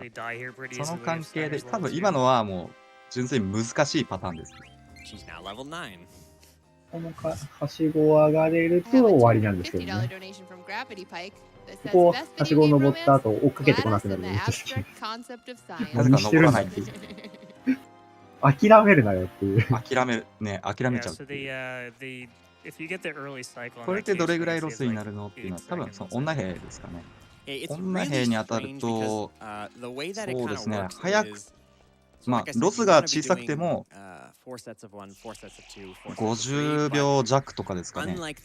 エンカウント演出から操作可能までが約15秒なので、まあそうですね、そこから行動みたいな感じなので。ここで、ジタンフライヤー、ビビが加入して、マーカスがパーティーから離脱します。ここでようやく合流しましたね、スタイナーとジタンが。30分で、ダガを助けるという。ここでしたっけ、ダンタリアンが挑戦できるのは。そうです。こことディスクにはここだけでしたっけ。ディスクにはここですね。確かダンタリアンの RTA もあるんでしたね。あります。あとは、ディスク3の最初の方ですね。ディスク3の最初の方だとタイマーが設定されてないので、楽なんですけど。ここも華麗に女兵士を避けていく感じですね。ある程度経ったら、時間が経つとこう追いかけてくるので。Okay, so if you saw our run at RBG Limit Break a couple years ago, you might have seen us fight a book あ、そうですね。 here in the ファイナルファンタジー library. 9は本当に原点回帰をしているよう Now you で、 see that we're not fighting a book. FF8 とか7は、パーティーメンバー、一度に戦えるパーティーメ Yeah, ンバ it ーって was part 3 of the 人までじゃ route ないですか。 for はい a little ただ、 while ファイナルファンタジ to ー actually 9 kill は optional boss. 4人まで4人ですもんね。参加できるので、6とかって確 It か takes over 4 4人まで minutes な to ので、 kill, but it そういうところ gives で you も some 多分戻ってくるんじゃないのかなと思います。ああ、確かに7、8はそうですね。3 7人社3人なので、 So for a while we're ここ using で、 that あ route そこの宝箱 because 2つを回収します。中身はアイスブラン some ド of と us were テントにな pretty ります。 convinced that we could make up the で time. 皆さん、このアイスブランド And から一気にインフレが始まります。そうですね。もうここからインフレがすごいことになります。スタイナーの武器なんですけど、スタイナーが今、このアイスブランドをつけると、この後その MP 消費とマイイーターがさらに装備できているので、単純にダメージが 1.5 の3乗になります。1.5 今の最強は、スタイナーが最強でアイスブランドを装備します。で、プライヤーはパルチザンからジャベリンに変更して、サンゴのエリアを黄色いスカーフに変更します。はい、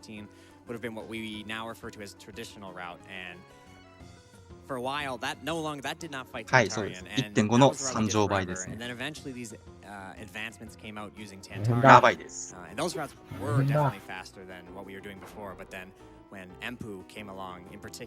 倍か 3.375 とかですかね。3点多分3、まあ、およそ 3.4 倍ぐらいのダメージになるはずです。で、ゾーンとソーン戦ですね。ゾーン、青い方ですね。が HP4897。赤いゾーンが HP2985 なので、赤い方のソーンを狙います。はい。1800出ました、ダメージが。強すぎかなり強いです。あ、見せた。もう、今回結構外しますね。今回多分これ3回目くらいですよ。結構運がないですね。外す確率はだいたい 2% とか 3% ぐらいなんですけど。あ、めちゃくちゃ外れてますよ、これ。ちょっと。おっと、これ、撃たれてしまうんじゃないですか。あーっと、これ、初めて撃たれましたね。いや、これ、大丈夫かな。あ、まあ大丈夫です。それで終わりですね。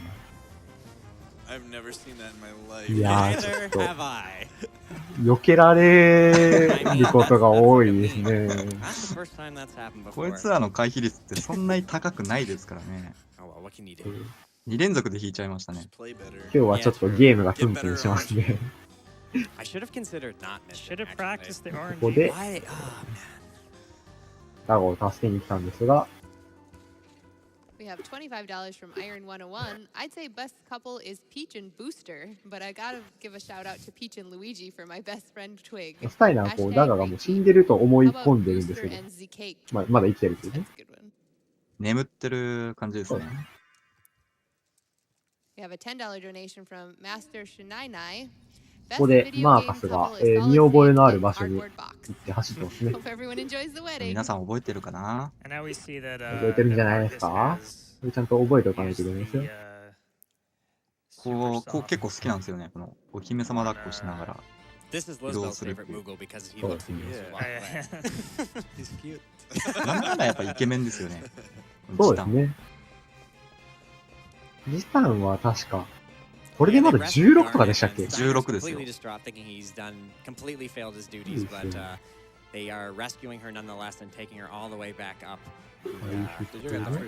ああ、さすがにビビが死んでるとやばいんで回復しました。そうですね。せめて蘇生はしておかないとまずいですね。ポーションももう使い切りましたね。今回結構使ってる感じしますね。ギザマルークでも結構使ったので。そうですね。ポーションはまだいいんですけどね、ちょっとフェニックスの方が心配ですね。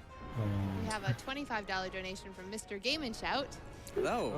Too late for a favorite couples donation? Going to have to be selfish here and say it's my wife and I. She let me pick all the music for our wedding and hates Here Come the Bride, so our soundtrack was mostly piano arrangements す from みません。 FF7 若 to 干ちょっと FF9. 遅延が大きくなってきているので、適当なタイミングで、更新かけると思うんで、ちょっとだけ飛ぶかもしれないです。画面が。解説の方じゃなくて、視聴者の方に行きます。一応。僕は本家の方を見てるんで大丈夫ですけど。本家の方がやっぱりあれなんですね。ラグがないんですね。A similar HP value, she has about 1,000 more HP than she did in the last fight. Rather than using Cure, she can cast Cura. Steiner will be doing most of the damage with his newfound Ice Brand and MP attack, and we'll try to deplete her HP in a way such that she doesn't 再び、今度は3度目です allow ね。 herself to cast the Cura at ベア all. トリクスを戦います。 Try our best not to miss. もうこの戦闘は、 Hopefully we can get a crit with Steiner, ジタンと Yeah, you can 先ほど Steiner with 超 the 火 ice 力を brand 出し now, た and at スタイ level ナーでご利用しです 9ね。can ビビ dish が out a lot of damage here. 適当にこう蘇生とか回復をしながらブリザーラを そうですね。間で打っていく感じですね。AP 5709です。大名剣。当たり引いてますね。これいい感じですね。1900、もうすごいダメージですね。強い。時短560。およそ4倍ですからね。さあ、ショックが、これも当たりの方ですかね。これはもう蘇生する必要ないですね。必ずもうこの後、ペアルラ打つので。あとはもう殴って終了です。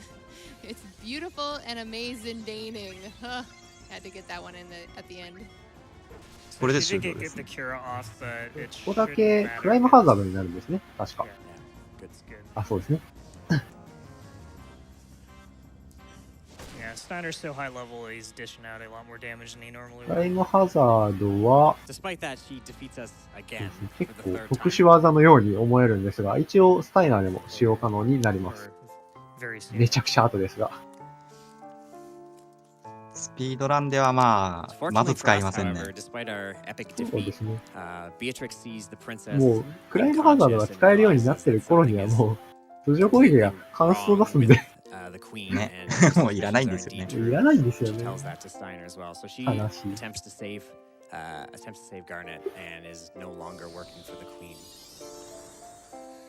そういえばさっき 1.5 の3乗って言ったんですけど、1.5 の2乗ですね。の間違いですね。MP 正気と種族キラーですね。2つですね。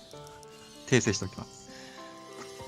そうですね、ベアトリックスが使用してくる技は、かなり習得可能です。はい、雷鳴的剣には、ショックもできますね。もできる。ストックブレイクも使えますね。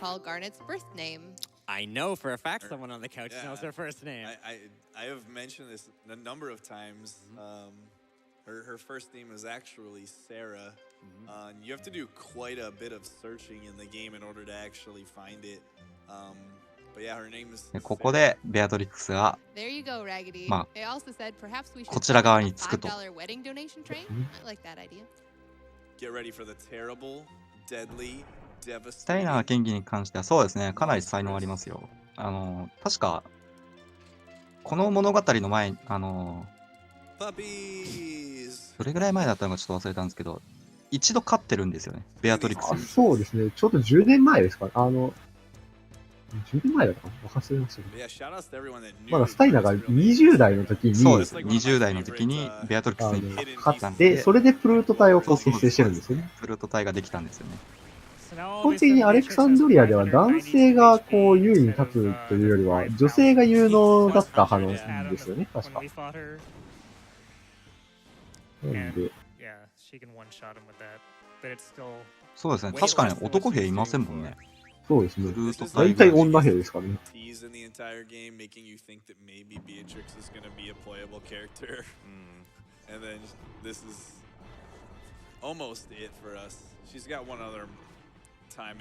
ここで装備変更しますね。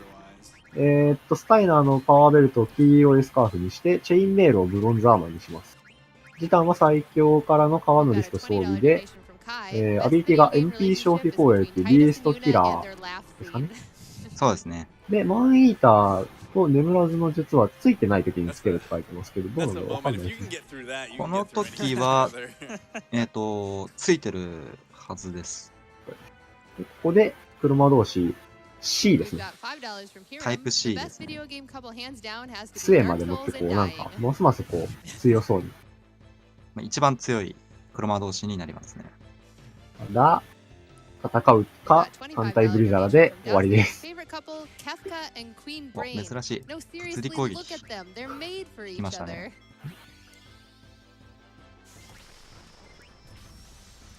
基本的にはまあ、この戦闘では、ダガ以外はもう火力なので。全員、ダガ以外でひたすら殴って終わりですね。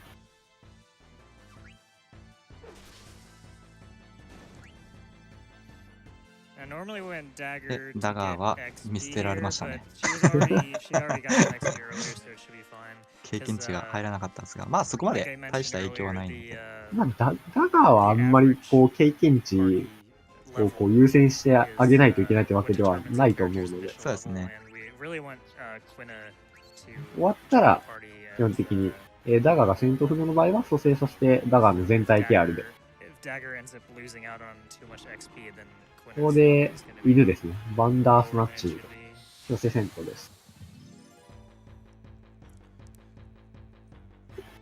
犬が結構厄介なんですよね。舌という技で、眠らしてくるんですよね。これがスタイナーに入っちゃうと、ちょっとまずいです。めんどくさいんですよね。スタイナーだけこの状態だ、この時期だと眠らずの術が装備できないんですよね。ちょっと。言ってたら来ましたね。言ってたら来ましたね。あれですかね、デスミラーですかね。これちょっとあんまり言わない方がいいな。まあでも大した問題はないですね。グダグダにならなくてよかったですね。確率は薄いんですけどね。単純に、バンダースナッチの技が3通りあって、で、そのうちの1つなんで、下が3分の1のさらに、パーティーの誰に刺さるかで4分の1、12分の1を引いちゃった感じです。ここで、もたもた降りてくるんですが、タイナーはどうしてもこうあの2人が気になるようで、ここで、ジタンをこう味方と仲間と認めて、ダガーをこう任せたということで戻っていきます。完全に信頼してますね。ただ、できれば、ここですよね。初めてスタイナーがジタンと乗っていったのは、確か、ここが初めてでしたね。ただできれば、このバンダースナッチを倒してからにしてほしかった。そうですね。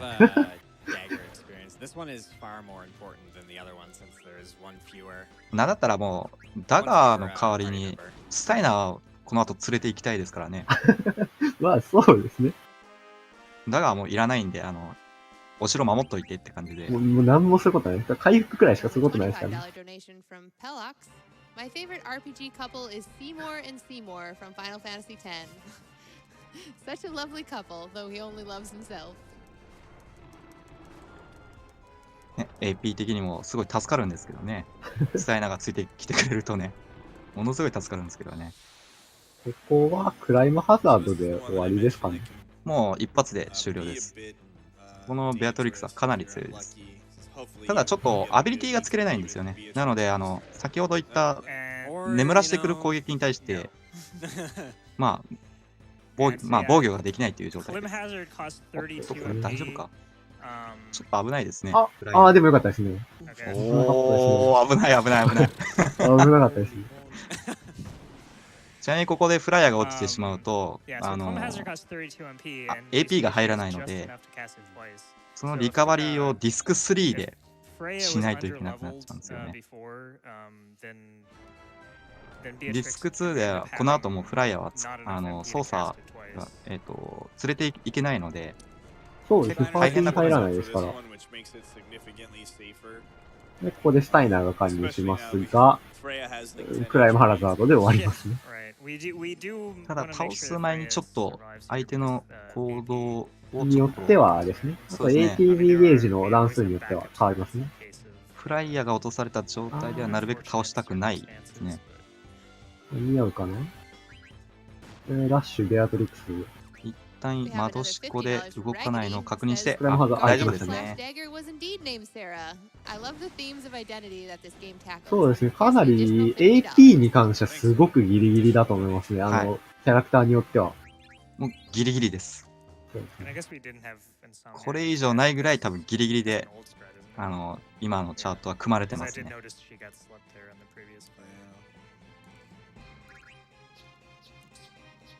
全体ケアで回復して、ここですね。ガシャンと。ね。さっきも見たぞ。時短も食らってしまうと。なかなかの策士ですね。結構走ってたんですけどね、スパイナーと違って。だが、マーカスが後ろから、そしてブランクも後ろから。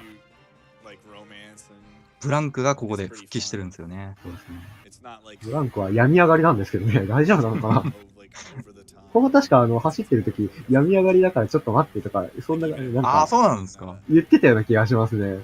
記憶がちょっと違うかもしれないですけど、なんか、病み上がりなのに、みたいな。どこに連れてくんだみたいな。ここはもう RTA 中だと連射機放置なんで、トイレ行ってるとこなんで、全然もうストーリーが終えてません。ニ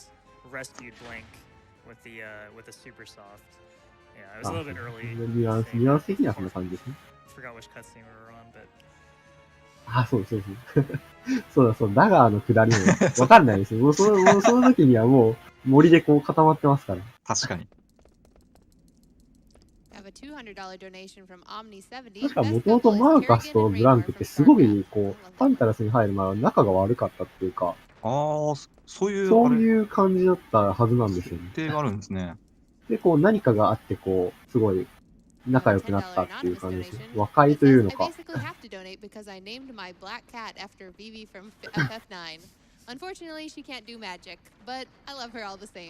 で、ここでもまた、デジャブですね。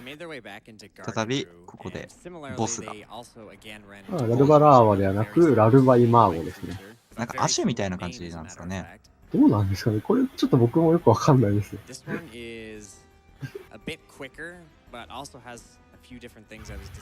び、ヘビが現れました。コードは結構違いますね。まあでも魔法は使ってきますけど、これですね。超音波ですね。これを食らうとミニマムになりますね。でもミスですね。超音波ミス。なんか今日はレアなのばっか引いてんな。レアなのなんか全体的に外すんですね。ここは、リリのブリザラでひたすらこう、殴って、通常攻撃、戦うで攻撃すると硬くなってダメージがかなり減ってしまうので。なので、最後に、ブリザラ2発目撃った後に、とどめで時短で殴らして終わらすっていう形ですね。乱数も大丈夫ですね。これで終了ですね。エ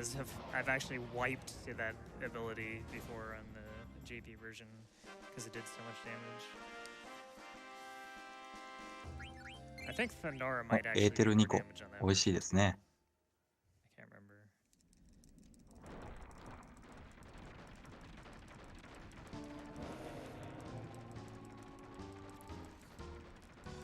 So this was going to chase us through the tunnel, and unfortunately here is our stop at Trino, and we're actually going to blow right by it, and the Gargan's just going to kind of drop us off wherever we何やらブリムシが well off the mark. ずっと追われてる状態ですね、これ。We have a $5 donation from Mr. Pylord. Hey chat, at 3:35, if enough people do $5 donations, we can get that married. この先にはね、 Let's start a ム $5 ービー train で at すね。トンネル 3:35. がもう I す know ごい you。can do it. FF6 でもなんかこんなんありましたよね。トロッコかなんかに乗って。そうですね。トロッコだかなんかに。状況が違うか。追われてる感じではなかったか。でしょうね。トロッコに乗ってるところは確か見たことあります。さあ、これでアレクサンドリアを抜け出したんですが、またここで新キャラが登場します。ちなみにこれ、ゾーンと損はこう、なんか、使えないと判断されて、ここで切られたはずですね。かわいそうですよね。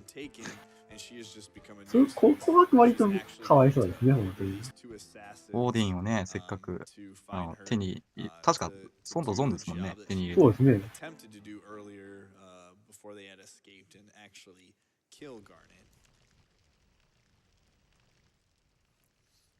So this is the first of the two assassins here, called Lonnie.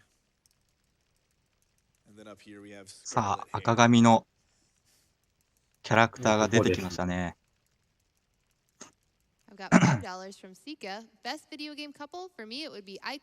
海外版だとアマランっていう名前ですね。そうですね。皆さんおなじみのサラマンダーです。全キャラ中の中で、こう、日本版と海外版でがっつり名前が変わるキャラクターですね。珍しいですよね。プレイヤーブルの中で。ちなみにもう一人いたラニっていう、今もちょっとどっか行っちゃったんですけど、自分は結構このラニが好きなんですよ。なんやかんやで。真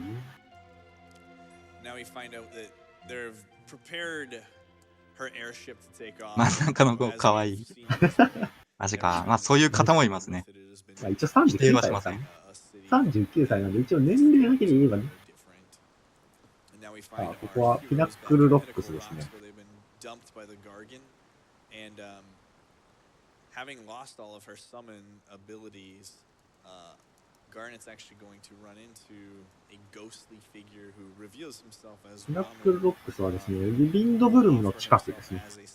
なんとか一応脱出することはできました。ここは通常プレイだと、まあ、特に言うことないですね。ストーリー通りに。通常プレイですとね、ここ確かイベントがめんどくさいんですよね。ああ、そうですね。話しかけてですね。そうです。こちらがラムーなんですけど、浮いてるおじいさんなんですけど、召喚時のラムーなんですけど、このイベントをこなすと、ラムーが力を貸してくれるんですね。宝箱も結構いろんなところに置いてあって、で、なおかつ、ラムーにこう話しかけないと、どういう進め方をすればいいのかわからないので、エンカウントする、そしてまたエンカウントするのでめんどくさいっていう、なかなか結構時間かかりましたね。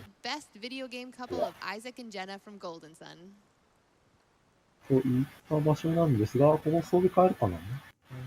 ここは装備変えますね。まだトンズラを覚えきれてないので。変えましたね。トンズラに変えて、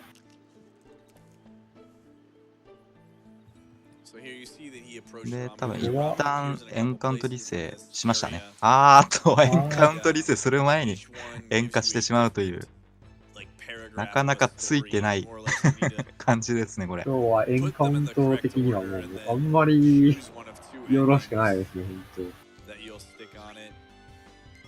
これ結構走者だとへこむんですよ。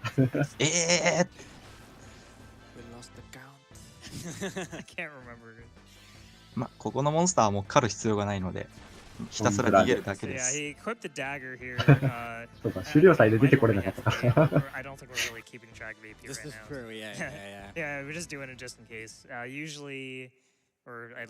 ザグナルですね。こ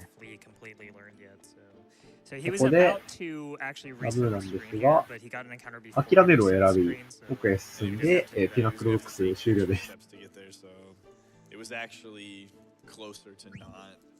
進行が早いですね、やっぱり。す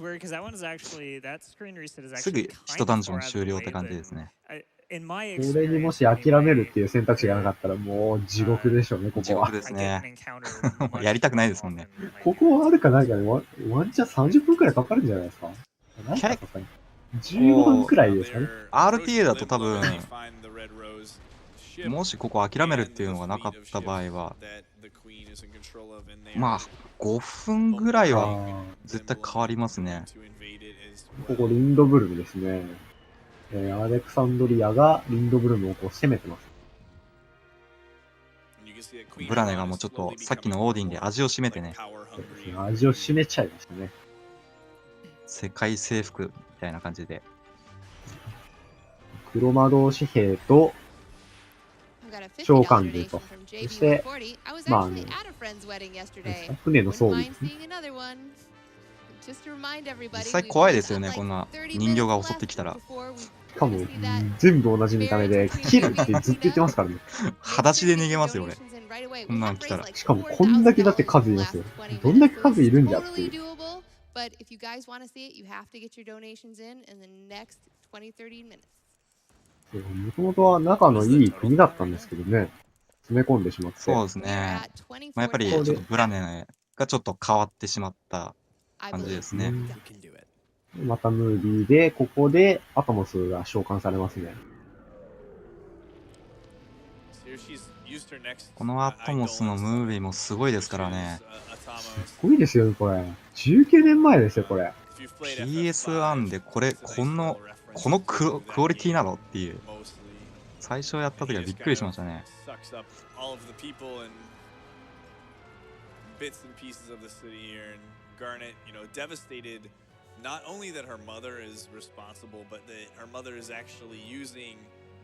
ご満悦な様子で。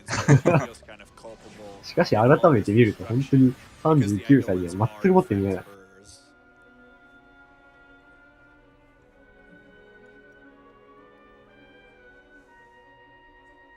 そうですね。ロード、まあ、エリア移動のロードは早いんですけどね。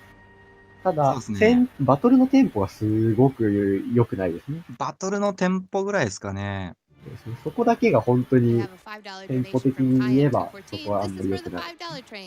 You know what they say, the more the merrier. I like it. We've got $100 from Brian175. Love FF9. Here's some money for the wedding. 違います。ガーネット16歳でした。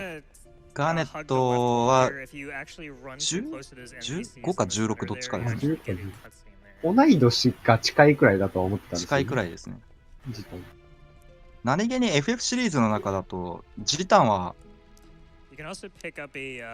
主人公としては多分一番年齢低いんじゃないでしょうかね。16。あ、でも3がいいのかな。そっか。3以外だと多分2番目に若いのはジタンだと思います。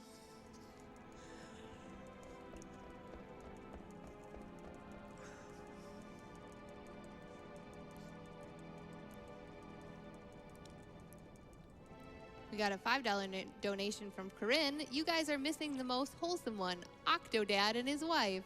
そうですね。だいたい17歳とか、クラウドが確かに20歳とかでしたっけ。確かそれぐらいだったような記憶あるんですけど。月の民だから実年齢はそうですね。ああ、そうですね。それでこう、ビリはこう、残った車の紙幣を捕まえましたって連れてこられるんですけど、違うんじゃん。Supplying black mages and other weaponry. Yeah, they convinced the guards that Vivi is an undercover, is like undercover for the black mages. ジさんは主人公の中で一番身長小さかったよ。まあ、確かに小さいのかな、これ。ここで合成はエクスプローラーだけですね。エクスプローラーも結構重要なアイテムなんですけど、ただ、割と出番はそんなにないっていう。そうですね、出番はそんなにないですし、後々またなんか宝箱からだったからって回収して、これと一緒に売るみたいな感じな気がしますね、エクスプローラーは。お金にしかならないですよね、後半は。どちらかというと、エクスプローラーより1段階上のあっちですね。あっちを使いますね。ルーントゥースですね。We're getting there, guys. Keep it coming. I promise you it's worth it. We have parts picked out and everything. まあこう、ものすごく、もうすでにアレクサンドリア兵に、アレクサンドリアにこう、占拠された感じですね。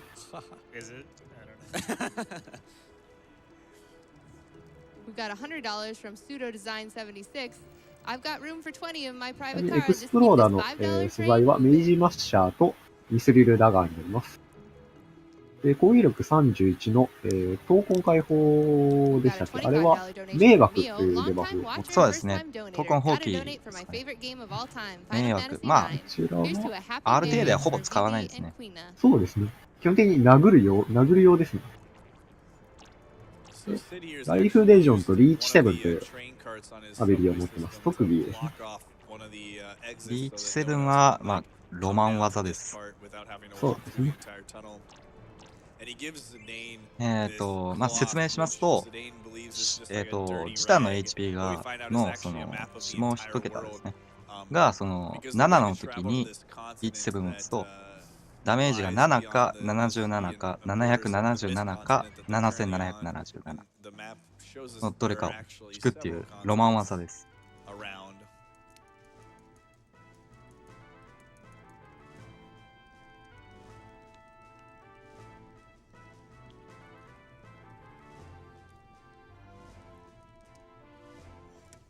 そうですね。タスでは必須ですね。ここで買い物をしますね。ポーションをすべて売らないかな？ここでは売らないですね。ミスビルヘルム1つと金の針が11個ですかね。それからもうちょっと多いか。12個買いましたね。まあ多分安定を取ってって感じですかね。ここは、ミスビルヘルムは生属性強化と眠らずの術と毒味の術を持ってます。金の針は、まあ、そのうち使います。結構後ですね。ここで、貴族の沼に入ります。でさらに、ようやくですね。はい。新キャラが。まあ、ディスク1でも一応、仲間にすることはできるキャラクターなんですけど。通常プレイでは、仲間にしますね。あ、ここで、海外版だとなんかすごい機嫌が悪いというか、やる気のないモグ太郎がいます。なんであんなテキストなんだろうな。日本語だと、まあなって言ってたのに。なんかネタになってますよね。こんなんでいいのか、モグ太郎。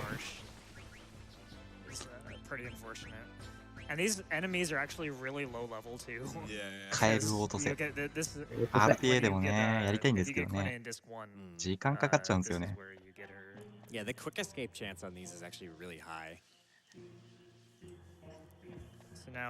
ますね。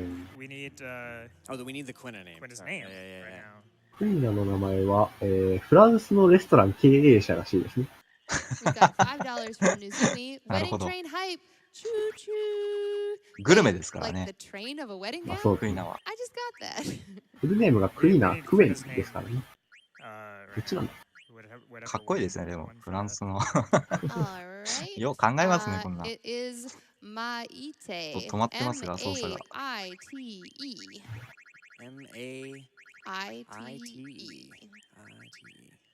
Yeah, there were some accent marks over that name, I think, but yeah, again, we can't do it on this game.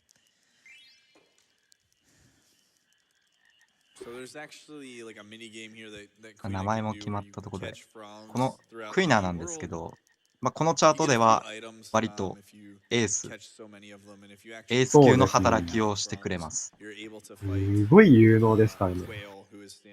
まあ、結構チャートによってはもうクイナを全く使わないチャートとかあるんですけど、このチャートではもうクイナがエース級の働きを、してくれます。まあ、主に青魔法ですね。そうですね。通常プレイでもすごく助けられた方はいらっしゃるんじゃないでしょうか。結構優秀な技が多いですよね。通常プレイだと天使のおやつとかも相当ジート級ですよね、あれ。そうですね。マイティーガードとかももう安定という感じですし。なんやかんやでホワイトウィンドとかでヒーラーもどきにもなれますし。ですね。あと、まあ、リレイズですかね。リレイズですね。あのあたりがすごいですね。So here, Vivi actually wants to talk to Quail because he says that he resembles his grandpa. Again, if you haven't. あと、RTA では、確か、かなり前の RTA でレベル5デスを使うのもありましたよね。昔ですね、使ってました。デザートエンプレスっていう、はいはいはい。ウィーユベールの後のダンジョン、ディスク3ですね。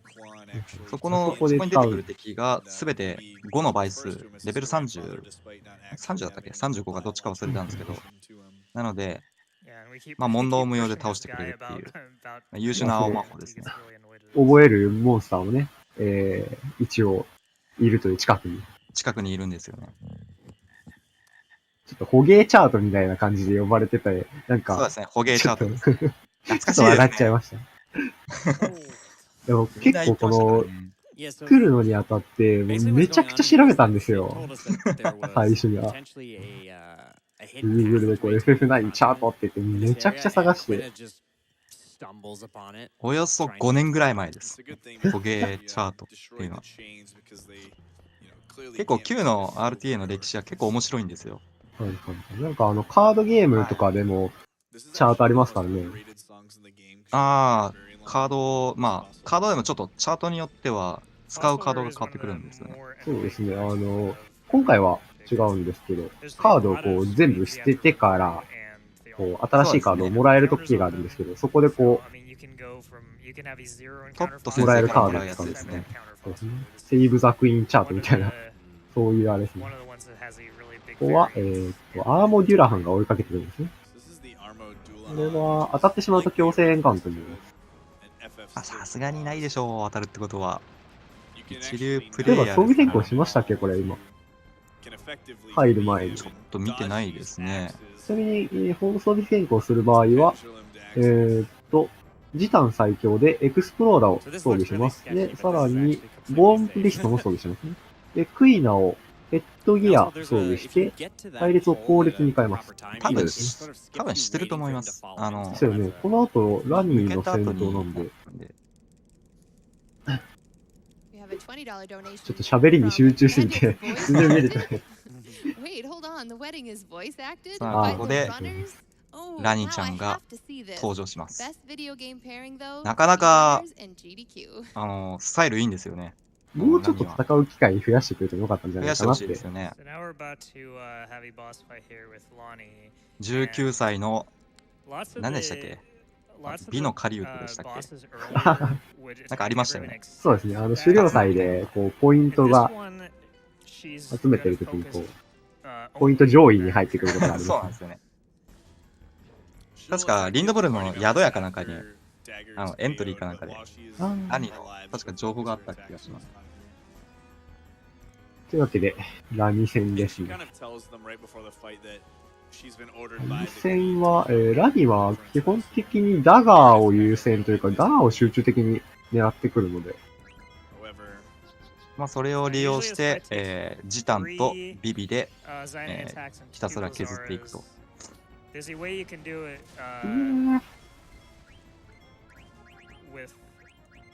の時のもうジタンの攻撃力が強いので、だいたい1400とかぐらいは出るので、あとはもうブリザラと組み合わせて3ターンで終了ですね。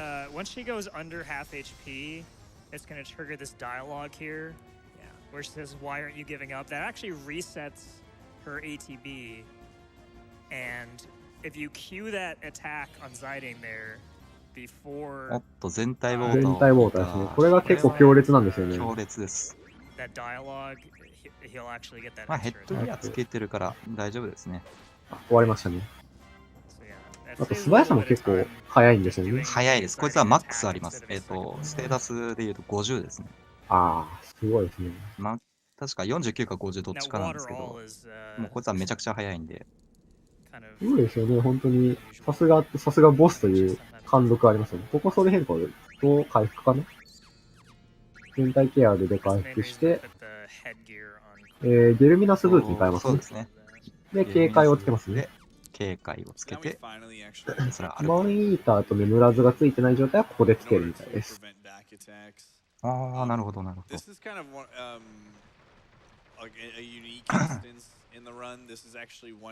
果たしてエンカウントできるかな。ああ、そうですね。このダンジョンで、クイナの青魔法、夜っていう技があるんですけど、それを習得したいので。あ、なんだ。あ、行きましたね。いきなり来ましたね。もういきなり当たり引きましたね。このスケアモンスターというモンスターですね。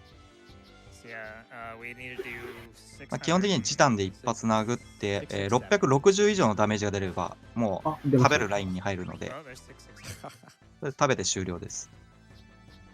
食べるというのはクイナ特有の特殊のアビリティになってまして、残り HP が4分の1以下の敵を食べると、青魔法を覚える場合があります。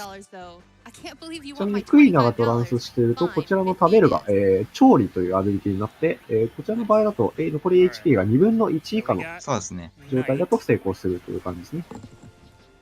この技がかなり強いんですよ。そうですね。これがもうすごい強いです、本当に。性能を言いますと、基本命中率 100% で、その敵味方全体を睡眠状態にしますね。で、味方側は眠らずの術をアビリティでつけとけばそれを回避できるので、基本的にはその睡眠が効く敵に対して打つ技です。で、睡眠状態になった場合ですと、回避率が0になるのと、つまり必中ですね。こちらの攻撃が必ず当たるのと、さらに寝てる状態にダメージ与えると 1.5 倍になります。ダメージが。なので、かなり強い技なんですよね。通常プレイだとあまりこう、なんていうんですかね、影に埋もれやすい青魔法ですけど、そうですね。味方にも食らうのみたいな感じで。そうですね、そうなんですけど、敬遠される方はいると思うんですけど、よくよく考えるとすごい強いなっていう。で、ここはもうホッシルルーのこう、移動ですね。すごいめんどくさいというか長い。長いんですよね、ここ。アイテム回収は基本なしですね、ここは。ここはもうないですね。このダンジョンはアイテム回収はなしです。あ、そうですね。ディスク1でグランドドラゴンを倒すのに使うこともありますね。懐かしいなぁ、グランドドラゴン。めっちゃ強いですからね。めちゃくちゃ強いですからね。なんであれ、上がれちゃダメだろうと思って。まあちょっとした遊び心ですよね、あそこは。あれですかね。ファイナルファンタジー8のアルケノダイオスとかでしたっけ？ああ、はい。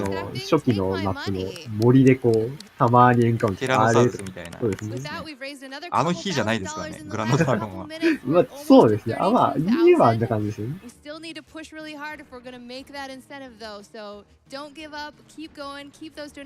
ムは本当にモンスターの HP がすごい低くて、10万いくモンスターいないんですよね。7万もいないでしたっけ？そうですね。なので、スタイナーのその突撃というアビリティがあるんですけど、それがもう本当に猛威を振るってしまうので。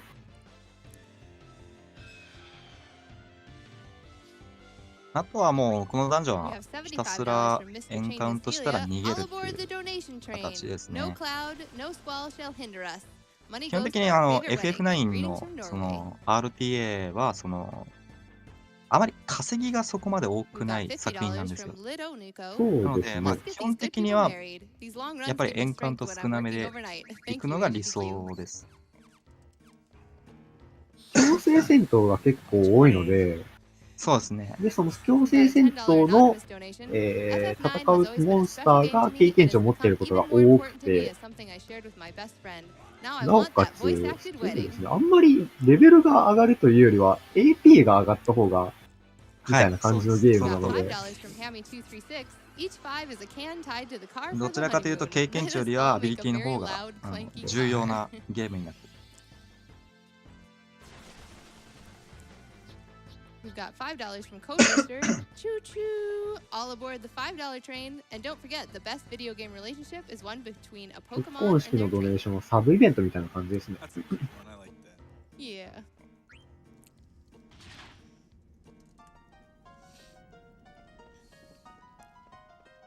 So yeah, 20 encounters, 21 encounters. 結構エンカウントしてますね。そうですね。まあ、通常プレイって感じですよね。はい、よくエンカするっていう。この位置ですでに4エンカ目ですかね、これ。練習配信見てたときはなんか、もうちょっと穏やかだったんですけどね。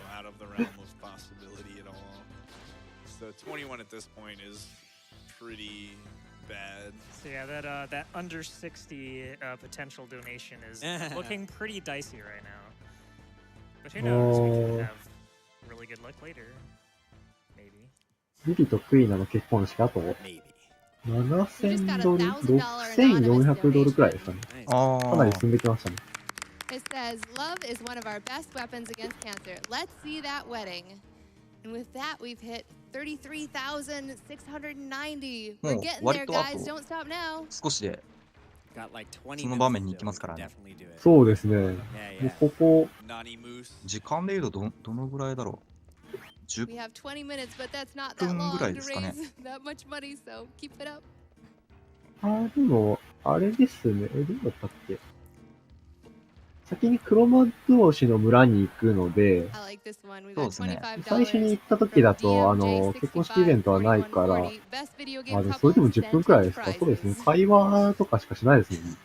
会話と買い物をして、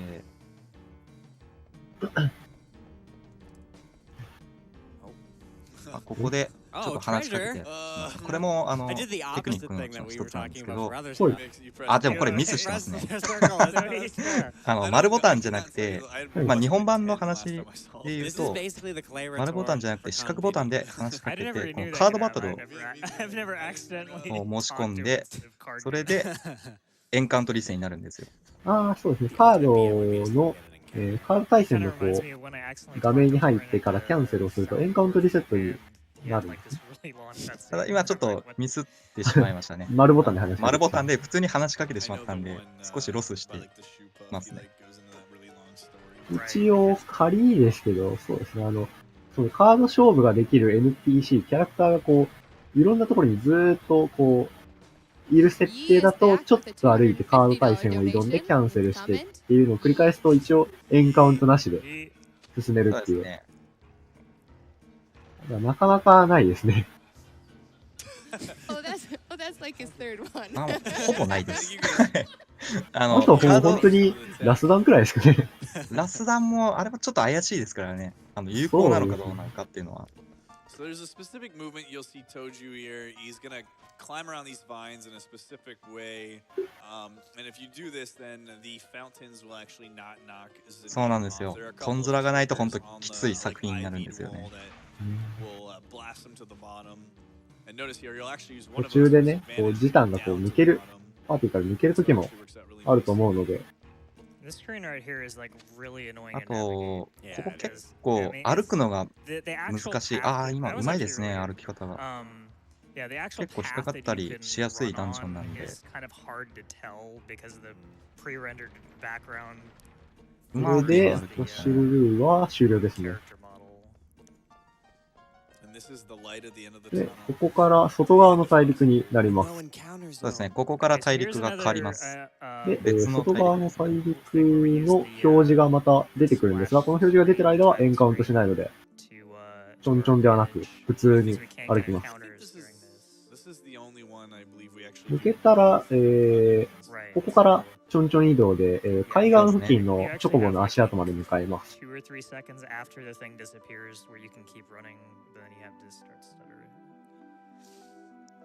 We have $250 from Gordon Fearman. Less than 10K left. Come on, guys. We have to get this wedding. It would make me so happy.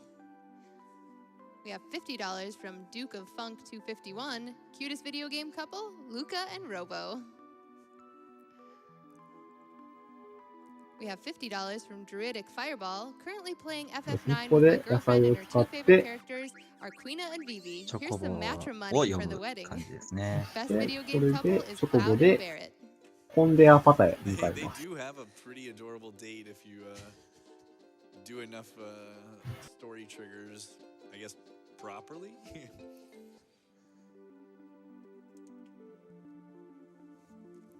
I kind of wish the Barrett date was actually faster for the speed. これピクピク動くのは、これをするとエンカウントしなくなるからですね。通常普通に航行機を押しっぱなしで歩いているとエンカウントするんですけど、なぜかこれをやっているときだけ、ちょんちょん押して移動しているときはエンカウントしないんですよね。はい、そうですね。ちなみにこれはバグでもなんでもなくて、攻略本に載ってますね。仕様ですね。We're almost there. We can make it, but we literally only have a couple minutes left. They're almost there. 結構 So if you 珍 want to しい see ですよ that, ね。you have to donate right now. No more hesitation. This is it. You want the voice ここ acting. で You want the ギル parody. 回収ですね。 Get your 2700 donations ギ in. ル。 And I just want to say thank you guys so much for 1700 ギルの方 sending は回 all 収 the しないんですか donations ね。 already. And thank you も for う今は sending し in な your いです favorite ね。 video game couples. I really で、 enjoyed こ reading こで those. 船の前でダイヤモンドを回収します。こちらアクセサリー兼消費アイテムになってます。アクセサリーとして装備すると、熱せず冷ませずと、まどろみの術というアビリティが使用できるので、はい。両方ともめちゃくちゃ強いですね。超重要なアビリティです。その2つは。まどろみの術が、単純に回避しやすい。敵の攻撃に対して、回避するっていうアビリティなんですけど、あと、熱さまですね。熱さませずは、ヒートとブレイズ、ヒートじゃねえ、マスタードボムですね。と、ブレイズを無効化するアビリティなので、絶対に必須ですね。ヒートはですね、その状態異常がついている間に行動をした後、即座に戦闘不能になってしまうという状態異常です。フリーズは、先ほども説明しましたが、フリーズ状態は、行動ができなくて、その状態で攻撃を食らうと、戦闘不能になります。結構えげつないんですよね。えげつないですね。We did get a $2,000 anonymous お、 donation 結婚式行ったらしいですよ。届いたらしいですね。一気に増えましたね。で、ここから枯れた森に移動します。ちょっと引っかかりましたね。ここね、見づらいんですよね。ここで、この先でものすごい、買い物の量なんで、大変ですよ。ちょっと今のうちに説明しとこうかな。この後ムービーなので、買い物ですね。まず、買うアイテムから、売るアイテムからいきますか。テントとフェニックスの羽を手持ちすべて売ります。で、オーガニクス、パルチザン、ミスリルソード、アイアンソードを売ります。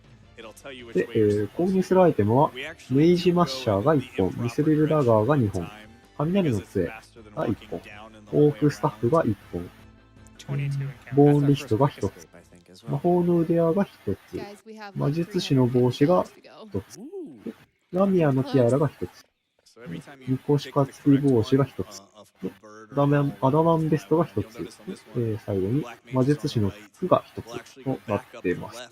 ただ、オークスタッフではないですね。雷の杖ですね、おそらく。合成用の素材ですね。サンゴの合成素材ですね。そうですね。ここのムービー結構すごいと思います。ここの演出というか。ポリゴンとムービーが合わさってる感じで。雷の杖は一応合成素材用なので、あんまり気にしなくてもいい気がしますが、雷属性の、通常攻撃は雷属性の属性を付与して、サンダラとポイズンが使えますね。そうすることはないですね。届きましたね。結婚式のドネートは。届きましたね。いやー、結構好きなんですよね。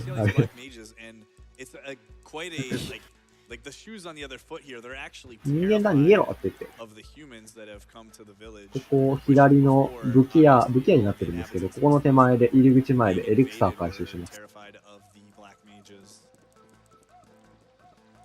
れが、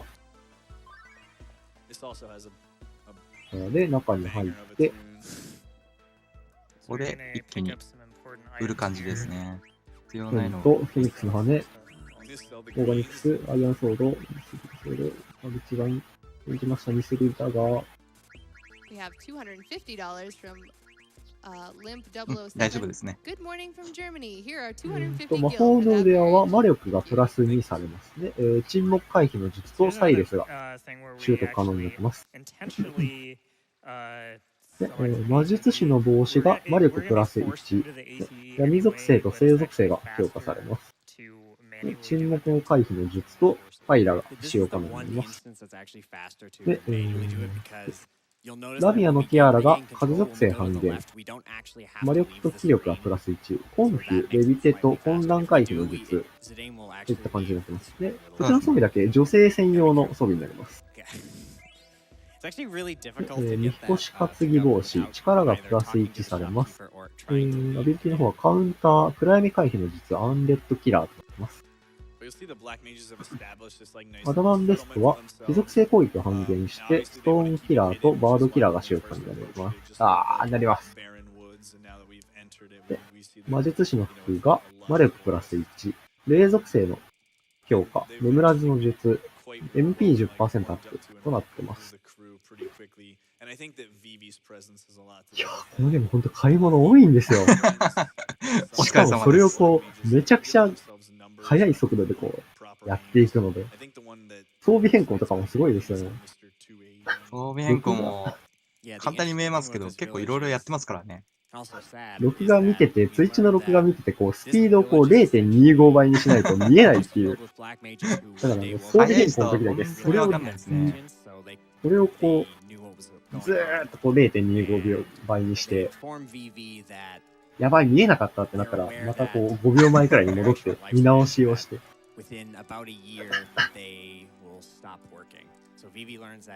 まあちょっと長い会話イベントですね。Although he does learn that he is from a prototype group, unlike the Vages in this village, but naturally speaking, he is, still trying to figure out himself. And Zidane is talking. そうですね。買い物で割と差がつく RTA でもあります。ただ、もう今、このチャートなんですけど、結構もう限界まで削ってるんですよね。買い物と合成のメニューを。ちょっと前までは、さらに5、6個は多分あったと思います。余分に買い物してたっていうのがあったんですけど、今もう本当にギリギリのラインまで。そうですね。オークスタッフを買ってたんですけど、オークスタッフ買ってないですからね。もう今、使う人はあんまりいないですね。使ってる人の方が多分少ないと思います。ここで、2000ギルでしたか。回収して、構成ですね。バタフライソード、ルーントゥース、デザートブーツが2つ、ガラスのバックルが1つ、パワーベルトが1つ、サンゴの指輪が1つで終わりですかね。そうですね。妖精のピアスはお好みですかね。お好みですね。古いチャートだと多分採用されていることが多いですかね。まあ今でも合成されてる方は何人かいますね。まず、バタフライソードの解説から、攻撃力21の、盗賊砲ですね。闘魂放棄は沈黙の効果を持っています。アビリティはあれは何だと女の子をかばうですね。基本的に女の子をかばう用ですかね。そうです。あと、バタフライソードの沈黙の闘魂ですかね。闘魂放棄用ですね。基本的にはまあ、石竜用ですね。ルーントゥース、攻撃力37の盗賊砲になります。闘魂放棄は毒、アビリティはリーチ7ですね。これはもうガチの火力武器ですね。エクスプローダーの、上位互換。上位互換ですね。見た目も結構スラッとしてる。スラッとして結構シンプルでかっこいいフォルムをしてますね。デザートブーツが土属性半減、水属性弱点、魔力と気力がプラス1。アビリティが逃げてもギル、プロテス、ライブアーとなっても。ガラスのカップル、こちらは合成素材なので、そうすることはないですね。パワーベルトの、素材ですね。ウィンドブルムについた状態から作れるようになるので、一応そちらのあたりの時間帯というか、序盤のアクセサリーですね。こちらが結構イベントですね。これは必ずやらないといけないイベントに。結構イベント来ましたね。No kidding, but we have to do it to go on, right? Yeah, but that's not reason enough. Oh, come on. 神前の儀と言いまして、一人の男と一人の女が神に祝福され、夫婦になり、聖地を望む巡礼の旅に出るために執り行われる聖なる儀式で、本来はこのドワーフ族にしか認められていないそうなんですが、ジタンとガーネットはまあ、 I'm really excited. 国礼で儀式を受け、100組の目の夫婦となったということですね。結婚イベントなんですけど、ただ、この先に進む、聖地に進みたいんですけど、その聖地に進むためであり、まあ、実際に夫婦という感じじゃなかった。だからこの名前したんですか？このMy Man。これひどいですね。そうですね。なるほど。ここ。What are we supposed to do? Hey, you guys trying to ruin our honeymoon? But you know Candace leave us here. Don't worry, I'll figure something out. お前らも儀式受ければということで、こちらですね。そうですね。こちらですね。こちらがドネートの結果です。まあ、ある程度はもうスルーするところなんですけど。というわけで、あえて AT ですね。ここ本当、101組目の夫婦ですね。And the wisdom to follow the path. May the blessings of heaven be upon this man and woman. めちゃくちゃ好きです、本当に。私、幸せあるよ。ビビもこう、僕もって言うんですね。で、しかもこう、詰め寄られるんですよね、クイナに。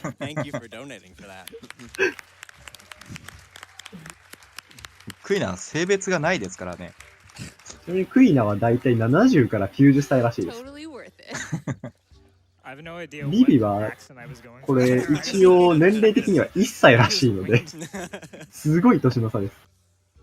というわけで、なんか、よくわかんない。なんかこう、泥棒がいたらしいので、それを追いかけます、今から。Guys, it was fun hanging out with you, but I'm gonna hand it over to Mr. Game and Chat. ファイナルファンタジー9は、全キャラ結構好きなんですけど、特に好きなのが、ビビとこのキャラですね。ああ、そうなんですか。幼女ですよ。でも可愛いじゃないですか。強いですからね、単純にあと。ストーリーでも結構なんか、優秀なんですよ。そうですね。As your first order of business. Yes. Congratulations. A 子がここで仲間になります。そしてクイナがここで離脱。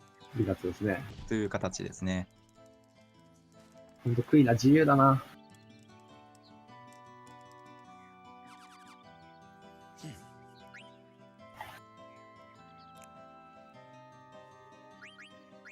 名前何なんですかね。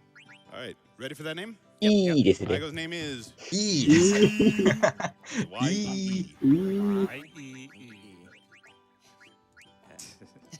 ってあれですね。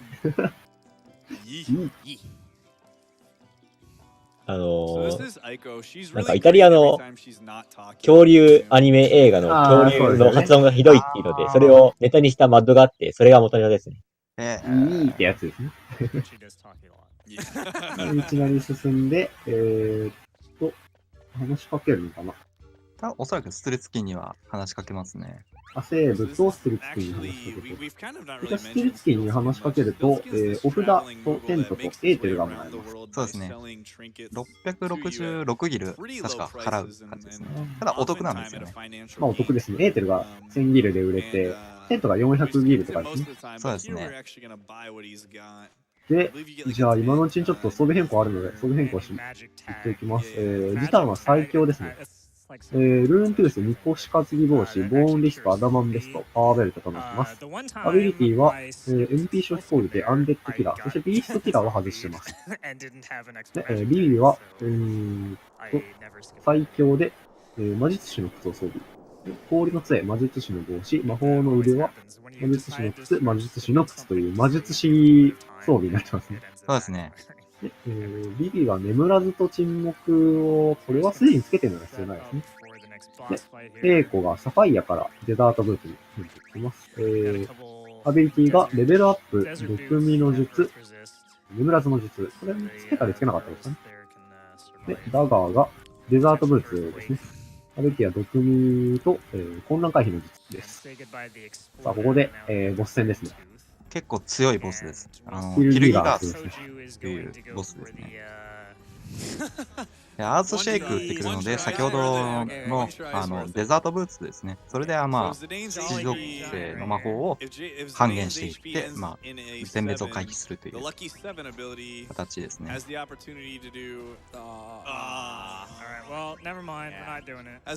ただ、このボスは結構強いので、カットするんですかね。こちらも一応カットができます。大抵はまあ、ちゃんとやれば、ケアルがですね、の方をカットできるので、あれも説明は難しいんですけどね、HP の半分を、半分以上のダメージを与えると、ヒルギガースに。ヒルギガースがまあカウンターで、ケアルが打つんですけど、ちょうどその半分以上のダメージを与えるときに、先にヒルギガースの ATB が溜まった状態ですと、それをカットできるんですよね。それをまあ狙ってやるかどうかなんですが、おそらくやると思います。なかなかこう、もっさりする ATB なんですが、こう割とウェイトでこう結構突き詰めると、こういう風にすごい奥が深いシステムになってて、そうですね。これはこれでなかなかいいと思いますね。大丈夫でしたね。そうですね、妖精のパイプをこう通常プレイで盗もうと思った方は数知れず。成功しましたね。ケアルがカットしましたね。いいですね。あと、撃破後、ジタンのアクセサリーをパワーベルトからゲルミナスブーツに変更して警戒をつけるかもしれないですね。つけますね。まだここでは覚えれてないので、警戒とあと、トンズラ用ですね。ゲルミナスブーツはトンズラもついてるので、それも大きいですよね。大きいですね。かなり大きいです。コマンドが減らせるので。カウンターは、警戒ですね、多分。よかった。よかった。カウンターそれちょっと台本にない。えらい好戦的な道中になってしまいますからね。攻撃が食らうためですよね。あと、これから、まあ、マダインサリっていう町に行くんですけど、マダインサリの後に、イーファの日という、ちょっと長いダンジョンがあるんですけど、そこで少しだけ、稼ぎをします。まあ、ちょっと狩りやすい敵がいるんですよね。ストローパーっていう、ちょっと、フォルムがちょっと木みたいな、ちょっと大きい木みたいなモンスターがいるんですけど、それに先ほど買った、金の針を投げて、一発で倒すという感じですね。チャート通りだと、まあ、最低2匹狩れれば、もう十分なんで。Yeah, we still got like, what, 3 hours? Yeah, we have several. We have a few hours left. イーファの木もそうですね、低レベル攻略だとすごい辛いところだったと思いますね。一応、強制戦闘が一応あるダンジョンですね。なんやかんやでストローパーとかがめちゃくちゃ強いんですよ。強いですね。低レベルでいくと。普通に強制エンカウントのところまで全然全滅できますから。全体攻撃ありますからね。悩まされた方は結構いらっしゃると思います。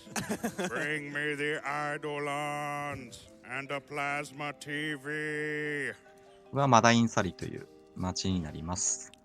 エーコの、まあ、エーコが住んでる場所ですね。モーグリがめちゃくちゃいますね。召喚師の、まあ、一応村っていう感じですね。She has no friends. It's not a coincidence. Okay. Listen. The thing about pronouncing names, it's they're pronounced however you want them to be pronounced. Yeah, that's what I like about the non-voice acted games, honestly. Yeah, like I say Zidane, even though I know it's wrong. 9のモーグリでもう4時間半ですか。半分超えましたね。本当ですね。4時間36分まで行きましたね。本当助かります。9のモーグリって可愛くないですか？結構シリーズの中でも僕好きなんです。個人的に僕も結構9のモーグリはすごい好きです。氷の洞窟にいるモーグリとかめちゃくちゃ好きなんですよ。そうですね。謎の関西弁の。ちょっと凍らされてるモーグリなんですけど、溶かすとめちゃくちゃ熱いやんけーって、すごい可愛いんですよね。何回やでこうサブイベントでもこうモーグリが結構強調されてるので、そういう点でも結構あれですよね、モーグリは優遇されてるというか。ストーリー上も結構絡んできますからね。そうですね。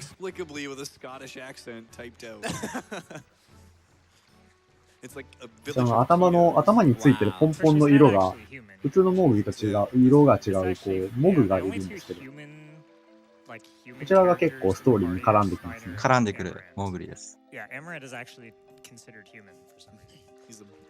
ここは入り口に戻ってくるとイベント進みますね。固定 AT のお料理選択肢ですね。選択肢は丸連打ですね。ひたすら丸連打です。エイコは確か6歳とかなんですけど、よくこういうお料理をやろうと思いますよね。こういうところがやっぱ結構6歳とは思えないこうしっかりしてる感じがあって。なんか実質、あれですもんね、一人で住んでるようなもんですもんね。そうですね。人間がいないですからね。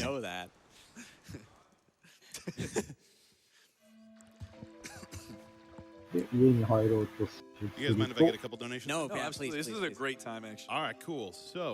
I've got a donation here from Steve's friends for $1,100. 大陸マップで四角ボタンを押すことで来てくれるモーグリは、確か、読みすぎても来なくなるということはないはずですね。ないです。セリフが変わるわけですね。変わるだけですね。なんか用もないのに呼ぶなっていうのは。That's gaming at peak human performance. We miss you so much, Stanky. Good luck on the 今は、そうですね、だいたい操作時間、まあ NA 版で言うと、ちょうど半分ぐらいですね。そうですね。日本版だと、日本版はちょっとエンディングがあるので、プラス31分で考えないといけないので、まあでもそれでも、だいたいもう半分近くまでは行ってますね。日本版計測開始が、電源投入からで、タイマーストップがエンディングのザ・エンドが表示された時なので、そうですね。海外版、今回のルールですと、タイトル画面のニューゲームを選択してからが計測開始になりまして、計測終了がラスボスにとどめを刺した瞬間でストップになります。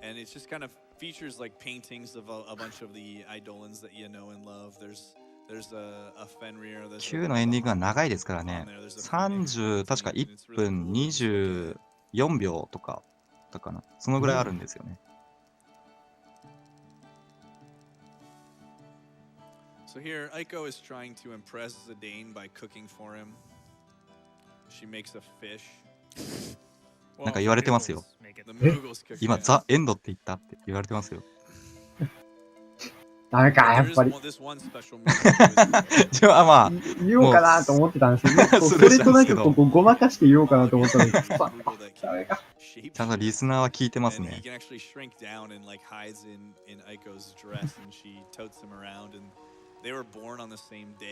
の前の RTA in Japan 3にはいらっしゃいましたからね。お疲れ様でしたね。怒られちゃう。ダメだ。やめましょう。この話は。マダインサリアはまあしばらくはもうイベントオンリーなので、この後、このイベントが終わった後にいよいよイーファの木ですね。まあそうですね、RTA 奏者から見ると嫌なダンジョンですね。かなりブレるダンジョンです。だいたい4分とかそれぐらいはブレちゃうようなダンジョンなので、結構記録狙いしてる方とかだと、来てしまったかみたいな、そんな感じのダンジョンです。ここはあれですね。ツレションイベント。ツレションイベントですね。ここでちょっと英子が聞いてるんですよね。This game has like hardly any skip. It has like a few skips that save like a couple seconds each, and there's like no real major skips in this run. I guess the Mistodon is like yeah, the as good Mistodon as it skip gets. is that one saves like 30 plus seconds.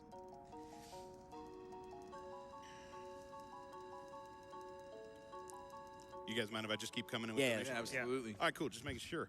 $25 here from Dragon Hero Zero. Blindfolded menuing? Sign me up. Finally got paid and happy to help PCF. Hey, thank you for helping out there. なんか匂う。I've also got $10 here 匂って from ますか Doc ね。 Cobrin. Hello, everybody. I want to meet that final donation goal. Let's not lose this opportunity to see blindfolded menuing. さあ、いよいよ、いいファの木ですね。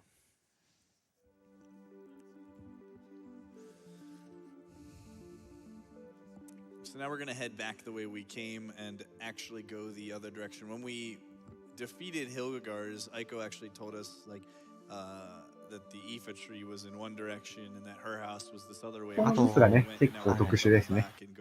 ボスはかなり特殊なボスですね。普通に戦っても、ちょっとゴニョゴニョしても特殊ですね。そうですね、まあ、いいファの木ですからね、すごいでかい木ですからね、やっぱそこにいるボスって言ったら、ね、めちゃくちゃ強いんだろうな。めちゃくちゃ強いんだろうなって感じになりますけどね。あ、また嫌なエンカウント引きましたね。このトロールっていうこのモンスターは、刺激っていうちょっと技があって、それバーサクなんですよね。なので、まあ、下手したら、個人的には、イーファのボスよりはこいつの方が強いですね。こいつの方が来てほしくない。Loved your guys' run at RPG Limit Break last year, and I'm excited to watch this one. Good luck. Thank you. Thank you. Yeah, I actually, when I first played this game, I thought it said Tifa because on the intro screen, the way the font is makes it look like a T.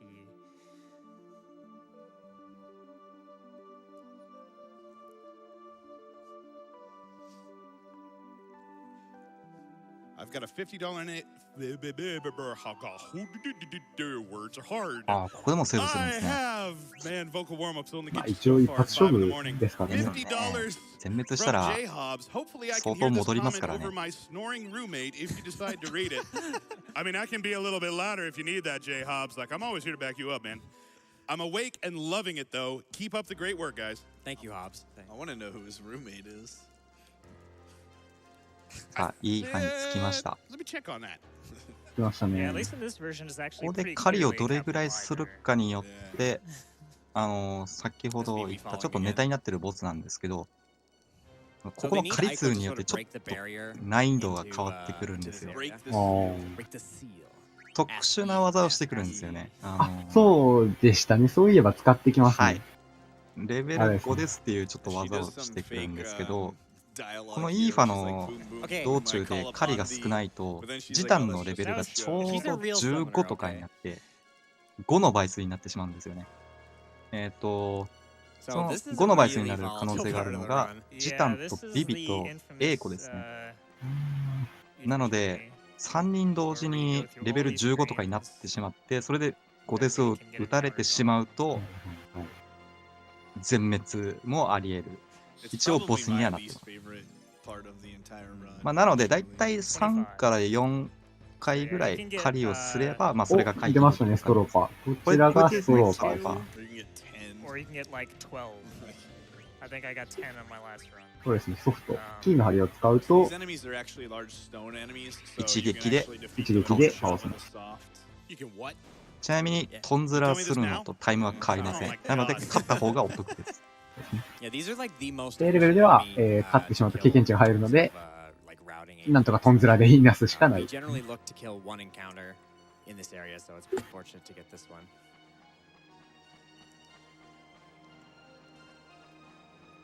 構演歌は、結構早い段階で。このマップもう一演歌しそうですね。お、出ましたね。また当たり引きましたね。This is one of those screens where sometimes I just like try to emulate the Taz, just like by guessing, and like one time これで2匹目ですね。まああと1匹か2匹ぐらい狩れば、5デスは心配ないですね。up and hope for the best. Hope you don't get more than one, or at least not more than two. Hopefully he doesn't get two. He got his first one there really early, pretty early. おっと、ちょっと、ちょっと荒ぶってきましたかね。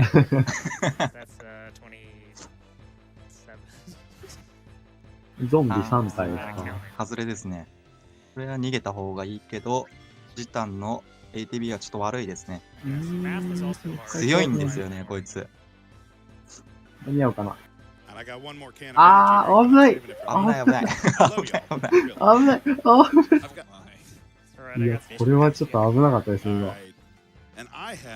このゾンビは、1ターン目で逃げないと、2ターン目以降に、すっごいめんどくさい行動してくるので、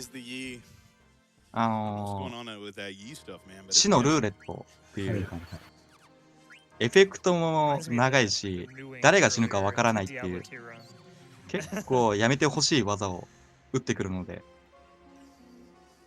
なるべく1ターン目で逃げるのが基地です。I held up like a champ. You willed us to that one. This is like one of the most difficult turns. まあ、なんとか中間地点につきましたね。It's really difficult to. I'll typically stop there at the edge of the first bit, like Tojju did. It's hard to find the right angle there, actually. Yeah.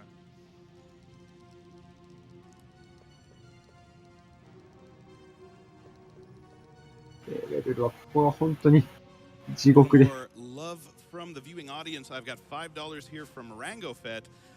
こまでも地獄、ここからも地獄という。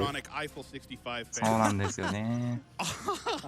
Off the top of my head, Europop and Too Much of Heaven are other great songs of theirs. There are dozens of us. Dozens. Dozens? 今のところはまだ2体だけですね、買ってるのは。できれば、1、2体借りたいところですけど。ベルカ怪しいですね。They have a song about the PlayStation, by the way. Did you know that? I did not know that because I don't listen. I would like to hear that.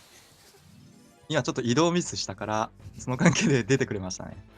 こいつはできれば勝った方がいいですね。あ、ストローパー出ましたね。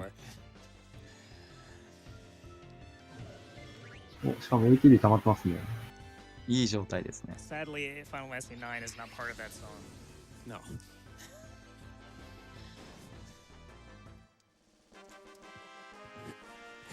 I've got $5 here from Skate. So you're saying the runner's favorite band is Aiko? エイコの戦闘終了のポーズがいいですよね。Put this towards the blue-folded, blindfolded menu. これもカルかな？ What is that? 29 now? 何が出るかな？ For the blindfold menuing? ドラゴンゾンビですか？こいつもまあ一応一撃で倒せますね。レイズで。そうですね、レイズですね。倒さないんだ。そのまま逃げる感じかな。アンダラ。時間的には半分過ぎた感じですね。そうですね、まあ半分はもう過ぎてますね。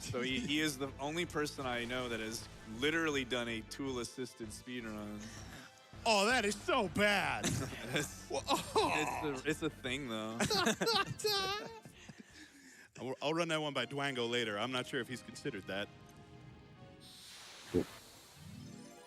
喧嘩荒ぶってますね。Two on that screen is that's rough. Actually, the outside was really good. ストローパーだ。Actually, surprisingly, for as bad as my encounter luck was, I'm really feel like Toju's worse right now. いいんだけど逃げちゃったな。大丈夫かな？ Really weird to get two encounters on that screen, yeah. I've got a $20 donation here from Tadek. Love the FF9 run from 2013 with Poexel and Spike Vegeta, and this year's run does not disappoint. The speedrunning community is such a wonderful crowd that I'm thinking of starting running Final Fantasy 7 and 9. Do you have any tips for a Final Fantasy beginner runner? Good luck with the rest of the run to Tojju, Sweden roots for you. Thank you, thank you. あと、このダンジョンは結構歩くのが難しいです。そうですね、歩く距離も結構多いですから。ぐねぐねしてるんで、結構壁をこすったりとか、そういうことがあるんで。あ、でもいいですね。いい ATB ですね。仕事しましたね。これがもう、1割とかからだと、地獄ですね。さっきみたいになりますからね。and just kind of starting from there. Definitely getting involved in like a community. We have a community Discord that has all of the Final Fantasy games represented in its own channel. Chock full of new beginner runners and veterans. すごい演歌するな。 People out and answer their questions. 内部で5演歌ってかなり多いですからね。Almost every run. The guides 9演歌目ぐらいですかね。トータル。そうですね、外でそれくらい。 super beginner friendly. That you can find on speedrun.com. これを低レベル攻略の時にやってたらもう、今日はやめようとか思うんじゃないですかね。大体殺されちゃいますからね。今日はやめようとか、RP でもそうですね。ちょっと今日は、運がなさすぎ。ああ、もう自分だったらやめてますね。9演歌聞いたら。はい、おしまい。ああ、まだ演歌するんですよ、これ。10演歌ですか。相当多いです、これ。大体は、平均的に大体、6から7とか、6演歌とか7演歌ぐらいがまあ大体平均的な値ですね。ダンジョン内は連打でエンカウント回避できないですね。あれがエンカウント回避になるのは、ワールドマップだけなので、ダンジョン内はもう本当にエンカウントしないことをこう祈りながら。そうです。完全にもう乱数によって決まってしまうので、エリア移動とかの乱数で一応リセットはさ、エリア移動でリセットはされるので、うまくこう、ギリギリでリセットされてくれることを祈るしかないですね。ここから強制戦闘ですね。You know what I just realized? I don't think we've had a single Ariana Grande reference. この先はもう、イーファは、ランダムエンカウントはないので、強制戦闘で、最初にゾンビですね。で、2戦目でドラゴンゾンビ。で最初のゾンビがランダムで2体か3体。どっちかになります。この状況だとできれば3体をちょっと引いた方が安心できますかね。ちょっと経験値が多くなるんで。倒し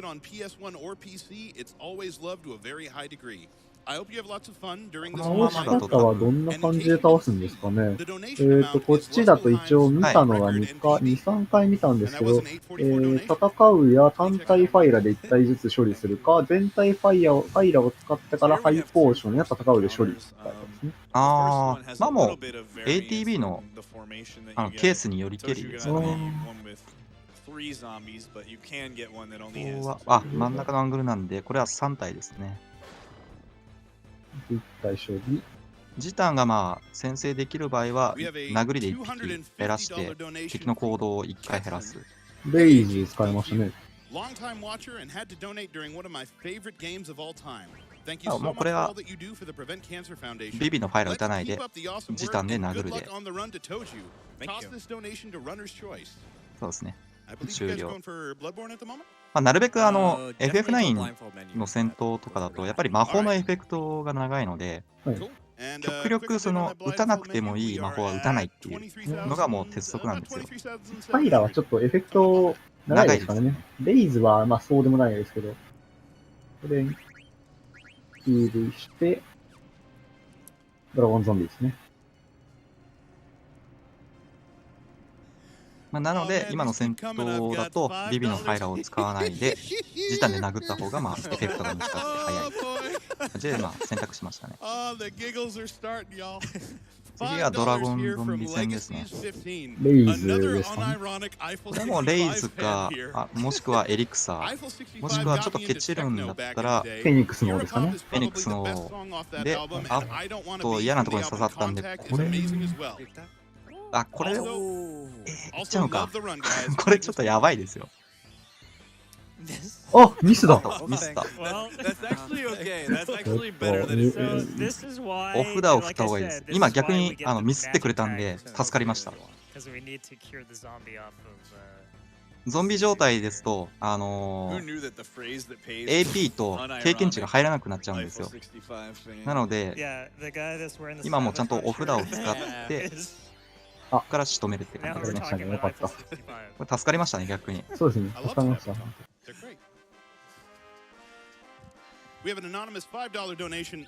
今、ジタンがレベル16になりましたね。入りましたね。なので、次のボスは最弱です。最弱ですね。最弱のボスになりました。最弱のボスですね。何も心配しなくていいですね。何も心配しなくていい。ここで、エリクサーとブリガンダインを回収します。ブリガンダインは力プラス1、アビリティアップ魔法返しを持ちます。で、ボス前に装備変更ですね。まずジタンから。ジタンのルーントゥースをバタフライソードに。ボーンリストをガラスの内側に。アダマンベストをブリガンダインに。で、アビリティ設定は、アビリティアップから、選択して、眠らずの術を外します。以上ですね。かなり、重要なアビリティですね。アビリティアップは。アビリティアップはもらえるアビリティが2倍になるという。はい。なので、まあ、純粋に、いちいち雑魚敵をもう狩らなくて済むみたいな。カツカツのね、状態なのに。ボスや、強制戦闘で、基本的に AP を稼ぐっていう感じに、これで。引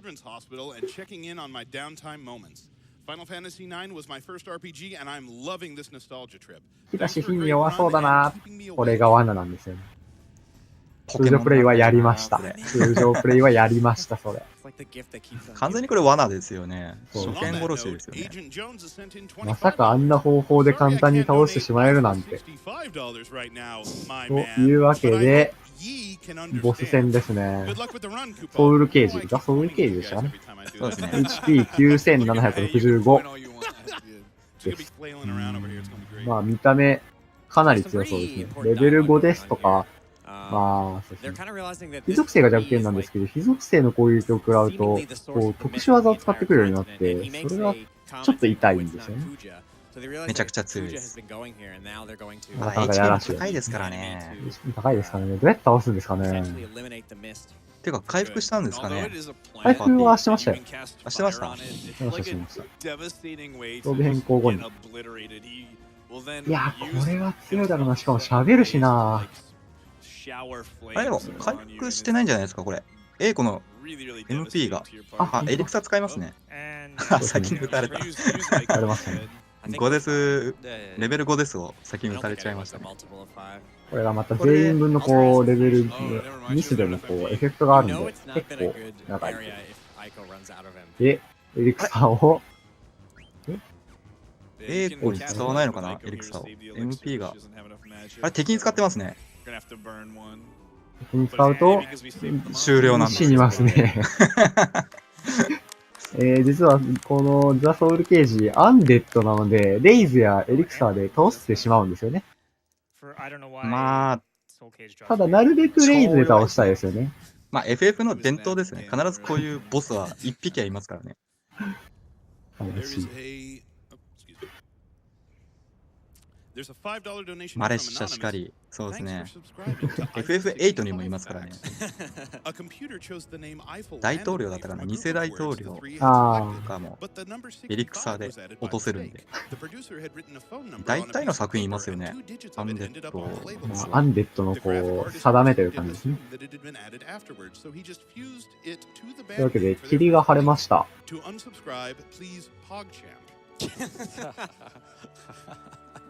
So yeah, we've defeated Soul Cage, the tree, and the entire mist has seemingly disappeared from the continent immediately afterward. I don't know if I'm excited or これでまあひとまずはイーファのキーは終了になります。そうですね。ギーナタタクもアンデッドですね。So here they're planning on they do this to try to bait Kuja into coming here, so that they can encounter him and confront him. ちょっとツンツンな木でしたね、今回は。この後、マダインサイルに戻るんですが、ここで多分装備変更しますね。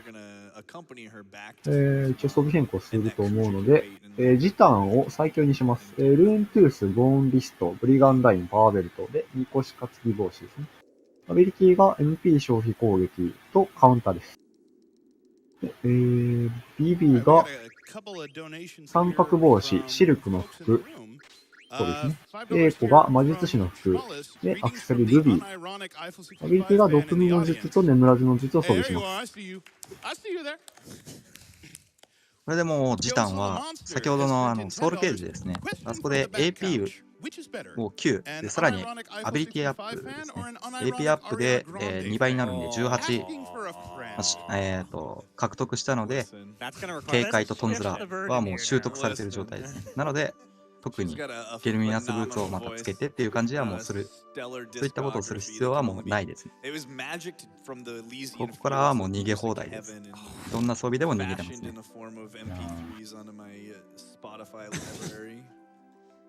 Did you tweet at her this time? No.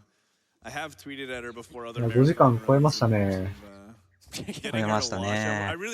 今回はさすがに9時間切れないですよね。セーブも挟んでたりしてますし。そうですね、このペースだと、9時間切りはちょっと厳しいですね。It is a pretty good start. Is that 35, 34? 34.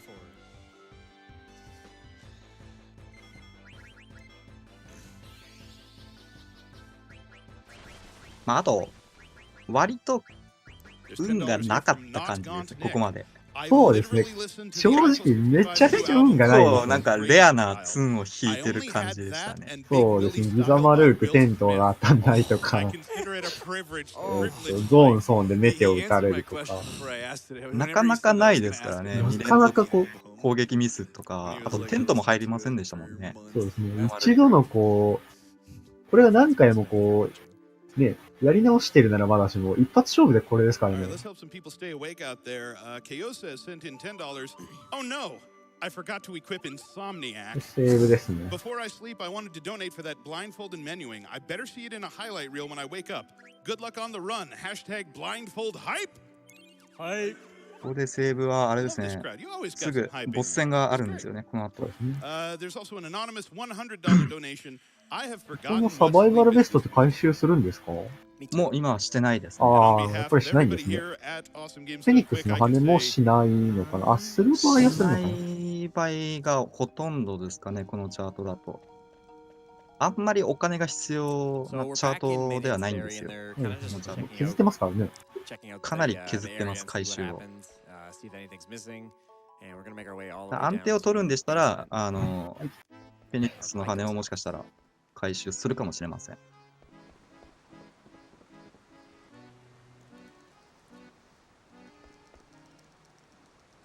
So now here, if you look at her, you can get a really good view of Aiko's character model, like I mentioned earlier. そこの宝箱に、サバイバルベストがまあ入ってるんですけど、まあ今はもうほとんど取る人はいないですね。取るモーションもロスになりますし、あと装備変更の邪魔になるんですね。それとまた売るコマンドが増えてしまうので、その関係上もう今はカットされてますね。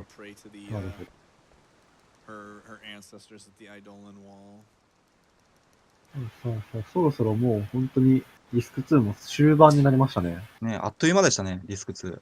1と2がね、すごい長いんですよね。3もまあ結構長いんですけど、4はそんなにね。ちなみに3が一番長いです。ですよね。多分、ストーリーの中で一番長いと思うので。しかも、イベントがめちゃくちゃ多いんですよ。そうですね。最初の1時間ぐらいが、その、イベントまあそうですね、そうですね。なので結構辛いですよ。しかも、海外だとね、連射が使えないので。ずっと連打なんで。ここは、真ん中で回復してから上を選ぶですね。上の様子を見るですね。そうするとここで、エクスプローダとエリクサーを入手できます。エクスプローダーはもうお金ですね。お金ですね。1000ギルだったかな確か1400かな確か1000ちょっとくらいはちょっと覚えてたんですけど。ブルーノスラ邪魔ってことは、そうですね。まあもう、アビリティ自体は割と優秀な方なんですけど、サバイバルベストの多分ことだと思うんですけど、ただ今はもう、使ってる人はほとんどいないんじゃないかな。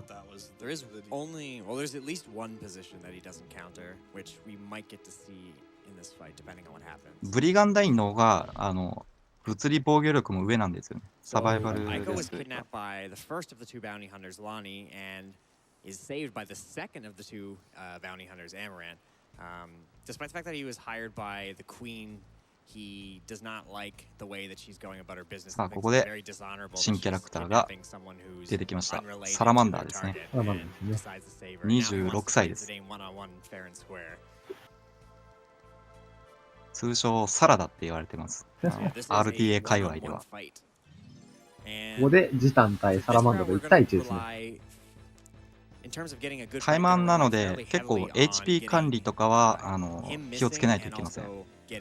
ただまあ普通にやってれば勝てるボスなんですけど、ここはちょっとどんな感じだったか忘れましたけど、サラマンダーはこう勝つ場所を結構ぐるぐると変えていくんですけど、勝つ場所によって当たるダメージだったりとか、与えるダメージだったりとか、そういうのが変わったり、カウンターもしてくれるようになる場所もあるんですかね。今いる位置がカウンターの、もうちょっともう動かれちゃったんですけど、でそのカウンター発動するとこう結構攻撃力が高いんですよね、サラマンダーの。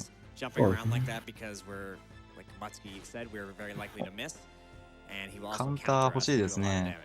自走カウンター。おー、2回余計すごいですね、なんか今日。こんなミスちょっとこれまどろみつけてないですよ。でもまどろみつけてないですよね。なかなかですよ。まどろみなしで3回連続回避はちょっと。で、今殴りを入れたとこがダメージが一番入る場所です。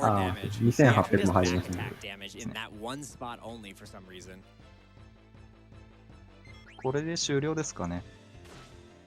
カウンター出ましたね。終わりですね。まだ1対5発とか、まあパワーベルトつけてるので、力プラス3がついてるので、まあ大体5発で終了ですね。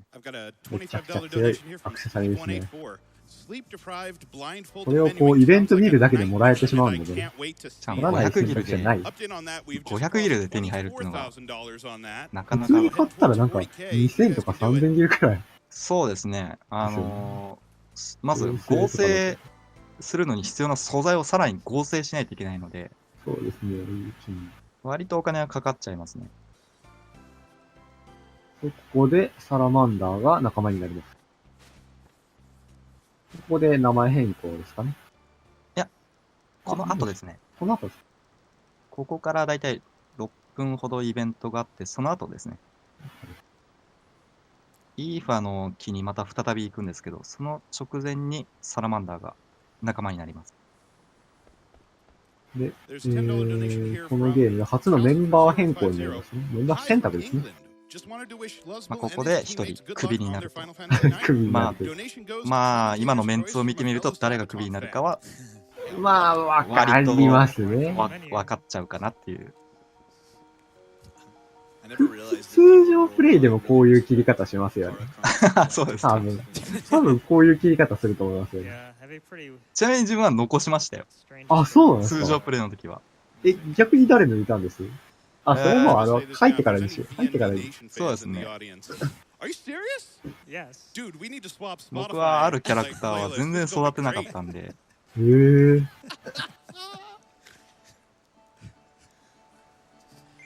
僕は確かに抜いたのは、今回のチャートの抜けるキャラを多分。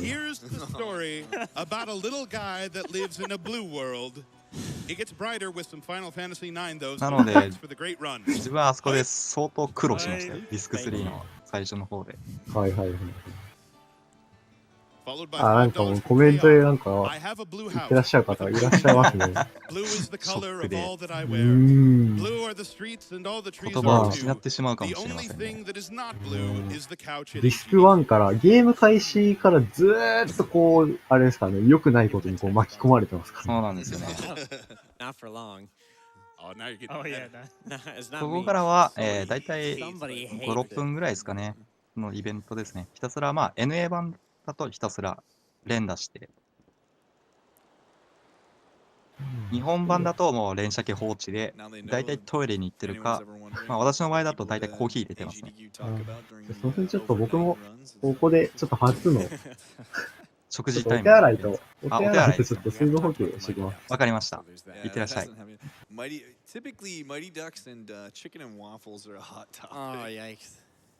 Don't get me started. Don't get me going. 特にここは解説することがないですからね。ストーリーはどうなんですかね。まあ、ダガーの過去の話とか、その辺ですかね。あんまり覚えてないんですよね、この辺。あんまり。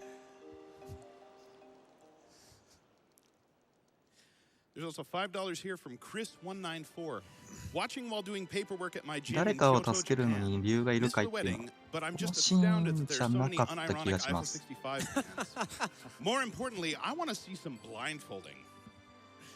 行動してくれなくなりそうだな。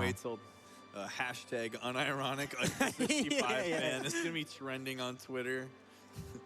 I actually wish I had まあちょくちょく間にムービーとかが入ります。このシーンは。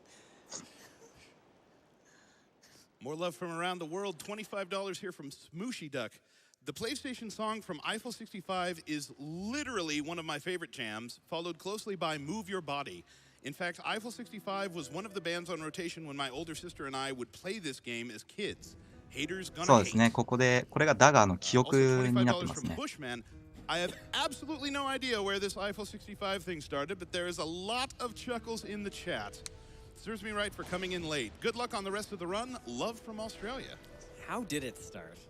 大きななんか目玉が出てきましたけど、あれは何でしょうね。No, I mean, how did it really start? Does anyone even remember? I don't remember at all. The only thing I remember is Blue came up in 結構皆さん詳しいですね。そうなんですよ。ここが FF9 の最初のムービーにつながってるんですよね。Now I know that people that watch FF9 speedruns, that's what they want. That's gonna be I'm gonna make a whole Spotify playlist. And that's all we're gonna be listening to. So in that cutscene, Garn started having flashbacks of Eidolons and this village, and she realized that she's actually from this village, just like Aiko, and she's a summoner. So Aiko realizes she isn't, in fact, the last summoner. あと、小ネタなんですけど、ここのマダインサリーですね。ここの召喚壁のとこに確か、だったかな。そのダガーの本名が確かあるんですよね。確かわかるんですよね。ここの召喚壁かなんかで。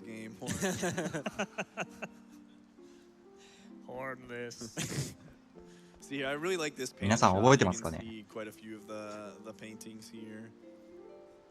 大都市以外はほぼ都市がない。確かここに書いてるんですよね。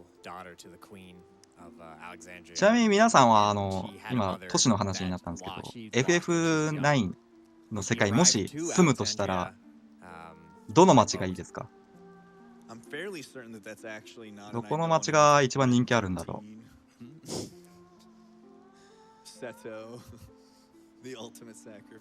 ああ、トレノ確かにいいですね。眠らない町ですよ。ただ治安がちょっとあんま良くないんじゃないですか、トレノ。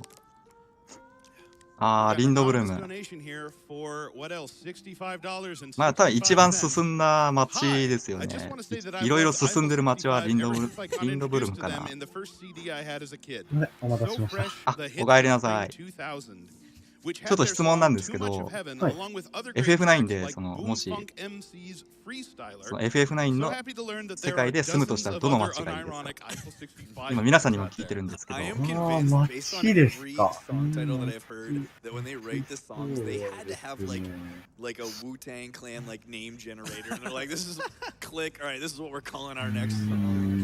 めっちゃ悩みますね。悩みますか？リンドブルムかアレクサンドリアですかね。どっちかなんですけど。中にウィーユベールって方もいますね。魔物しかいないですよ。街なのかあれは。街か？ちなみに僕はダリ村ですね。のどかな村でゆっくりと畑仕事をしながらという感じで、もうのどかに過ごしたいですね。私、めっちゃ昔にやって全然覚えてなかったので、今調べてたんですけど、ポイントにもある、ダゲレオいいと思うんですよね。ダゲレオいいですよね。図書館ですね。本がいっぱいあるとこですね。RTA だと、ことはないですね。なんかのリカバリーで寄ることもあるのかな？寄ることはあるのかな？そうですね。リカバリーで、この後ディスク3に入った後に、カードトーナメントで負けてしまった場合、その天性の指輪が手に入らないので、その関係で、負けた場合は、ダゲレオに天性の指輪を作りに寄ることありますね。そうなんですよね。BGM もいいし、水のギミックが確かに、そうですね。水のギミックすごいおしゃれですね。ダリだと地下の樽の中に閉じ込められちゃう。大丈夫。俺は逃げ切る。メンバー選択終わりましたね。終わりましたね。サラマンダー、ビビ、エイコです。誰かがいなくなってますね。誰がいなくなったんですかね。一番使えない子なんですけどね。ちょっとかわいそうですね。ストーリー的には首にしちゃいけない気がするんですけどね。そんなこと言っちゃうと誰を切ってもダメなんで。この後イベント的にはすごい配役が待ってるので。そうですね。ちょっと体力を温存していただこう。ちなみに今新しく仲間になったサラマンダーなんですけど、この子はフィードランではなかなか強いキャラクターです。基本的に通常プレイでも強いですよね。そうですね。通常プレイでも使い方によっては強いです。物理攻撃が主体になるんですけど、投げるとか、今コメントにもあった通り、投げるも強いですし、あと、そのスピードランの観点で言うと、攻撃モーションが結構短いんですよね、サラマンダーは。近づいてサクッとやるだけなので。サラ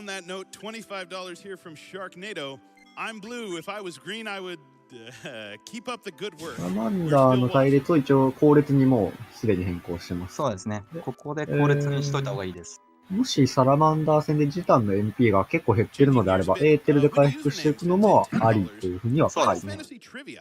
Many people know a lot of Final Fantasy monsters come from Dungeons and Dragons, but here are two というわけでやってきましたね。いいファミキー。いいフ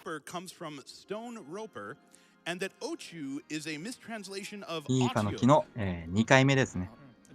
いよいよいますね。はい。ディスク2のラストですね。ラストですね。再び変態が現れました。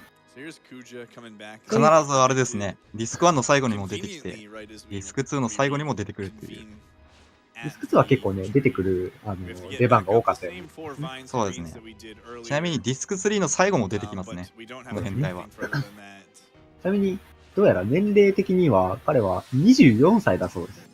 あ、そうなんですか。確か。24歳だというふうに、24歳であの格好は許されるんですかね。すごいですね。社会人じゃないですか。これは狩るのかな。あ、狩りましたね。あ、狩ってますね。私9は4枚ですね。Listen, I'll give you Chumbawamba. Tub thumping is a great. レボリューション的な。そういうあれか。なるほど。こ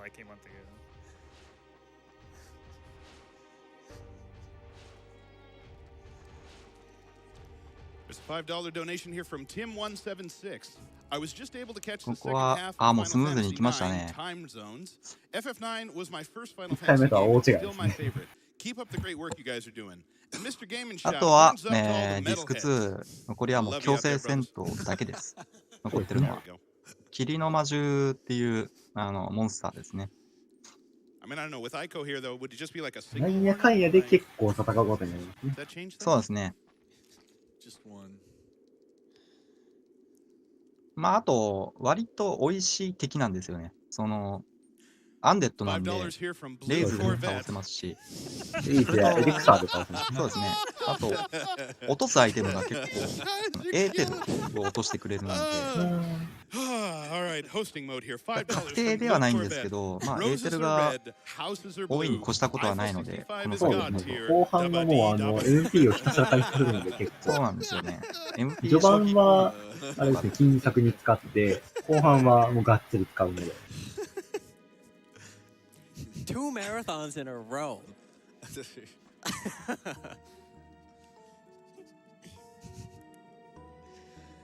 ディスク入れ替えも時間としてカウントされますね。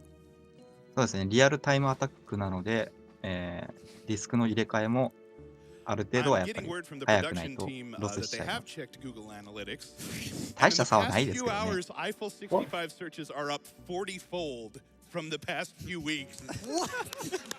We're bringing it back.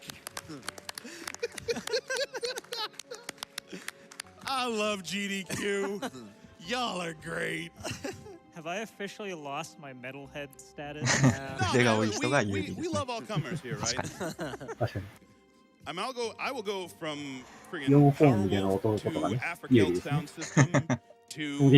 このゲームにも登場しますね。というわけで、ここもムービーシーンですね。水の描写とかすごいですよね。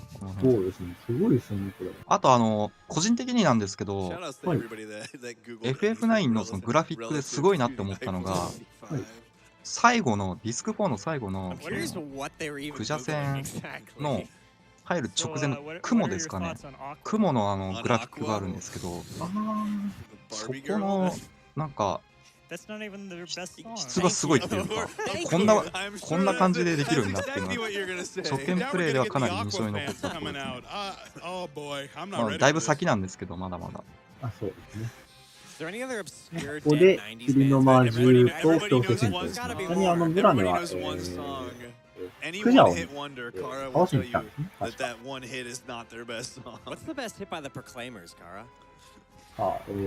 霧の魔獣、ミストドンでしたからね。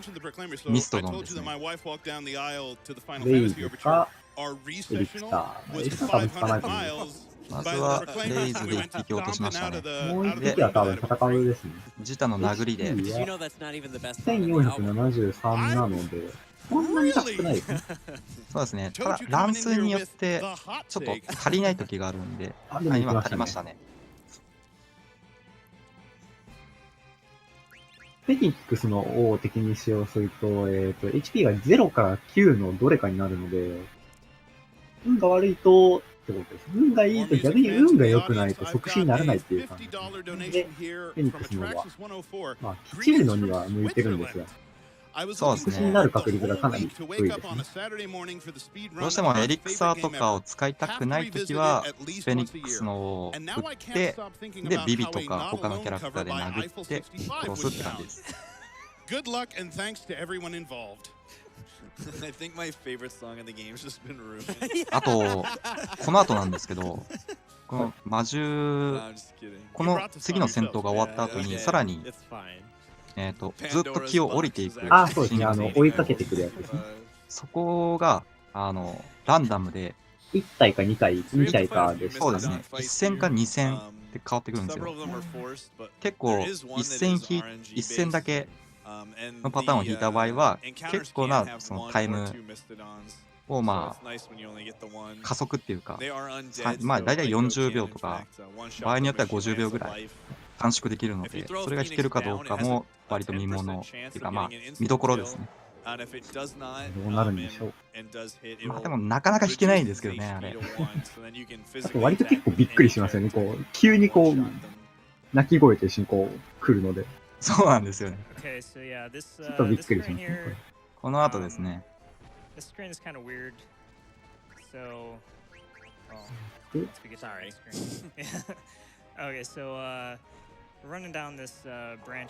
ですね。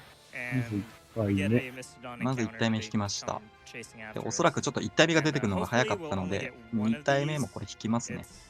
Some kind of weird RNG that determines whether you get one or two battles here. And oddly enough, on this version, ただ ATB がいい感じなんで、そうですね。取れましたね。霧の魔獣はちょっと霧っていう技があって、それが結構強くて、30% の確率で、睡眠状態になってしまうので、なるべく引きたくない技です。なんか嫌らしいですね。嫌らしいです。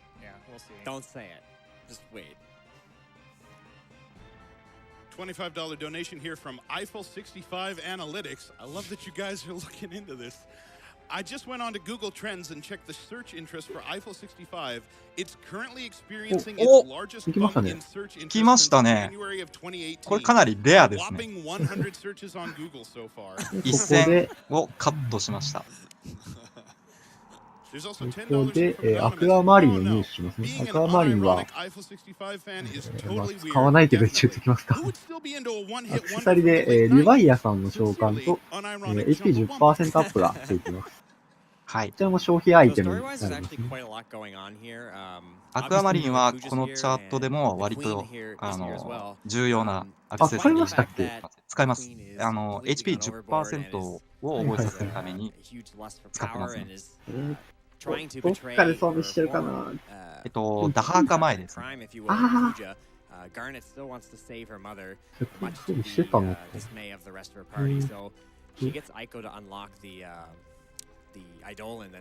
おそらくこのチャート、今回の走りでも。してますね。スタイナーに装備してますね。HP10% がないと、最後のディスク4がやばいんですよね。デスゲーズが確定台にならないので。なるほど。申し訳ない。なんか書いてたから、なんでかなと思ったんですけど。いや、難しいですよ。これで、ディスク2の終わりですね。あとはもうムービーと会話で終了ですね。バハムートが打つんですが、無双しますからね。無双しますからね。ファイナルファンタジーの召喚獣といえばもう、そうですね、バハムートですね。ちなみに僕はFF9 の召喚獣だと、一番エフェクトがかっこいいなって思ったのは、リヴァイアさんですね。結構9のリヴァイアさんかっこいいんですよね。ヒントのリヴァイアさんが好きですね。上からこう、滝みたいな感じで落としてくんで、結構、すごいなーって思いましたね。Ooks of Hazard has sent in, what else? $65. Just popped in before bed to see a bit of one of my favorite Final Fantasies. Not sure how Eiffel 65 got into the mix, but it's as good a reason as any to donate $65. ぜひしてみてください。ものすごくかっこいいので。かっこいいですね。空から目が。これは先ほどのマダインサリーでも出てきた、回想シーンで出てきた目ん玉です。いろんな、大体、召喚獣であったりの、制御を奪うっていうんですかね。そうですね。こういった能力を持ってるものですね。ここでは実態はわからないんですよ。ここで、ブラネがやばいことになっちゃうんですよね。もう目の前ですからね。すごいですよ、この船の砕け方が。ブラネー、逃げろ。Garnet still is quite upset that Braun has been killed at this time. And Kuja just rolls out on his dragon to end Disc 2 more or less. Exactly the same way that Disc 1 ended, kind of. これでバハムートが、ブラネの、手からクジャの手に渡った感じですね。And is talking about how they're going to go back to Alexandria and also take Queen Braun's body with them and bury it there. そうですね、アレクサンドリア艦隊はここで壊滅的なダメージを受けてしまいます。She was actually quite beloved by the people and that she was, you know, a pretty well-liked leader. And her greed and like power hungriness is what caused her to kind of go off the deep end. I don't know how her body is still intact after that incineration. まだ生きてるな、確かに地味にすごいな。Yeah, on the dialogue that we skipped there, she's actually sort of reminiscing about the good times in the past with the late king and and with Garnet, so it's a bit of a bittersweet moment, but you know. ブラネはやっぱりあれなんですかね。昔は美人だったとかそういう類なんですかね。どうなのかね。多分そうだと思いますよ。なんかラピュタのあれみたいですよね。何でしたっけ銀髪のおばあさんとか、おばあさんそんな感じ。名前がちょっと思い出せないですね。ドーラでしたっけ何でしたっけあなんかあんな感じの、あんな感じなんですかね。かもしれないですね。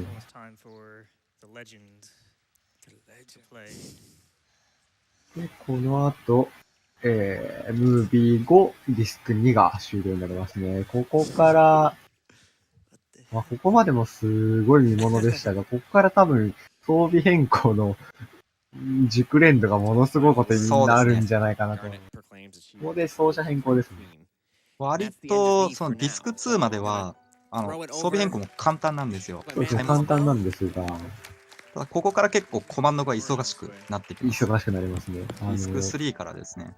装備するアイテムが増えますし、装備、こう、なんていうんですかね。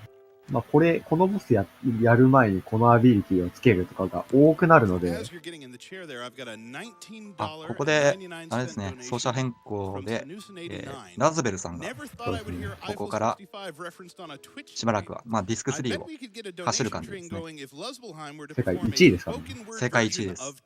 世界1位です。僕が見た中で、多分、一番コマンド速度が速いプレイヤーです。そうですね。